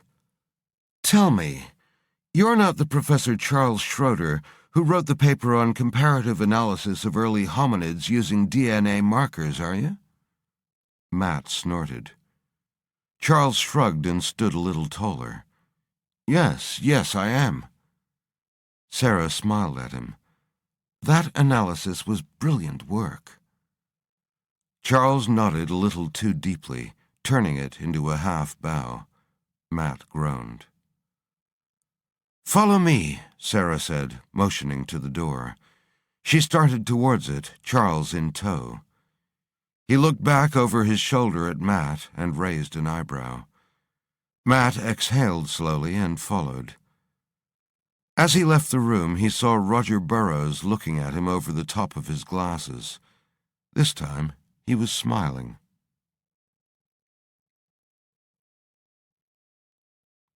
Matt felt nervous. She made him nervous. He hadn't seen her since his university days, and here he was trying to impress her all over again. He cleared his throat. "We believe what we have here is unique, a tissue sample of an extremely rare creature. We need to examine it at both cellular and genetic level to determine if we're right. If we are, this could be the biggest news since Noah's Ark." He groaned inwardly as the words came out of his mouth. They sounded bombastic even to his own ears, and he knew he was recklessly inflating something Charles had only hinted at. Sarah folded her arms, one eyebrow raised slightly. "Noah's Ark, you say?" Charles cut in before Matt could respond. "We know that's a little melodramatic, but we do have some indeterminate biological material, which leads us to suspect there may be some form of new or very old anthropoid species on the Black Mountain. We'd like to do some lower-level analysis on the sample just to see if we can identify it, according to any of the known taxonomic branches." Matt got the drift. Lower the expectations. Go easy on the details for the moment. He put on his most businesslike expression. "Charles is right. It might be nothing more than an escaped chimpanzee or some sort of weird-looking ground squirrel, but we promised the police chief we'd do our best to identify it." Sarah's eyebrow went up another notch. "Uh-huh. And is this ground squirrel responsible for the recent thefts of cows and domestic pets, or potentially involved in the attacks on the farms recently?" "There's also a lion loose from the circus," Matt spluttered. "That's probably Sarah leaned forward. "Lion's dead. The police shot it." Matt slowly turned to Charles. Charles just shrugged and pointed to him with a flat, open hand. "Over to you. You're doing great," was the implication. Matt laughed. He shut his eyes for a moment, rubbed them with a thumb and finger, then leaned towards Sarah. "Okay. We don't really believe it's a squirrel or fugitive chimp. We think there may be some form of early hominid running around on the mountain, and we'd like to try to determine if it's one we know of or something completely new." "Go on." Matt stared at her for several seconds, torn between telling her everything and wanting to hold back on some of their wilder suspicions until they could prove or disprove them. Sarah stared back levelly, and the corner of her mouth turned up slightly. "Listen up, the pair of you. I've lived in this town for most of my life. I love the place, and anything that threatens it or its folk gets my full attention. And one more thing before you start bullshitting. I'm quite a well-respected professor of biology who's pretty highly regarded in the international arena on matters of cellular biology, environmental gene mutations, and a dozen other organic micromatter subjects. Gentlemen, you have two choices. One, you can try and snow me and you'll be out that door in seconds. Or two, tell me everything and I may be able to help." She turned from one to the other, looking them each in the eye. "Your call, boys." Matt looked again at Charles, who nodded slowly. "We need her," he said. "Her and her sequencer." Matt compressed his lips, then turned to Sarah. "Look, there have been stories about something in these mountains for hundreds, if not thousands of years. Not just in these mountains, but all over the world." He sucked in a breath and let it out slowly, preparing for her ridicule. "We think we may have a tissue fragment from a mega-hominid, a living mega-hominid." He gritted his teeth, waiting for the mocking laughter. Instead, she slid her chair across the floor to her computer and began to type. When she'd found what she was looking for, she half-turned the screen for Matt and Charles to see. "As I said, I've lived here for a long time, and I know every creature in these parts, big and small. But in the last few weeks, well, I've begun to suspect that there's something else out there, something that doesn't fit." She started typing again. "For several years now, we've had microphones placed around the slopes to collect ornithological data for a number of the local societies. But recently, we've picked up something else." She hit a key and adjusted the volume. The booming whoops and grunts were eerie in the small room. Charles sat forward, his mouth open. When it stopped, he leaped out of his chair. "Play it again." She hit the replay and folded her arms. "I've never heard anything like it, except it reminds me of something at the same time. I just can't place it." Charles turned the computer around, then paused. "May I?" He didn't wait for a response, just started typing furiously. "Listen." From the computer came a series of hoots, whoops, snorts, and grunts. "You see, you need a certain shaped larynx without vocal cords to create those sounds," he said to Sarah. "Also a heavy jaw and a deep barrel chest." He played the sounds again and swung the screen around for Matt to see. "God bless you, Diane Fossey." On the screen was an image of a black mountain gorilla. Its dark, human-like eyes stared out from under a rubber-thick brow ridge. Sarah's frown deepened. "You think it's a gorilla up there?" Charles smiled and shook his head slowly. "No, and not by 1,000,000 years of evolution. But if it is what I think it is, an escaped lion would have been a lot simpler to deal with and to explain.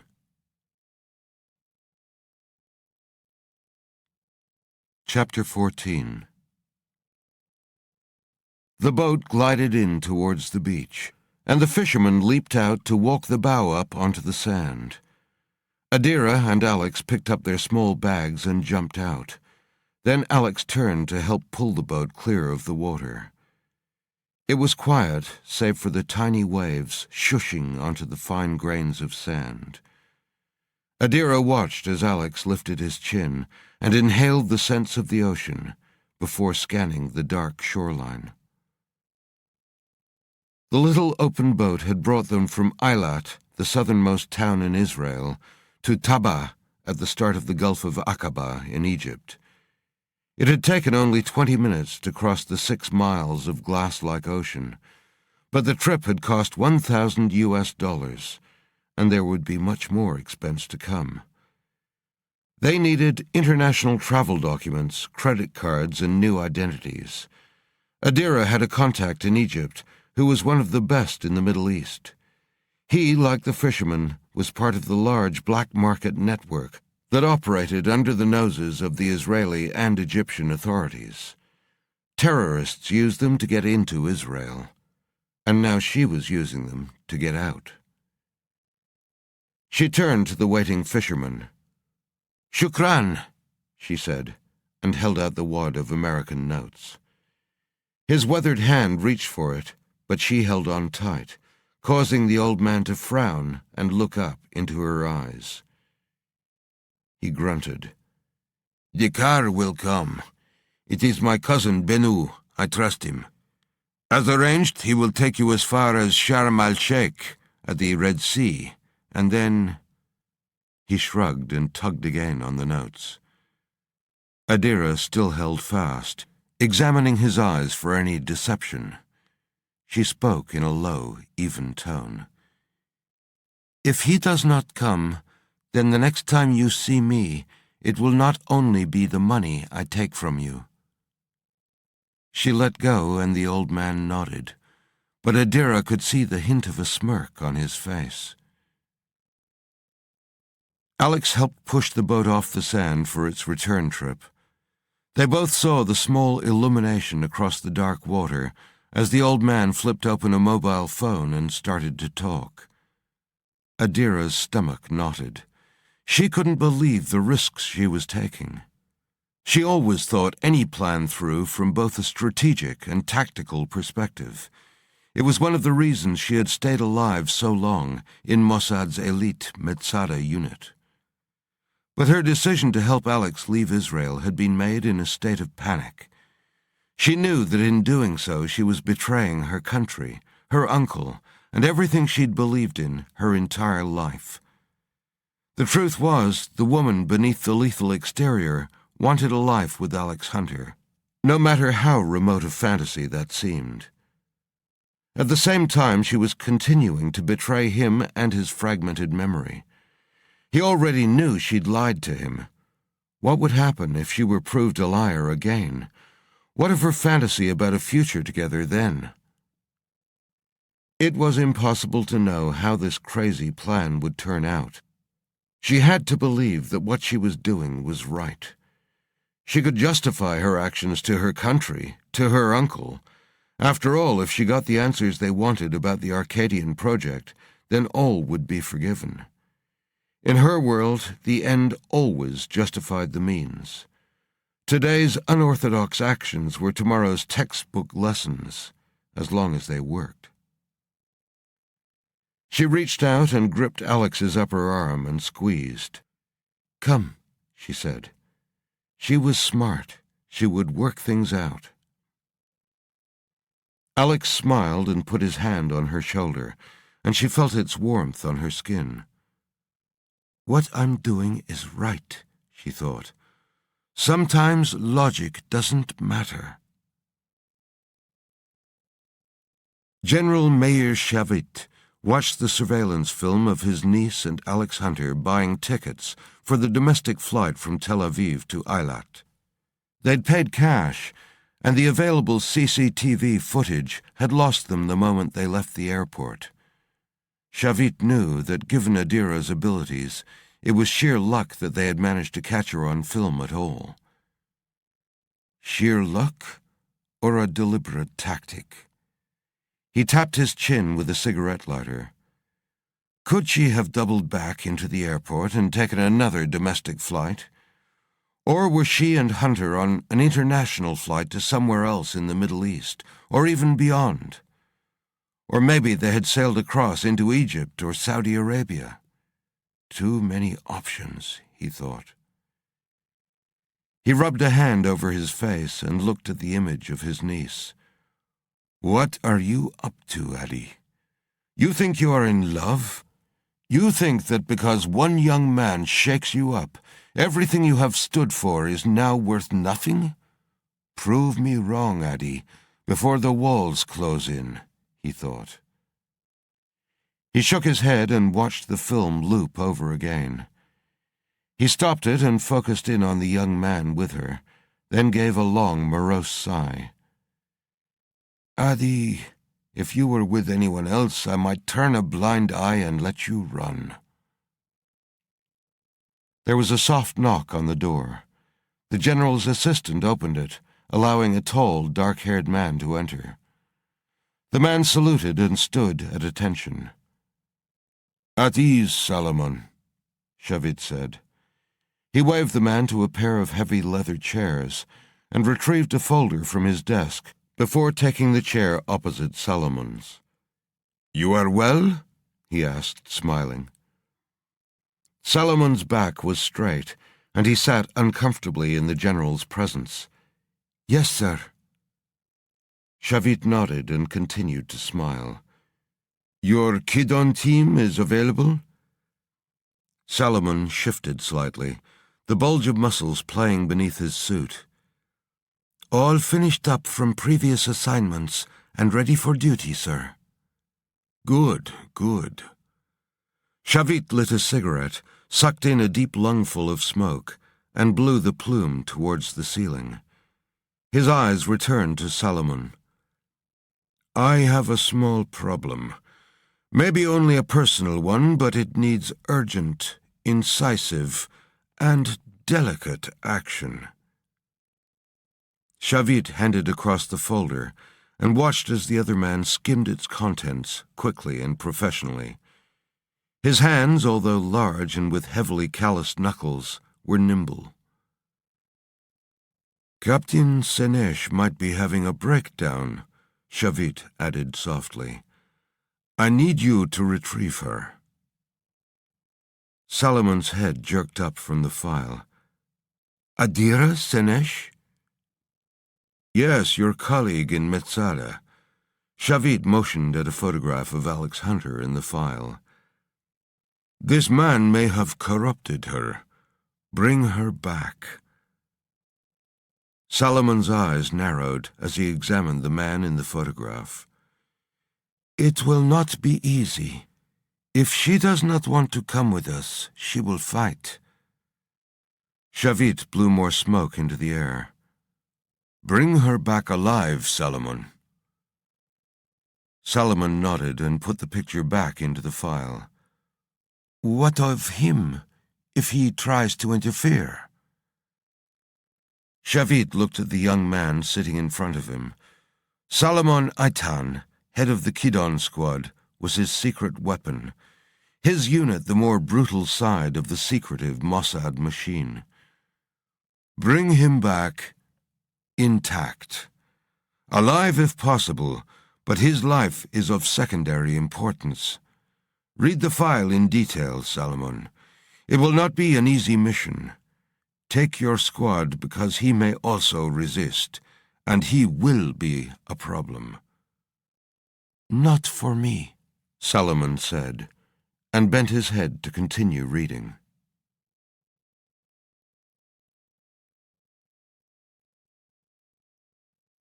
Chapter 15. The beast threw the body to the ground, then crouched beside it and sniffed. 1,000 rich scents filled its nostrils, almost overpowering its sensory system, which had been dulled by years of living and hunting in the dark. It lifted the small, broken creature, testing its weight and fragility.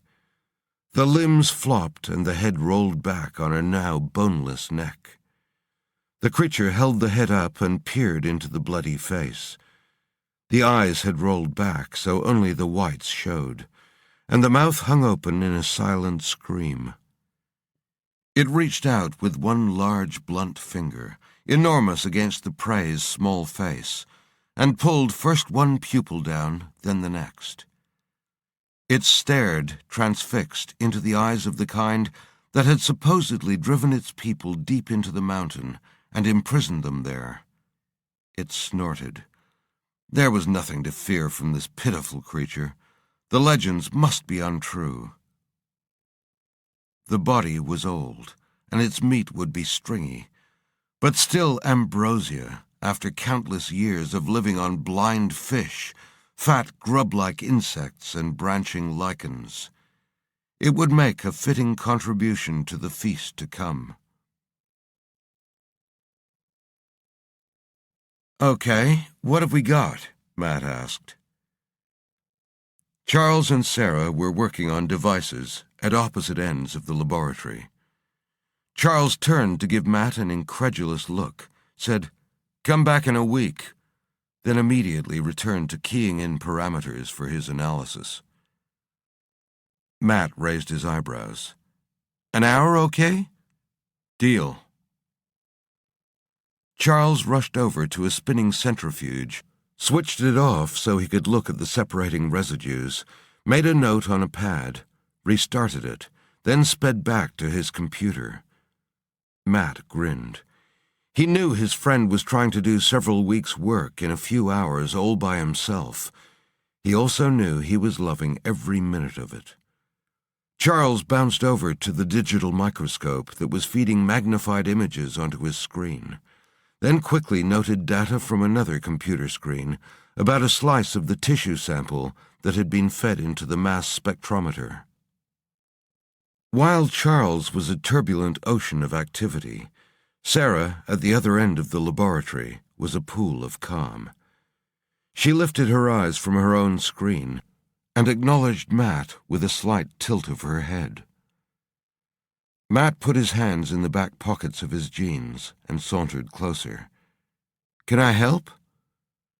She folded her arms, her eyes narrowing in suspicion. Then a small smile lifted the corners of her mouth. "I don't know. Can you help me?" Her smile widened. "And how come you didn't ask Charles if you could help him?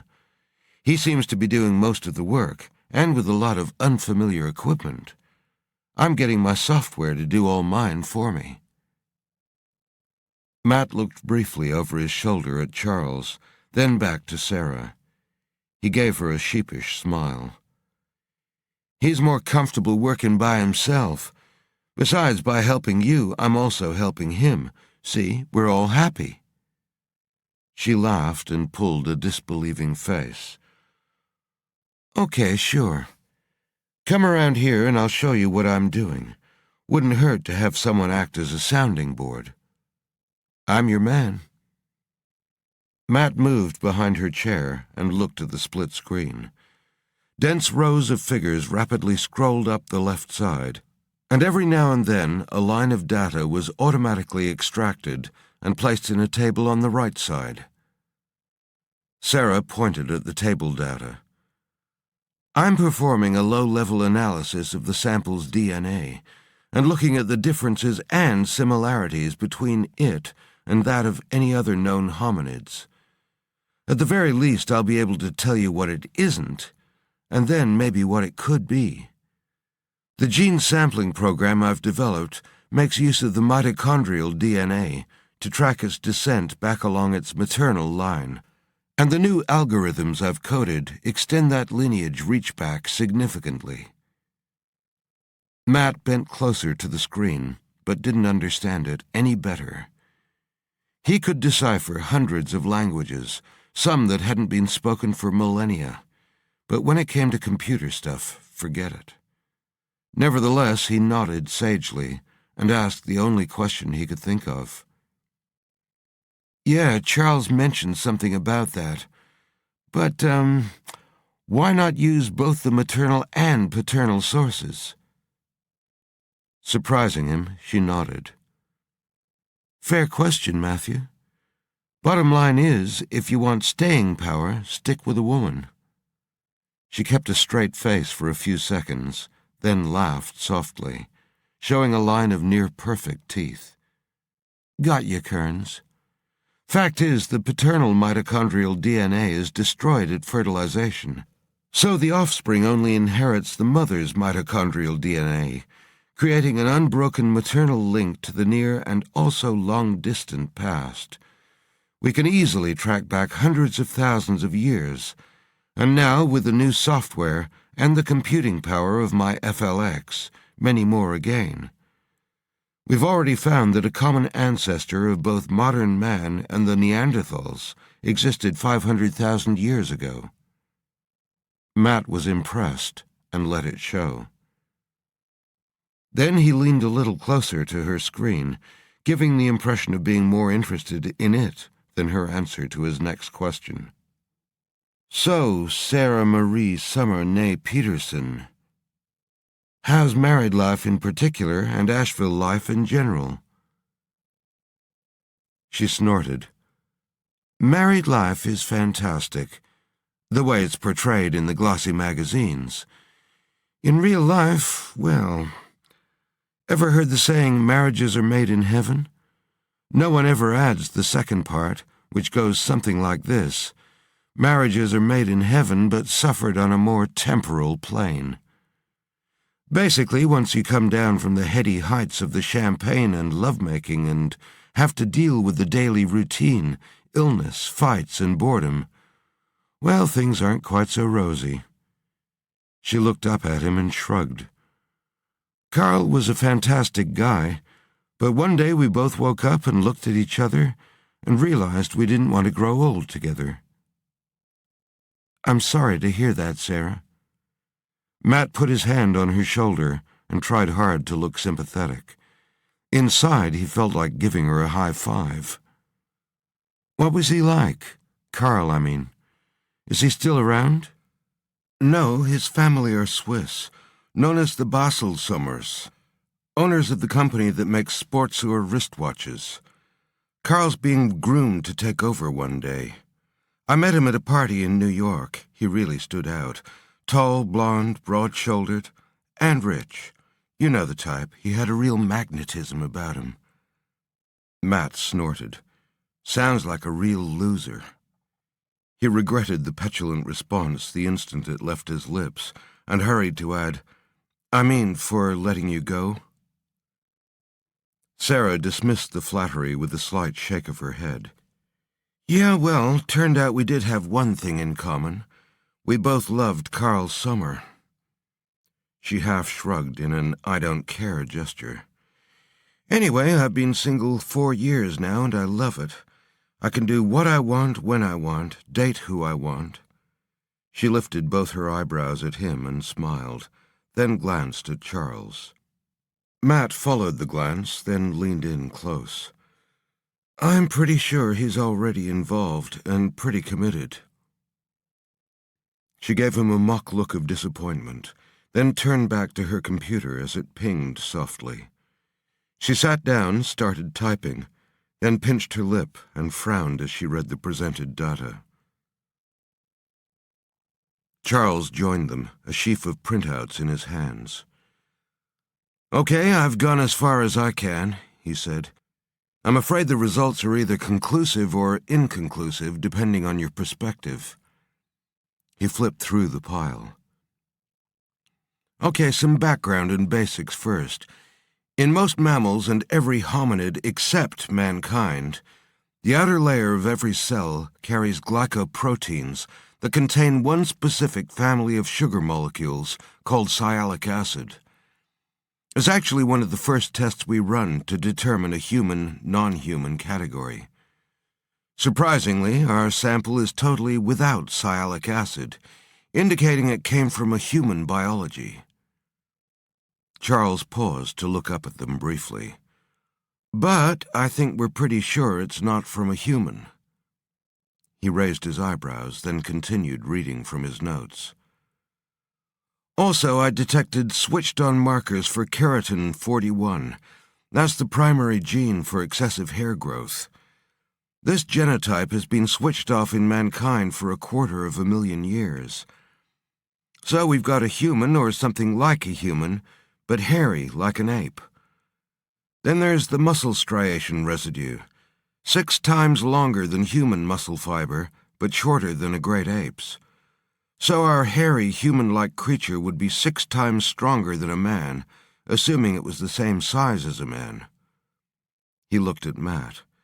But we know from its footprint that it's a lot larger, so we're talking one powerful being.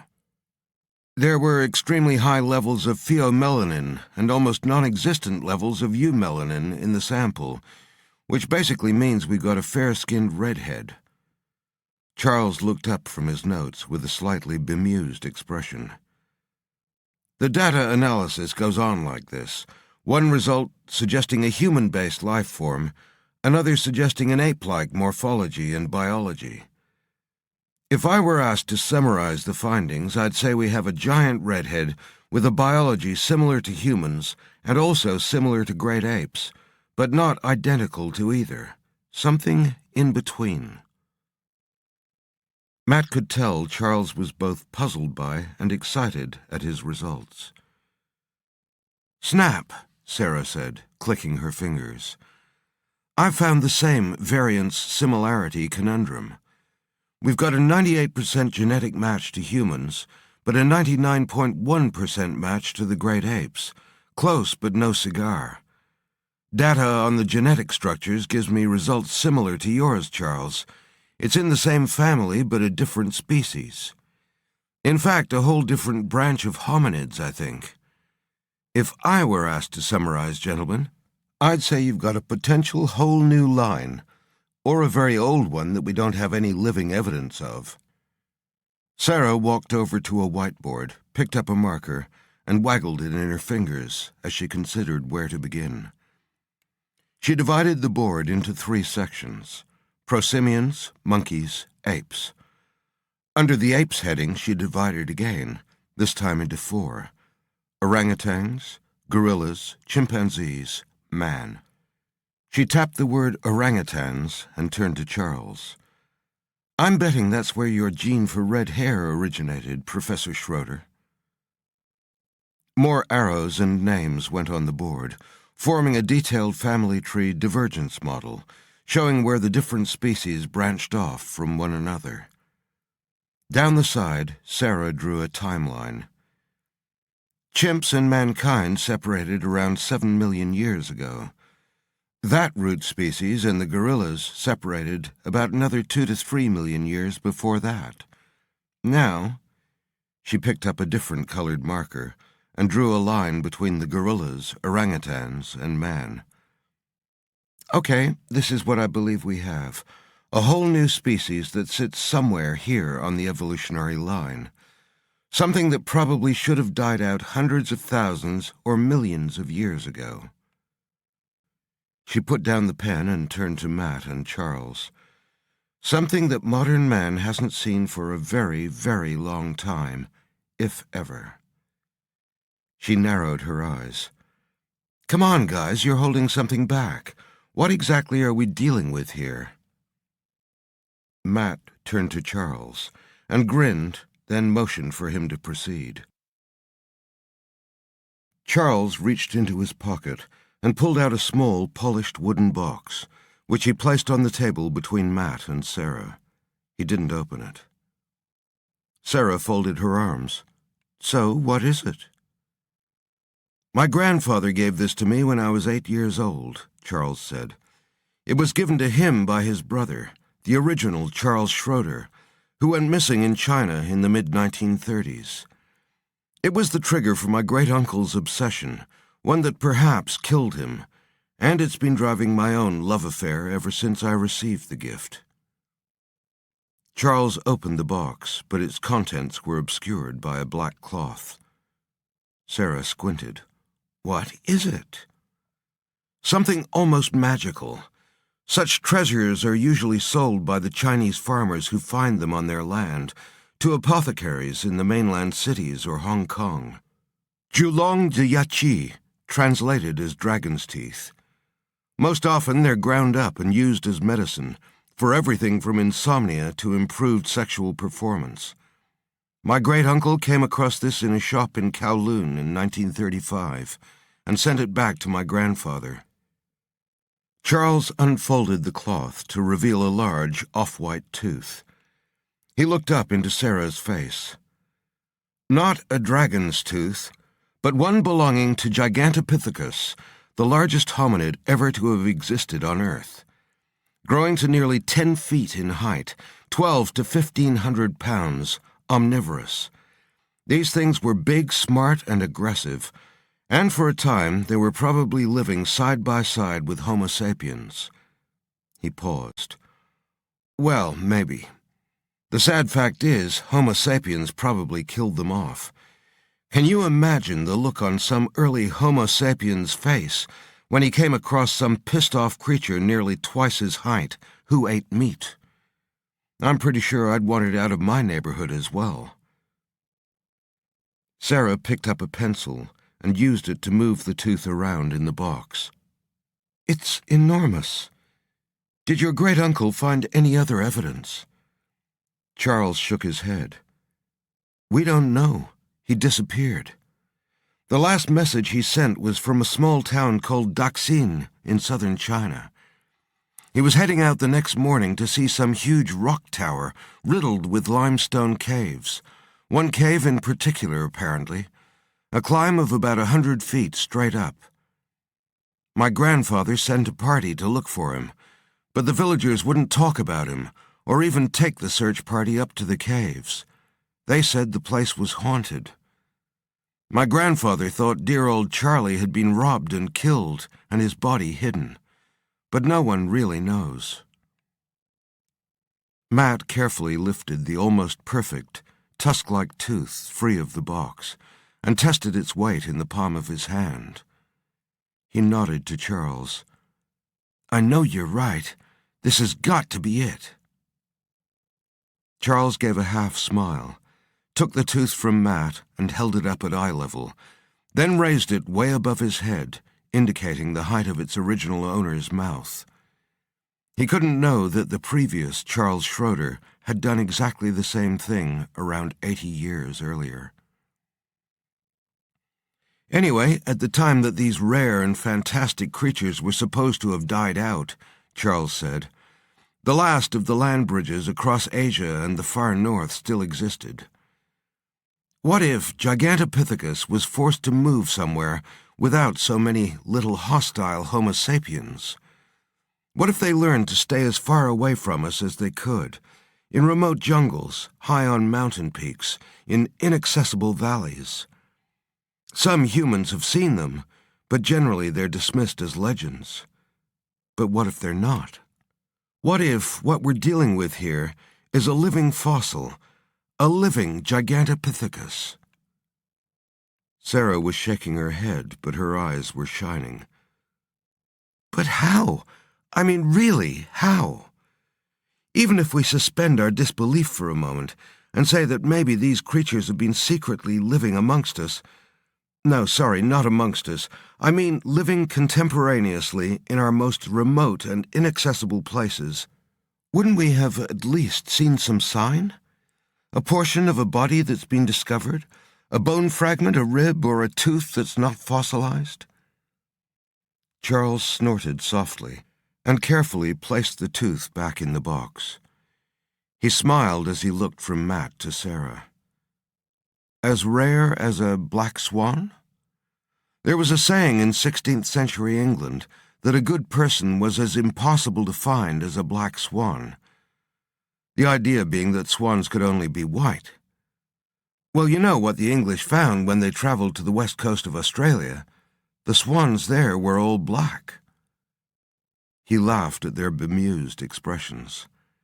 I know. You're right, Sarah. There should be some remnant of these things, and I certainly don't have all the answers. However, I do have a theory. But consider this first. What I'm suggesting is not that fantastic when you consider the amazing things we've found just in the last few decades.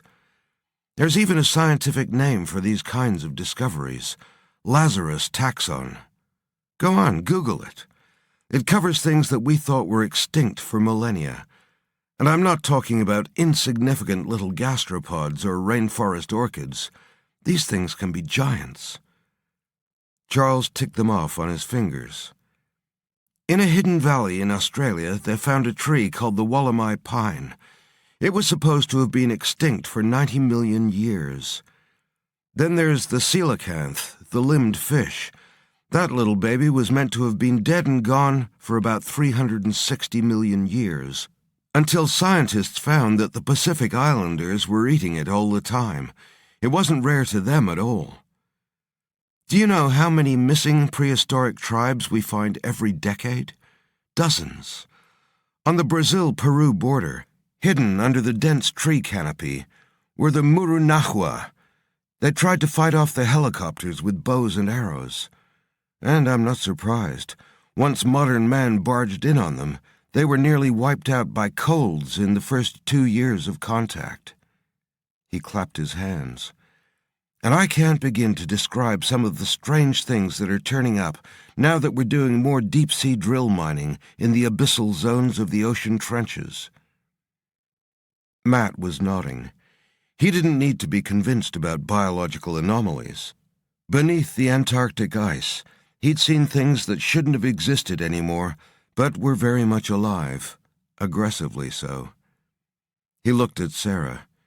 She was nodding too, but a slight frown still pulled her brows together. Maybe these things just hadn't been formally discovered or identified before, she said to Charles. You mentioned you have a theory about why we haven't seen any specimen fragments or more recent term fossils of Gigantopithecus? Charles pursed his lips. 2 things. Firstly, it's the rarity, the exclusive rarity. He pinched his bottom lip, as though looking for a place to start his explanation. They remain hidden out in the open for long, so it was the caves that got me thinking. My great-uncle disappeared on a caving expedition, presumably looking for the source of this fossil. He gestured to the tooth. We find new caves all the time, and often we also find weird things living within them. The deep darkness hides a lot of prehistory's secrets.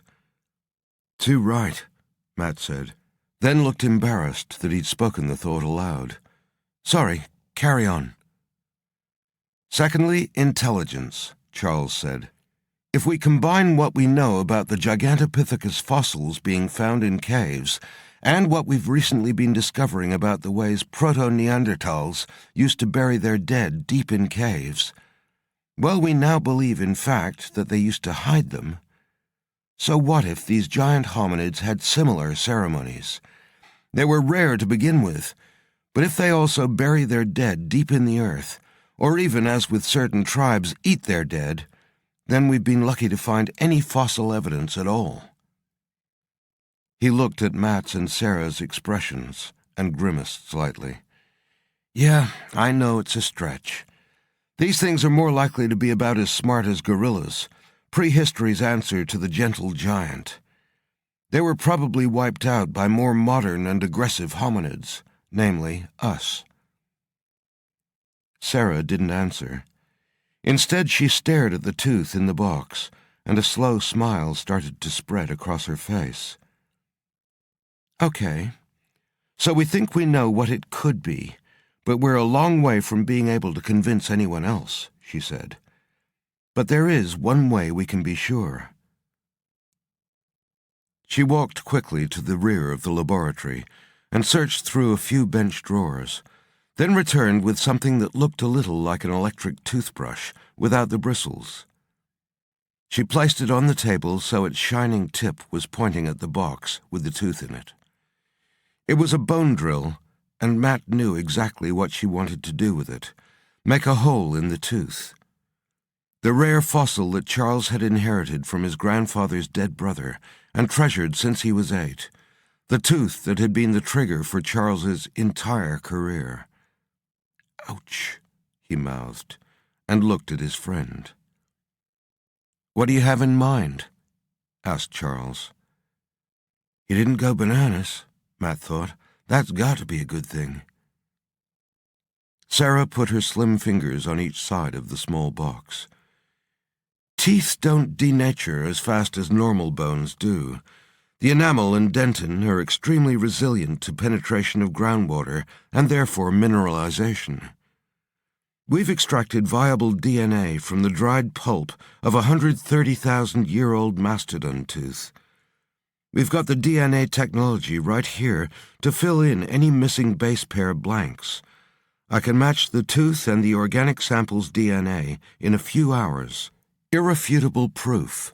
You just say the word." Charles pinched his lower lip again, thinking. Then he smiled. "Word." The old man kneeled in a clearing on the outskirts of town. Before him loomed the Black Mountain, its peak shrouded by freezing cloud. His eyes moved along the horizon, tracing the rise and fall of the other dark peaks, before he bent to light the small fire he'd built from sticks collected nearby. Once the fire had taken, he opened a sack and drew out a handful of feathers, nettles, and powder. He sprinkled them onto the flames, each causing the tongues of fire to burn a different hue. Lastly, he placed a single bone across the burning twigs. He swore softly and quickly changed its position so the broken tip pointed at the mountain peaks. The old man got slowly to his feet and chanted in a strong voice over the flames, pointing with a flat hand to each of the peaks, finishing with the tallest, the dome. He threw another handful of powder at its hidden summit, then stood silently for a moment. When he was done, he hoisted the bag onto his shoulder and set off for his next destination. There were more fires to be lit before the spirit barrier might have a chance of holding, and he could feel the town was secure. As he walked, he heard a deep whooping noise far off in the distance.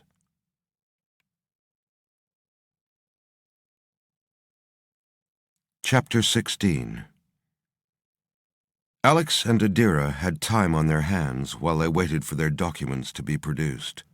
Adira wanted them to stay indoors and under cover, but the sun-filled sky, the ocean, and the golden sands of Hosa Beach across the road were too much for Alex. He needed to be outside. And even though Adira refused to be convinced it was a good idea, she relented. Alex spent hours in the water, diving below the warm surface, opening his eyes as he swam, enjoying the clarity of the Red Sea. Adira never joined him, preferring to remain on the beach as lookout.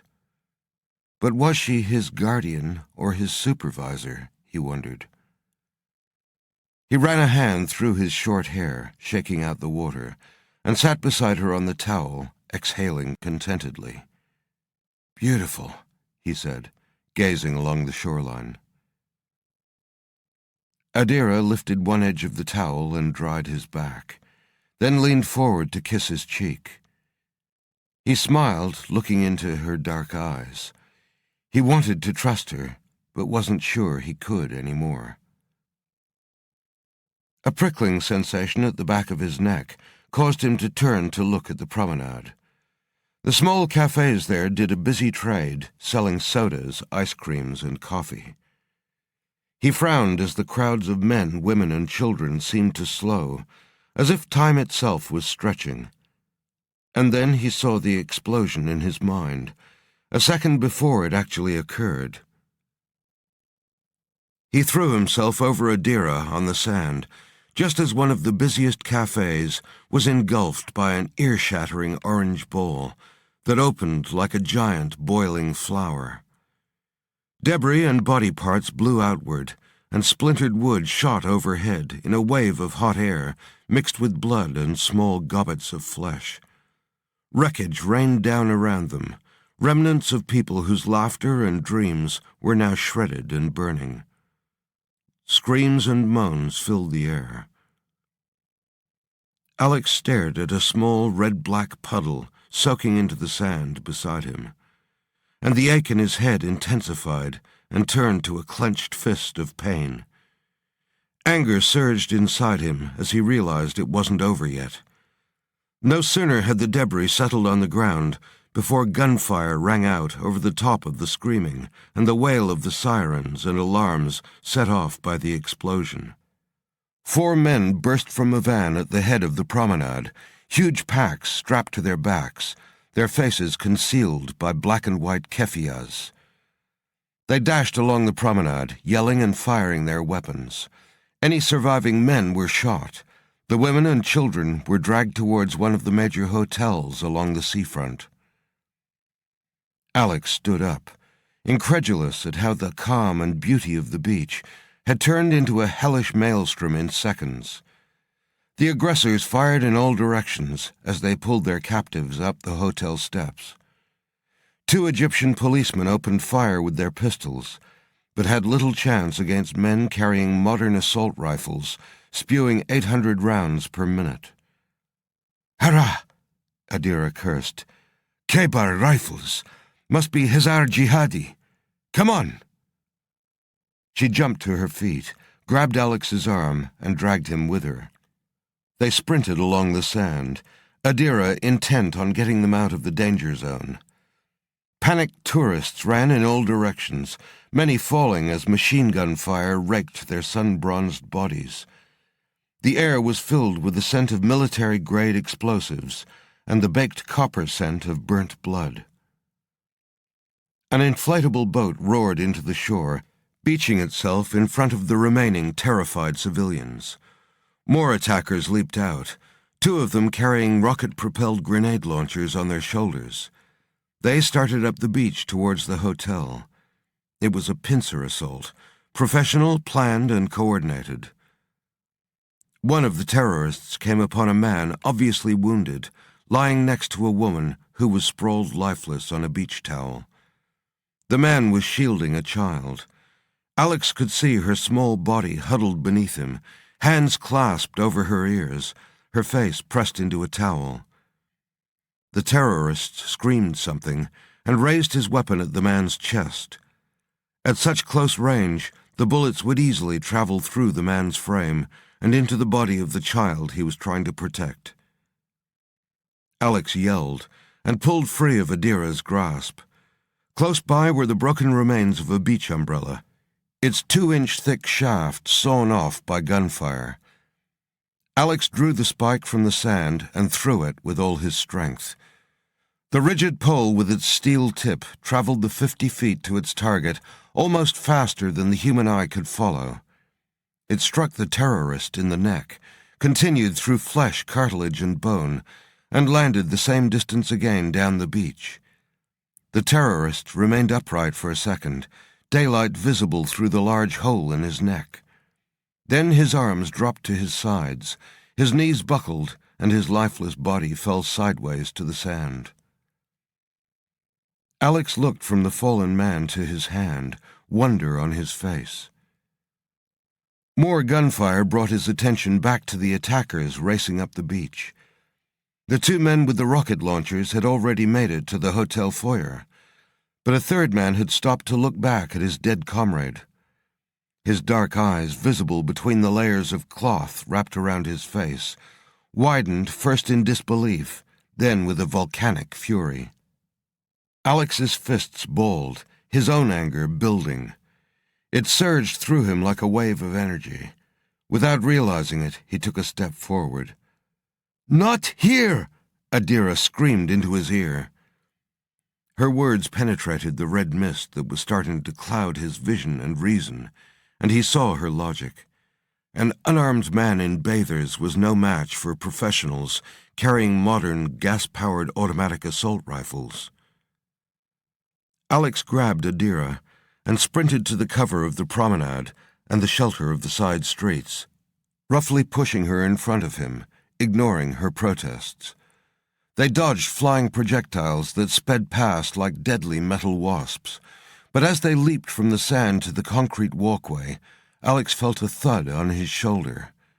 He staggered and grunted in pain, but kept going until they'd rounded a corner. There, he let go of Adira and pressed his body up against the wall. The yelling from the front of the hotel receded as the remaining terrorists disappeared inside the large marble foyer. Adira peered back around the corner, then turned to Alex with anger creasing her face. She wrenched his body away from the wall to look at the hole in his shoulder. A blood smear stained the white stonework. "Ah, you're hit." The blood flow slowed but didn't stop. Alex could feel the projectile embedded in the meat of his deltoid muscle. He knew it needed to come out or the wound wouldn't close. A single muffled shot rang out, this time from inside the hotel, higher up. He angled his head to look at the upper balconies. Adira put her hand on his chest and pushed him back against the wall. "No, Alex, you must not even think it. We can't afford to get caught up in this. Not here, not now. Our documents must be ready by now. We need to leave, get out." He shook his head slowly. "I can't. You know I can't. I need to help those people." He gently took her wrist and moved her hand away. "I think this is who I am, and I know what I have to do. You go back to the room. I'll be there soon." Adira stood close to him, examining his face. He could tell her mind was working furiously, probably thinking of ways to dissuade him from getting involved. She clenched her hands into fists and muttered something in Hebrew through gritted teeth. After another second, she said with a deadly calm, "I'm coming with you." Alex nodded and said, "Good," then scanned the street. He picked up a glass soda bottle from the ground and, holding it by the neck, shattered it against the wall. He handed the jagged top part to Adira. "Get the bullet out." Adira didn't flinch. She took the piece of glass, then pushed him around so he faced the wall. "Lift your arm slightly. That's it. Now hold it." She dug the glass into his flesh and twisted hard. After a few seconds of agony for Alex, the large bullet popped free and clattered to the ground. Alex immediately felt a tickling sensation as the skin around the wound knitted together. Amazing, he thought, and rotated his arm. "Thanks," he told Adira and grinned. "You've got a delicate touch." He walked to the edge of the building and peered into the now deserted street. Bodies and debris lay where they had fallen. A few seagulls had returned to pick through the destruction. Alex hoped they were scavenging food from the destroyed stalls, not feeding on their former customers. "Let's go," he said without turning. Staying close to the hotel's facade, Alex and Adira moved quickly towards the magnificent marble foyer. On the way, Adira retrieved the fallen policeman's handguns. She expertly checked the clips and offered one to Alex. "Berettas, 9mm. Both clips nearly full. Small, but they'll do." Alex shook his head, so she kept both for herself. Alex concentrated on the doorway. The sliding glass doors had been wedged open in the blast. He focused on the darkened opening, blanking out the surrounding sounds of the ocean and occasional shriek from inside the hotel. He sensed a man hidden behind the reception desk, armed and ready, his mind calm and cold. It was probably the terrorist team's lookout and first line of defense. Alex backed away and breathed into Adira's ear. "Man behind the desk." Adira made a sound in her throat. "As expected. The rest will be rigging explosives to themselves, their hostages, and perhaps their surroundings. You saw their full backpacks? One word from this man, and they could detonate everything." She looked around, then shook her head. "The Egyptian police will be here soon. Leave it to them. We must not be seen." Muffled gunfire came from the 3rd floor. "We can't go in the front without starting a firefight," Alex said. "And they're the ones with the big caliber guns and backup." He looked up along the roofline of the 3-story building and then towards its rear. They didn't have much time. Adira was right. The Egyptian police would arrive soon, and they'd cordon off the entire block so no one, other than their negotiators, could go in or out. He turned to look at Adira. He could see she was angry, as much with him as with the terrorists he suspected. But she was armed and ready to do as he asked of her. "We have time," he said.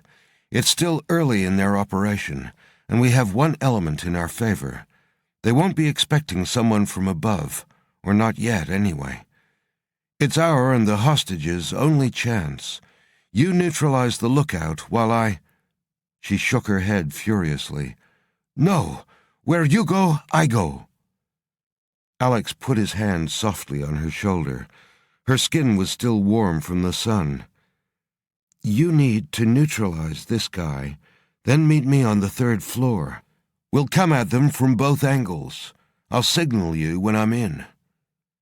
Adira's eyes burned into him, and he could see her jawline was rigid. She looked ready to swear at him, but instead said, "What signal?" "You'll know it." He bent and kissed her lips. She said something softly in Hebrew, but he didn't understand. He jogged to the rear of the building and turned to see her crouch behind an enormous Mercedes-Benz for cover. He knew that she'd only given in temporarily. Signal or not, he guessed she'd walk in the front door, guns blazing, within the next few minutes. Adira Senesh made her own rules. At the back of the hotel, tables and chairs stood around the sides of an enormous kidney-shaped swimming pool. Scattered towels, sunglasses, and spilled drinks attested to the speed with which the holidaymakers had either scattered or been rounded up, following the initial assault on the hotel. Alex picked up a large towel, threw it over his shoulder, and spotted a pair of oversized sunglasses. As he was about to grab them, he noticed a man in wet bathers hiding in a hedge of young ornamental olive trees. "Yours?" Alex asked. The man nodded jerkily. "Can I borrow them?" Another nod. Alex tucked the sunglasses into the waistband of his swimming trunks, then examined the building's structure. Drain pipes and window ledges gave plenty of handholds, and within a few minutes he stood on a 3rd-floor balcony, peering into an expensively furnished room through a fine gauze curtain. Alex opened the balcony door and moved quickly across the empty room to the main door, intending to put his ear to it to get a sense of what was happening beyond it. However, as soon as his fingers touched the wood, a series of images unfolded in his mind, like watching a movie, except here his hypersenses were the camera. A corridor led to an enormous room at the front of the hotel with a view of the beach. This was where the terrorists had herded their captives. A single armed man patrolled the corridor, checking rooms and windows. Alex leaned his forehead against the wood of the door and concentrated harder. He could hear faint screams and the thud of bodies falling. The image sharpened, and he realized that the attackers were separating the men from the women and children. If they held them in different rooms, his task would be all the more difficult. There was no more time. Alex needed to be inside that room right now. He lifted the towel to his head, as if drying his hair after a shower, took a deep breath, and pulled open the door. The terrorist on patrol spun towards him, his eyes wide and nervous. Alex could tell he was young, his beard barely a few wisps on his cheeks, perspiration dampening his keffiyeh. Surprise kept him from speaking at first, But then he began to scream at Alex, raising his gun towards him. Alex dropped the towel, raised his hands, and yelled, "Français! Français!" packing as much fear as he could into the word. He saw that the young man's gun was shaking. This was the unknown factor in the plan. If the terrorist pulled the trigger, it was all over. But if he decided Alex was no threat? Alex stooped to make himself smaller and made his raised hands tremble. He kept his eyes wide and fearful. The terrorist moved cautiously towards him, then drove the barrel of his gun into Alex's stomach. Alex doubled over, and the youth grabbed him by the hair and pulled his head back. He was grinning now. "Holiday over for you, monsieur," he hissed in Alex's ear. He dragged Alex to his feet and shoved him towards the large doors at the end of the corridor. He turned the door handle and kicked him roughly inside. At first, Alex's arrival was greeted with startled silence, and then the yelling began. The 4 terrorists in the room pummeled him on the back and shoulders with their guns, kicked his ribs, and screamed at him in a language Alex didn't understand. Their anger had a hard and brutal edge, either because Alex had somehow been missed during their search of the hotel, or simply because their taut nerves needed an outlet. Pain blossomed deep inside Alex's head, not from the blows, but from something within him struggling to break free. He suppressed it and tried to concentrate on gathering information while he could. Down on his hands and knees, he glanced around.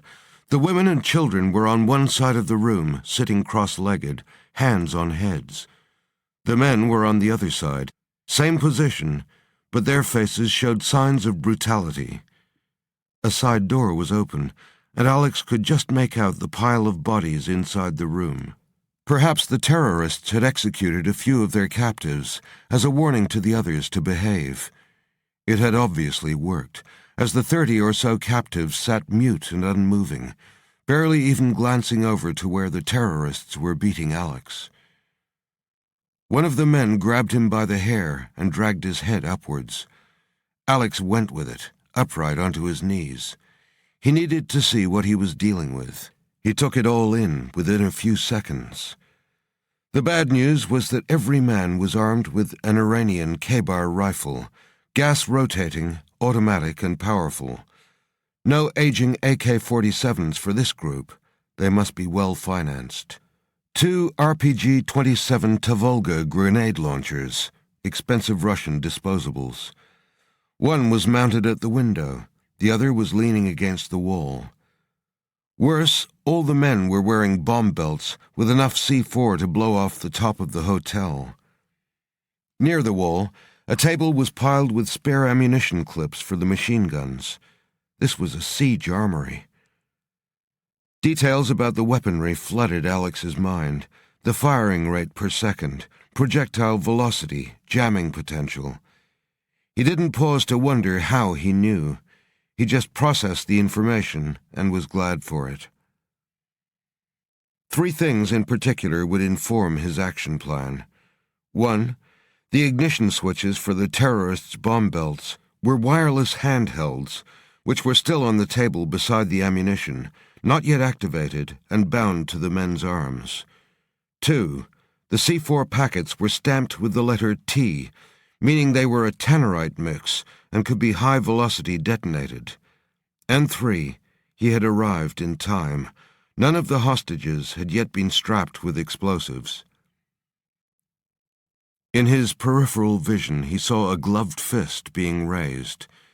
There was laughter as the punch came down hard on his cheek. He dropped to the floor again. He heard a whimper and looked across the room to see a small girl surreptitiously watching him, her face streaked with tears of terror. She had obviously seen what had happened to other people the attackers didn't like. He tried to smile at her, wanting her to understand that he'd be okay, that she would be okay. But whatever was building inside him was screaming to be released, and he couldn't make his mouth do what he wanted. Someone grabbed the towel draped around his neck, tightened it, and used it to pull him upright again. Alex had all the information he needed now, and came to his feet, smiling. The man who was obviously the leader of the small group, furious at Alex's indifference to the brutal treatment, screamed at him so loudly that spittle flecked Alex's cheeks. He drew a handgun from his holster and backhanded Alex across the face with it. Alex shut his eyes as the savage blow caught him on the cheekbone. Its force should have been enough to fell the largest of opponents, or at least to shatter his jaw. But Alex opened his eyes and smiled. It was not a smile of mirth or pleasure. It was cold and hinted at vengeance and a promise of retribution. The leader's own satisfied smile became a scowl. "Qui êtes-vous?" he hissed in thickly accented French. "Who are you?" Alex responded in English, without thinking, and without knowing where the words came from. "I am Alex Hunter, the Arcadian." The beast inside him tore free from its chains, at the same moment as the leader lifted the gun to point it at Alex's face. "American!" he screamed in a hate-filled voice, and pulled the trigger.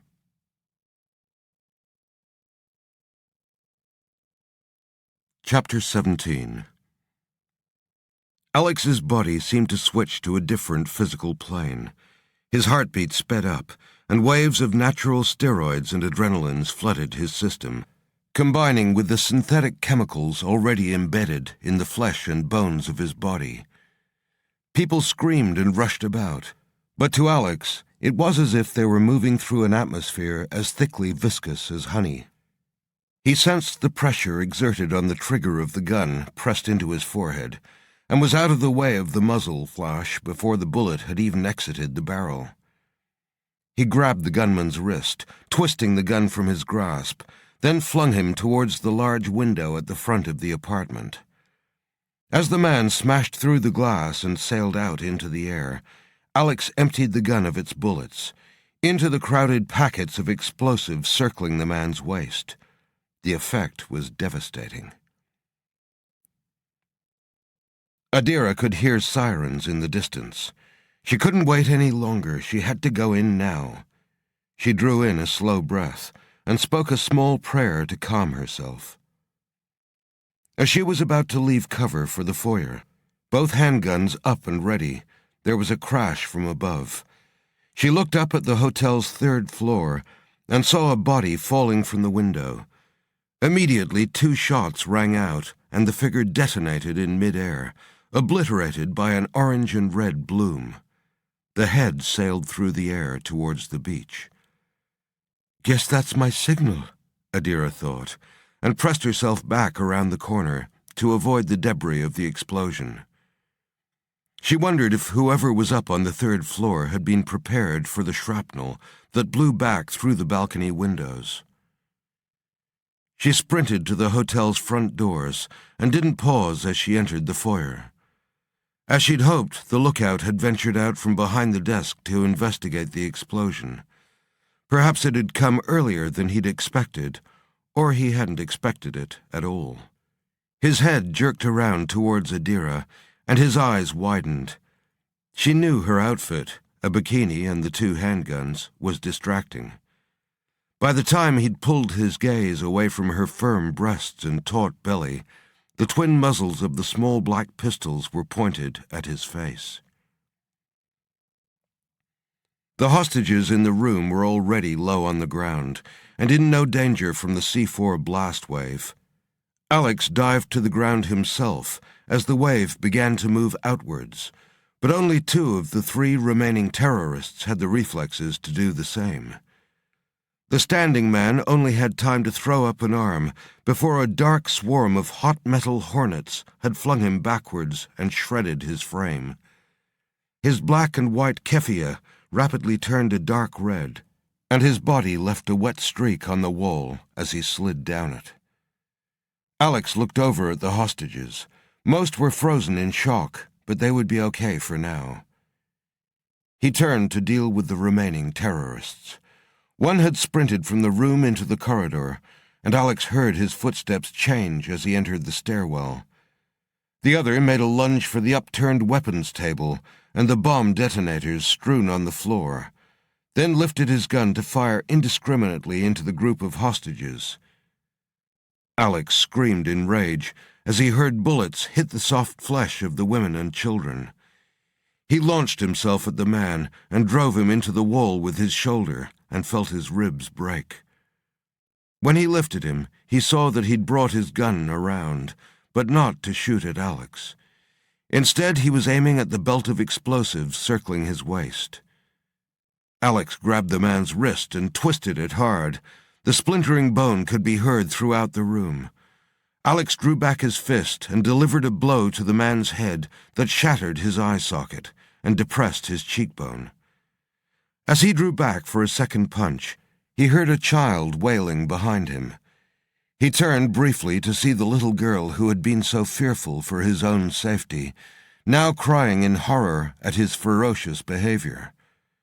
Alex's eyes locked on the girl's face, and his fingers loosened to let the man drop.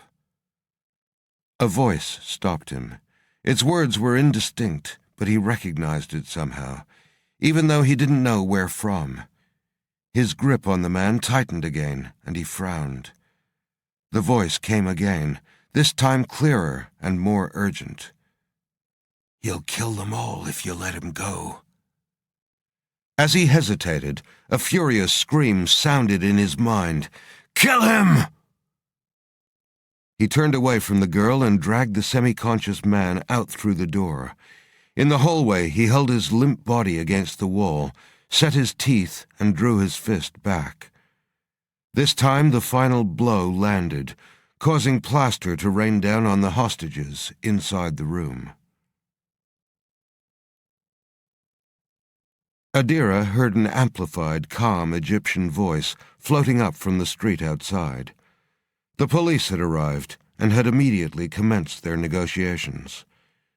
Meanwhile, their snipers were undoubtedly in position. She avoided the lift in case it had been booby-trapped and headed for the stairs, now armed with only one gun. It still had a full clip. She went lightly up 2 floors before freezing. Rushed steps came from above, a single heavy body coming down fast. She tucked the Beretta into her swimsuit and waited. If it was an escaped guest, she'd stay out of their way. If not, she balanced on her toes and waited.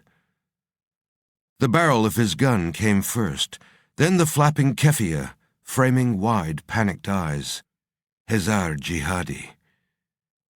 Adira flicked out a hand and jerked the barrel of his machine gun upwards, immediately following with a flat-handed strike up under his chin that knocked him backwards. He hit the ground hard, and she moved quickly to stand over him, disgust and loathing written all over her face. So many of her people had been shot in the back, blown up, or had their throats slit in the night by these creatures. She pulled her gun free, smiled grimly, and pointed at her chest.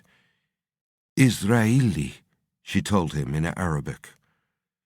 She knew he saw the small blue star tattooed on the skin between the thumb and forefinger of her gun hand. He quickly pulled free his own handgun, but she was far faster. She fired without even blinking. The bullet shattered both the bones in his forearm, causing him to drop his weapon. She stepped over him, indifferent to his agony, and leaned towards his face. "How many are you?" He swore at her, calling her a whore, cursing her family, her country, and anything else that came to his pain-filled mind. Her response was another bullet, this one in his left thigh, skillfully avoiding the femoral artery but puncturing the large quadriceps muscle. She asked again, and received the same response. She repeated her own response, but in his other thigh. She put her bare foot on the new wound and pressed down.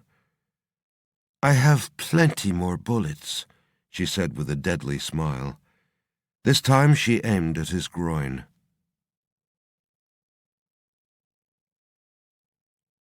Alex heard the shots and leaped down the flight of steps, his feet hardly touching the floor.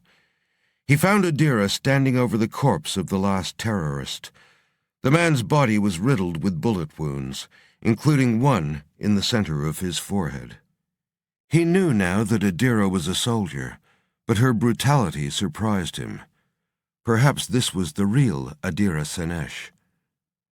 "Find out anything?" he asked. She shook her head, and Alex wondered if she'd even tried. He listened for a moment, blocking out the police negotiators and sirens outside. Except for the struggling of the hostages upstairs, the hotel was silent. For Adira to have got this far, the man in the foyer must already be dead.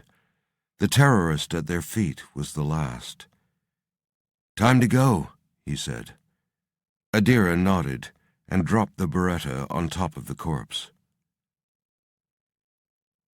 The ground floor of the hotel was suddenly boiling with activity as police, forensics, and Egyptian SWAT teams examined every inch of the building. The hostages were brought down from the third floor and escorted out of the hotel with towels draped over their heads to protect them from the media's relentless gaze. This suited Adira and Alex perfectly. Towels over their heads, they mixed in with the crowd of battered and scared people stumbling into the glare of the local television news station's halogen lamps. Adira pulled her towel a little lower over her face. The sunlight, coupled with the artificial lighting, was almost blinding. She tensed as one of the policemen lifted Alex's towel to look at him briefly. The police were alert to any surviving terrorists attempting to slip out with the freed captives. Alex's face was still bruised and his upper body coated in dried blood, just like many of the male hostages. His gray-green eyes were enough to clear him of suspicion, but Adira cursed inwardly nonetheless. She hoped the momentary exposure of Alex's face hadn't been picked up by any of the cameras focused on them. As soon as the policeman waved them on, she grabbed Alex's arm and pulled him past the medical teams, not letting go until they were back at their safe house. They'd waited long enough.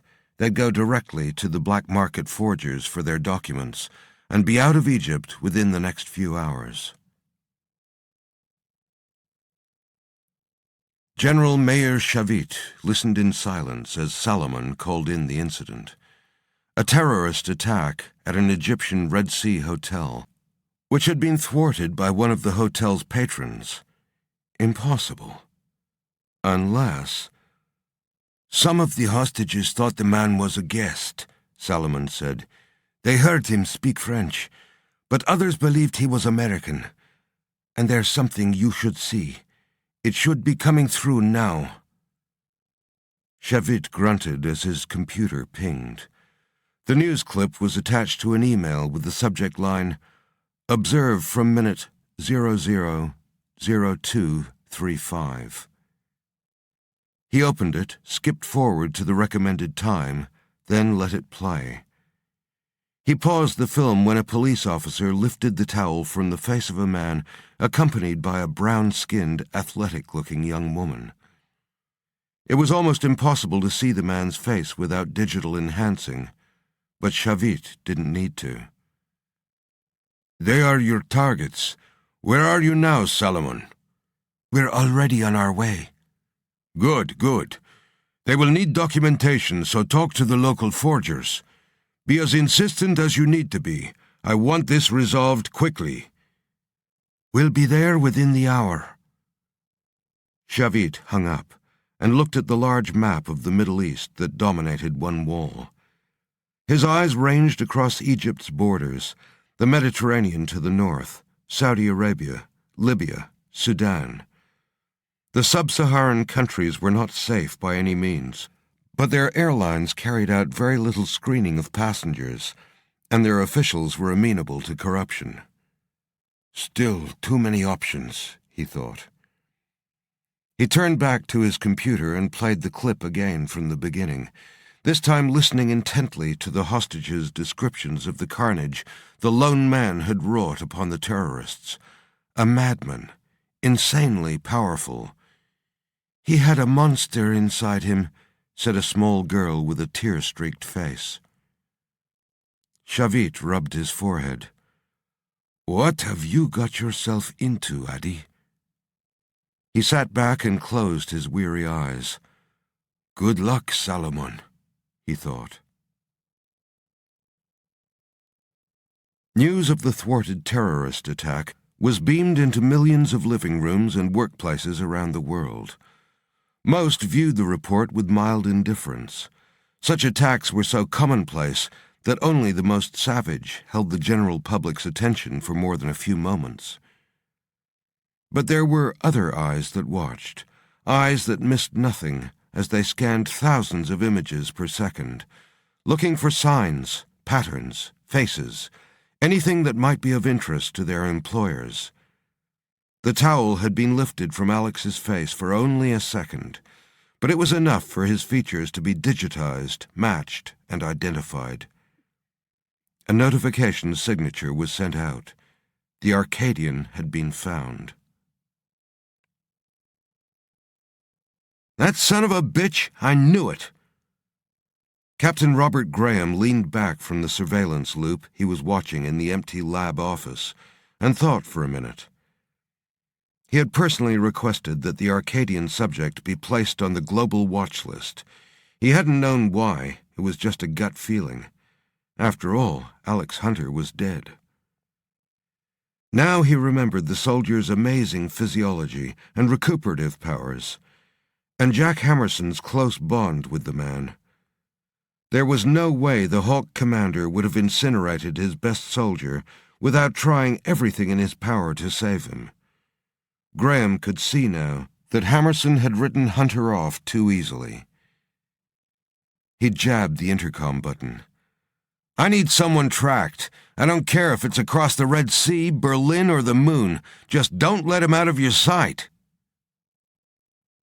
Colonel Jack Hammerson stood at his office window, looking down at the unarmed combat classes taking place on the field of the U.S. Stratcom compound. "Sloppy," he thought, and shook his head. Hammerson had run the Hawks, the elite Special Forces teams, for 5 years now. Though he'd succeeded in raising the bar every year when it came to the quality and lethality of his new team members, he couldn't help comparing them to the greatest operative he or his other Hawks had ever seen, even though that man was now gone. He watched the class a little longer and ground his teeth. Sloppy, damned sloppy. He'd send this group home. Better to remain a big fish in their former special ops groups than be an anonymous dead Hawk on some shitty battlefield in some remote area somewhere on the planet. Hammerson was a tough commander. He had to be. His force was the hardest in the world to join, and even harder to stay in. Like him, the men and women he trained came from either the SEALs, Rangers, Green Berets, or Alpha Force, and all needed to be the best at what they did before they were even considered as a candidate for the Hawks. They also had to have a specialization that Hammerson deemed useful. After the initial assessment and training, only about half were offered a permanent place. Hammerson's people didn't just have to be good, they had to be outstanding. Their missions were always deadly and often classified as high terminal probability, suicidal to most other groups. The Hawks excelled at missions that others had failed at or couldn't even contemplate attempting. Hammerson's computer pinged softly behind him, immediately followed by a buzzing from his back pocket, and then again from his breast pocket. The alert was obviously of high importance. He turned to see his whole screen flaring red with a single code word: Lazarus. His mind didn't comprehend its meaning for a few seconds, even though he had programmed the coded alert himself. Then shock traveled through his entire system.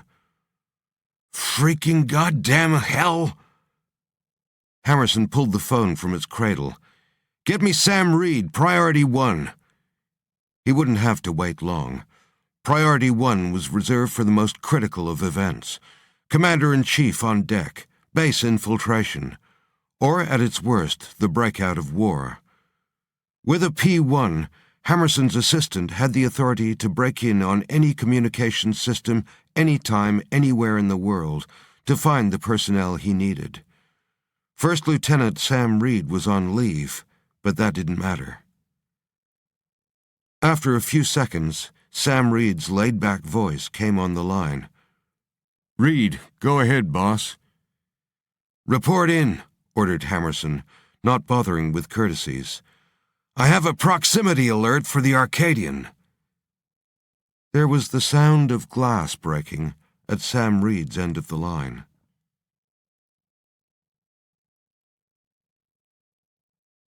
Chapter 18. Matt swiveled in the driver's seat so he could see both Sarah and Charles. "Okay," he said.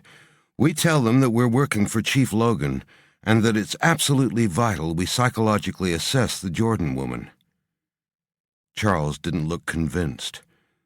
"What happens if they want to check us out and they call Logan direct?" "Come on, with my honest face, trust me, it won't happen." Matt reached into the back seat to punch his friend in the arm. "Stop worrying, buddy. Just leave it to me." Charles batted Matt's hand away. "Sarah, what do you think?" Sarah shrugged. "Might work. Besides, I can't wait to see the magnificent Matthew Kearns in action." She did her best hillbilly impression.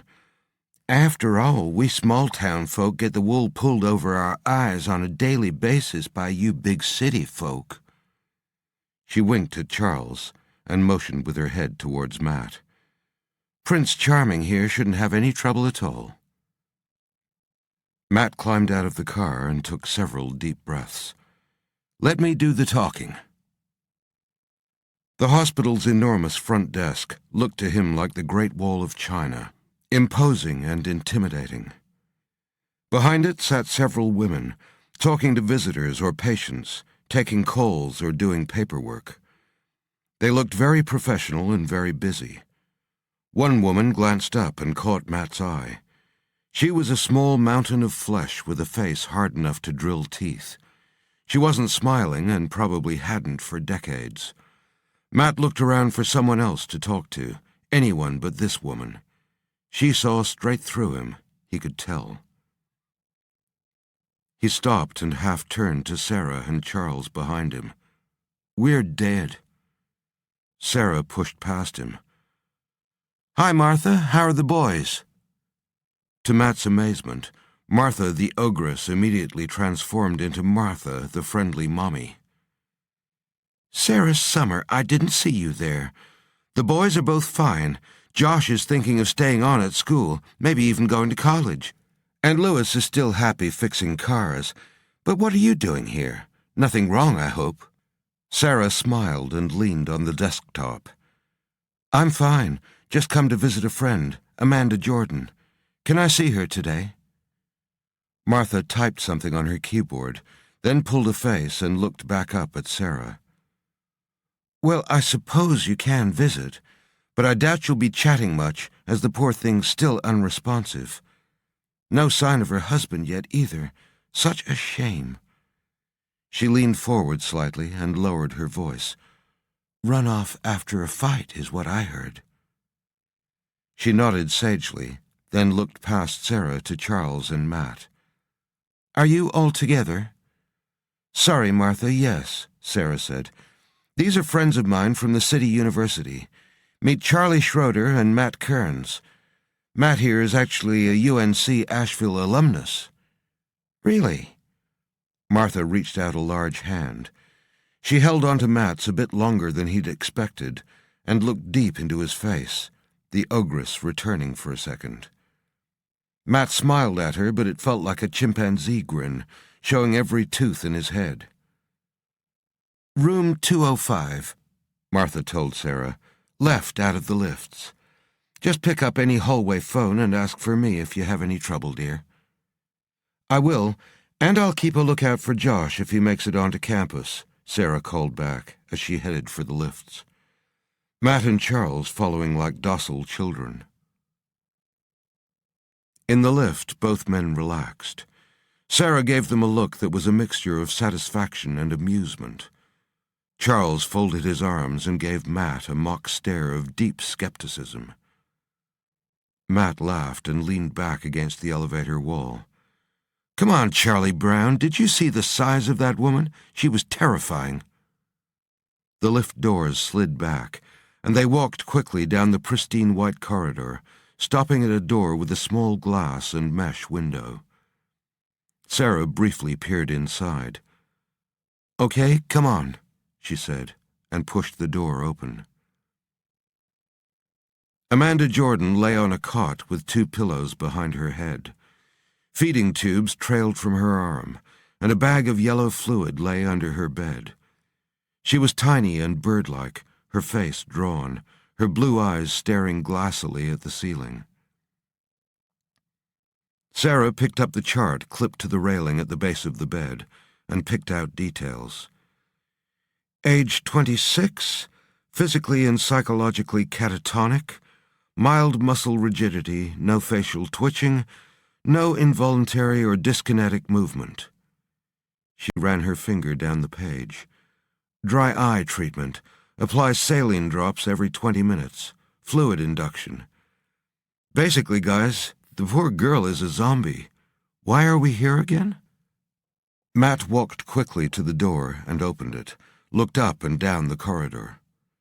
He let it swing shut, then nodded to Charles. Charles stepped closer to the bed and pulled something from his pocket. One of the strange things about human beings is that scent perception is directly linked to the part of our brain associated with memory and feelings.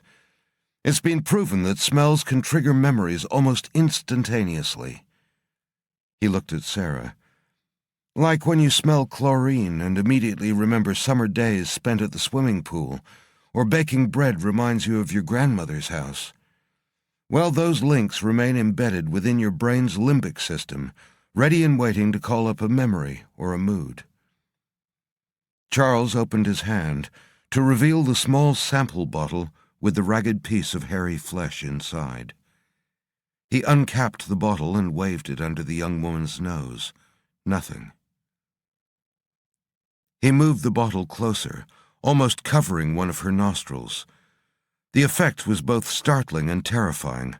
Amanda Jordan sat up, her eyes bulging. Her mouth opened wider than seemed humanly possible, and she screamed, a wail of sheer terror that bounced around the walls of the small room. Sarah put her hands over her ears and gritted her teeth. Matt clamped a hand over Amanda's mouth and shouted to Charles, "Put it away!" He grabbed her shoulders and tried to push her down onto the bed, but it was as if her body was electrified. The intravenous needle in her arm began to lift, threatening to tear through her skin. Matt threw his body across hers, trying to use his weight to force her back. Charles, who had recapped the bottle, lunged at her flailing legs. But once the odor was gone, it was as if a fire alarm had just been switched off. Calm returned, and Amanda Jordan sank back into her zombified state. Matt and Charles stood up slowly, both breathing like they'd just completed a marathon. Charles started to laugh nervously. Matt put his hands on his hips, still gasping, his face clouded. "Are you insane?" Sarah said furiously. Her face was bright red and her hands were shaking. "That poor woman looked like she was going to have a heart attack. And if you 2 idiots expected that stunt was going to bring her out of the catatonia, you failed miserably."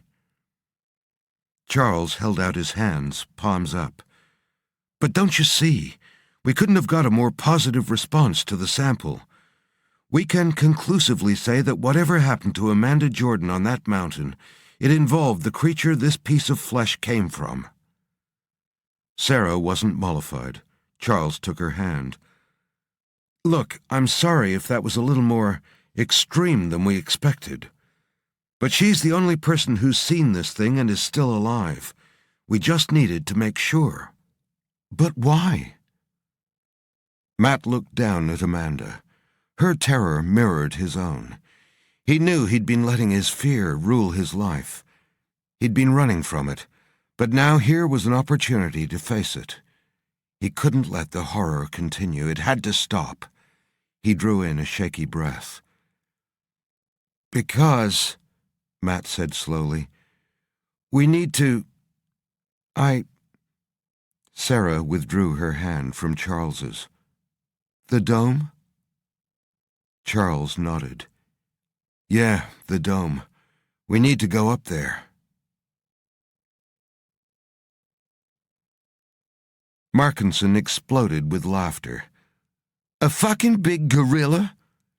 He clapped his hands together and leaned forward, almost directly into Matt Kearns's face. "That's what you eggheads think is responsible for the missing people?" He frowned with clownish puzzlement. "Where's the ship?" Kearns looked confused.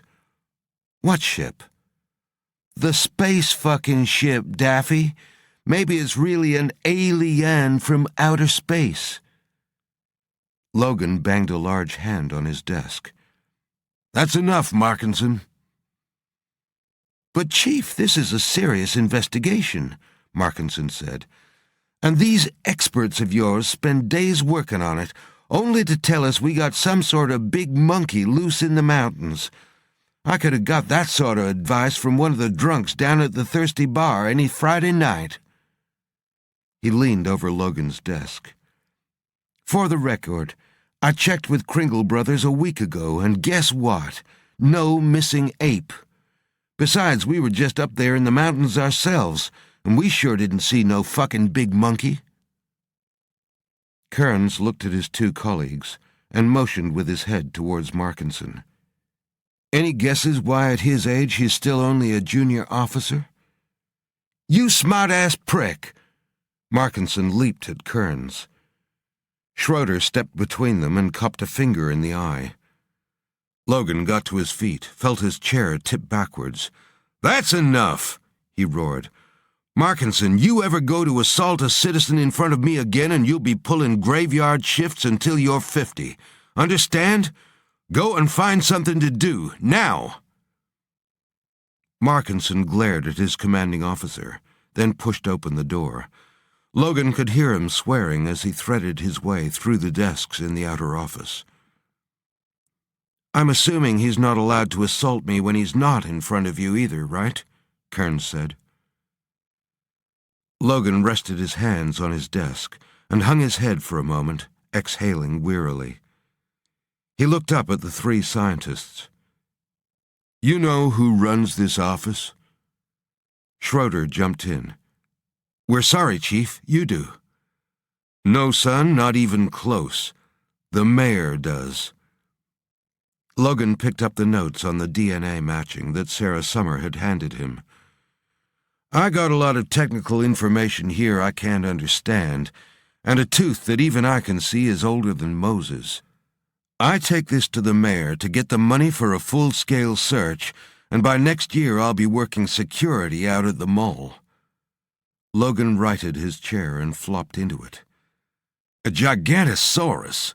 Jesus Christ, couldn't you have at least said it was another lion or a psycho running around in an ape suit? A psycho we can understand, but a giant ape thing?" "That's Gigantopithecus, Chief," Schroeder said, "and the evidence is almost irrefutable." "Oh, come on," Logan said, flicking the papers. "This is bullshit. Anyone else had have brought me this theory and I'd be kicking their ass 6 ways to Sunday." He looked at Sarah. "You go along with this? You've seen this irrefutable proof?" Schroeder reached into his pocket. "Actually, Chief, we were just in it—" Sarah cut him off with a glare before turning back to Logan. "No, Bill, I haven't seen all the proof yet, but I trust the biology." Logan sat back and exhaled. "I'm sorry, Sarah, gentlemen, but it's not enough. No one but Kearns and Schroeder have seen the footprint.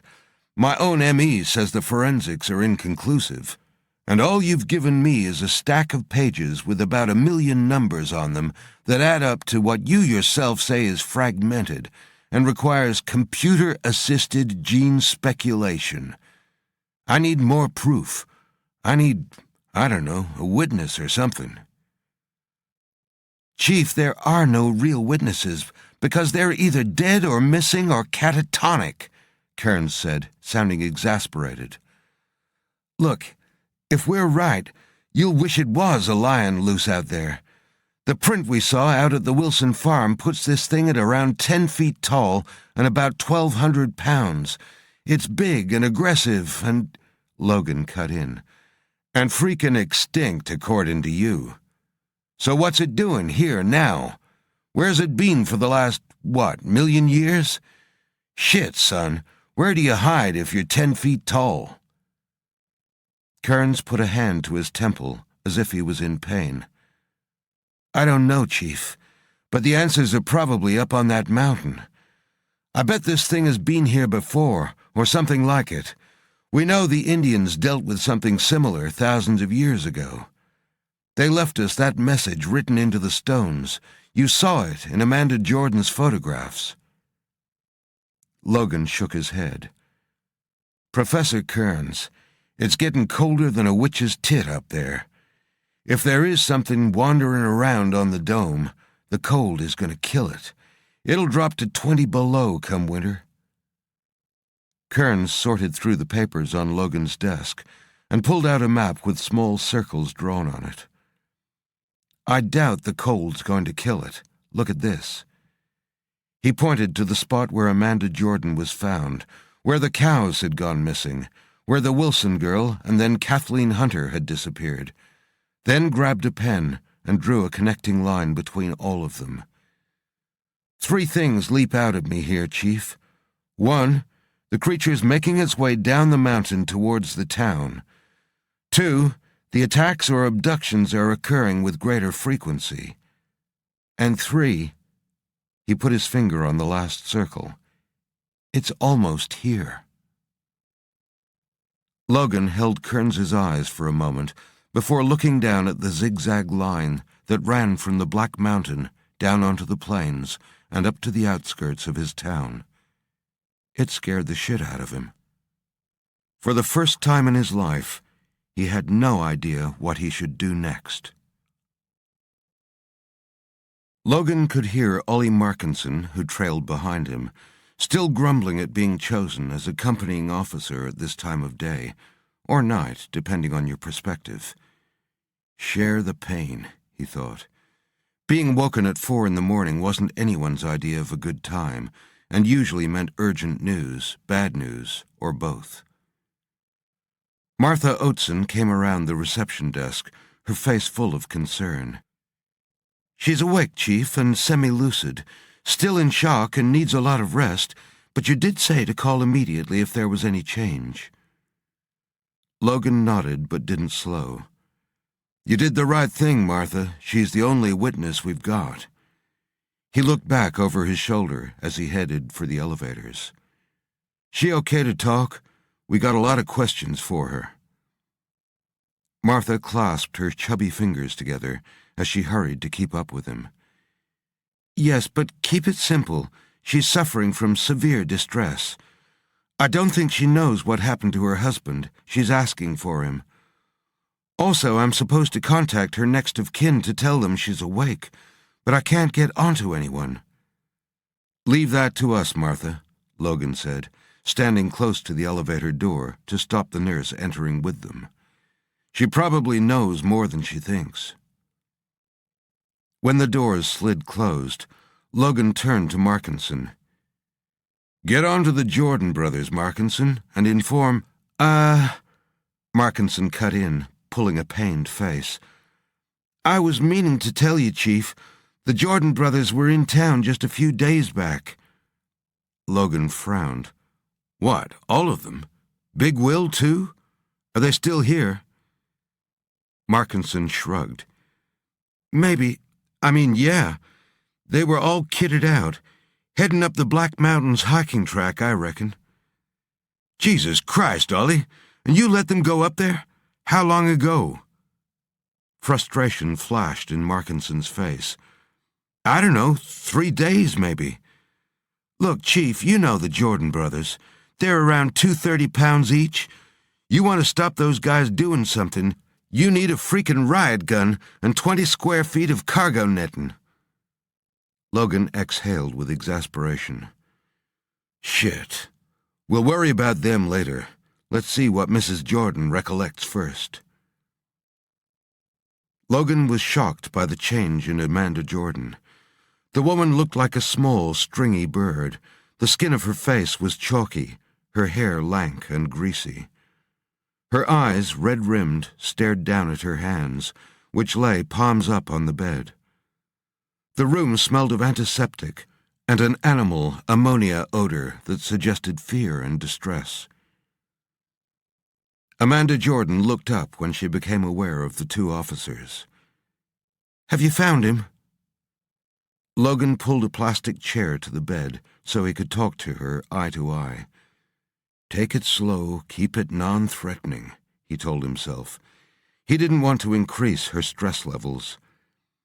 On the other side of the bed, Markinson stood with his arms folded, looming over the tiny woman. Obviously, he wasn't reading from the same rule sheet as his boss. "We're still looking for your husband, Mrs. Jordan," Logan said. "But we need your help. Anything you remember, about the place, what happened, anything at all, even if you think it's silly or insignificant, we'd like to hear about it." Her mouth turned down like a carnival clown's. "He's still up there, then, with it." "It?" Markinson had dropped his folded arms. "He saved me. He let it get him instead." She began to sob loudly. Markinson leaned forward. "Was it a lion?" She shook her head and squeezed her eyes shut. Logan took one of her pale hands in his large paw. "Tell us what you saw, Amanda. What's the it you're talking about?" She opened her red-rimmed eyes, and he saw the horror in her stare. "The monster." In the elevator, Logan looked at his watch. Nearly 5 a.m. It would still be dark for a while yet. He contemplated going home and trying to get another hour's sleep, but knew that he'd never switch off enough to really rest. The monster got him. Oh, good Christ! This was turning out to be a nightmare, and he was right at the center of it. Logan's mind turned over. He needed to get a team up there, but still didn't have anything sane enough to take to the mayor. Perhaps he should listen one more time to those crazy theories Sarah Summer, Kearns, and Schroeder had put forward. Then there was the problem of the Jordan brothers out on the peak. He felt a deep fatigue at the thought of trekking up the dome to find them. Besides, Markinson was right. Each of those boys was big enough and bad enough to hold a bull out to piss. They were probably armed to the teeth, too. If anyone was going to be all right up there, it was them. Still, should probably close the hiking track for a while, he thought, satisfied there was one activity he could implement right away. As the elevator doors slid open in the hospital foyer, he saw Martha standing there waiting.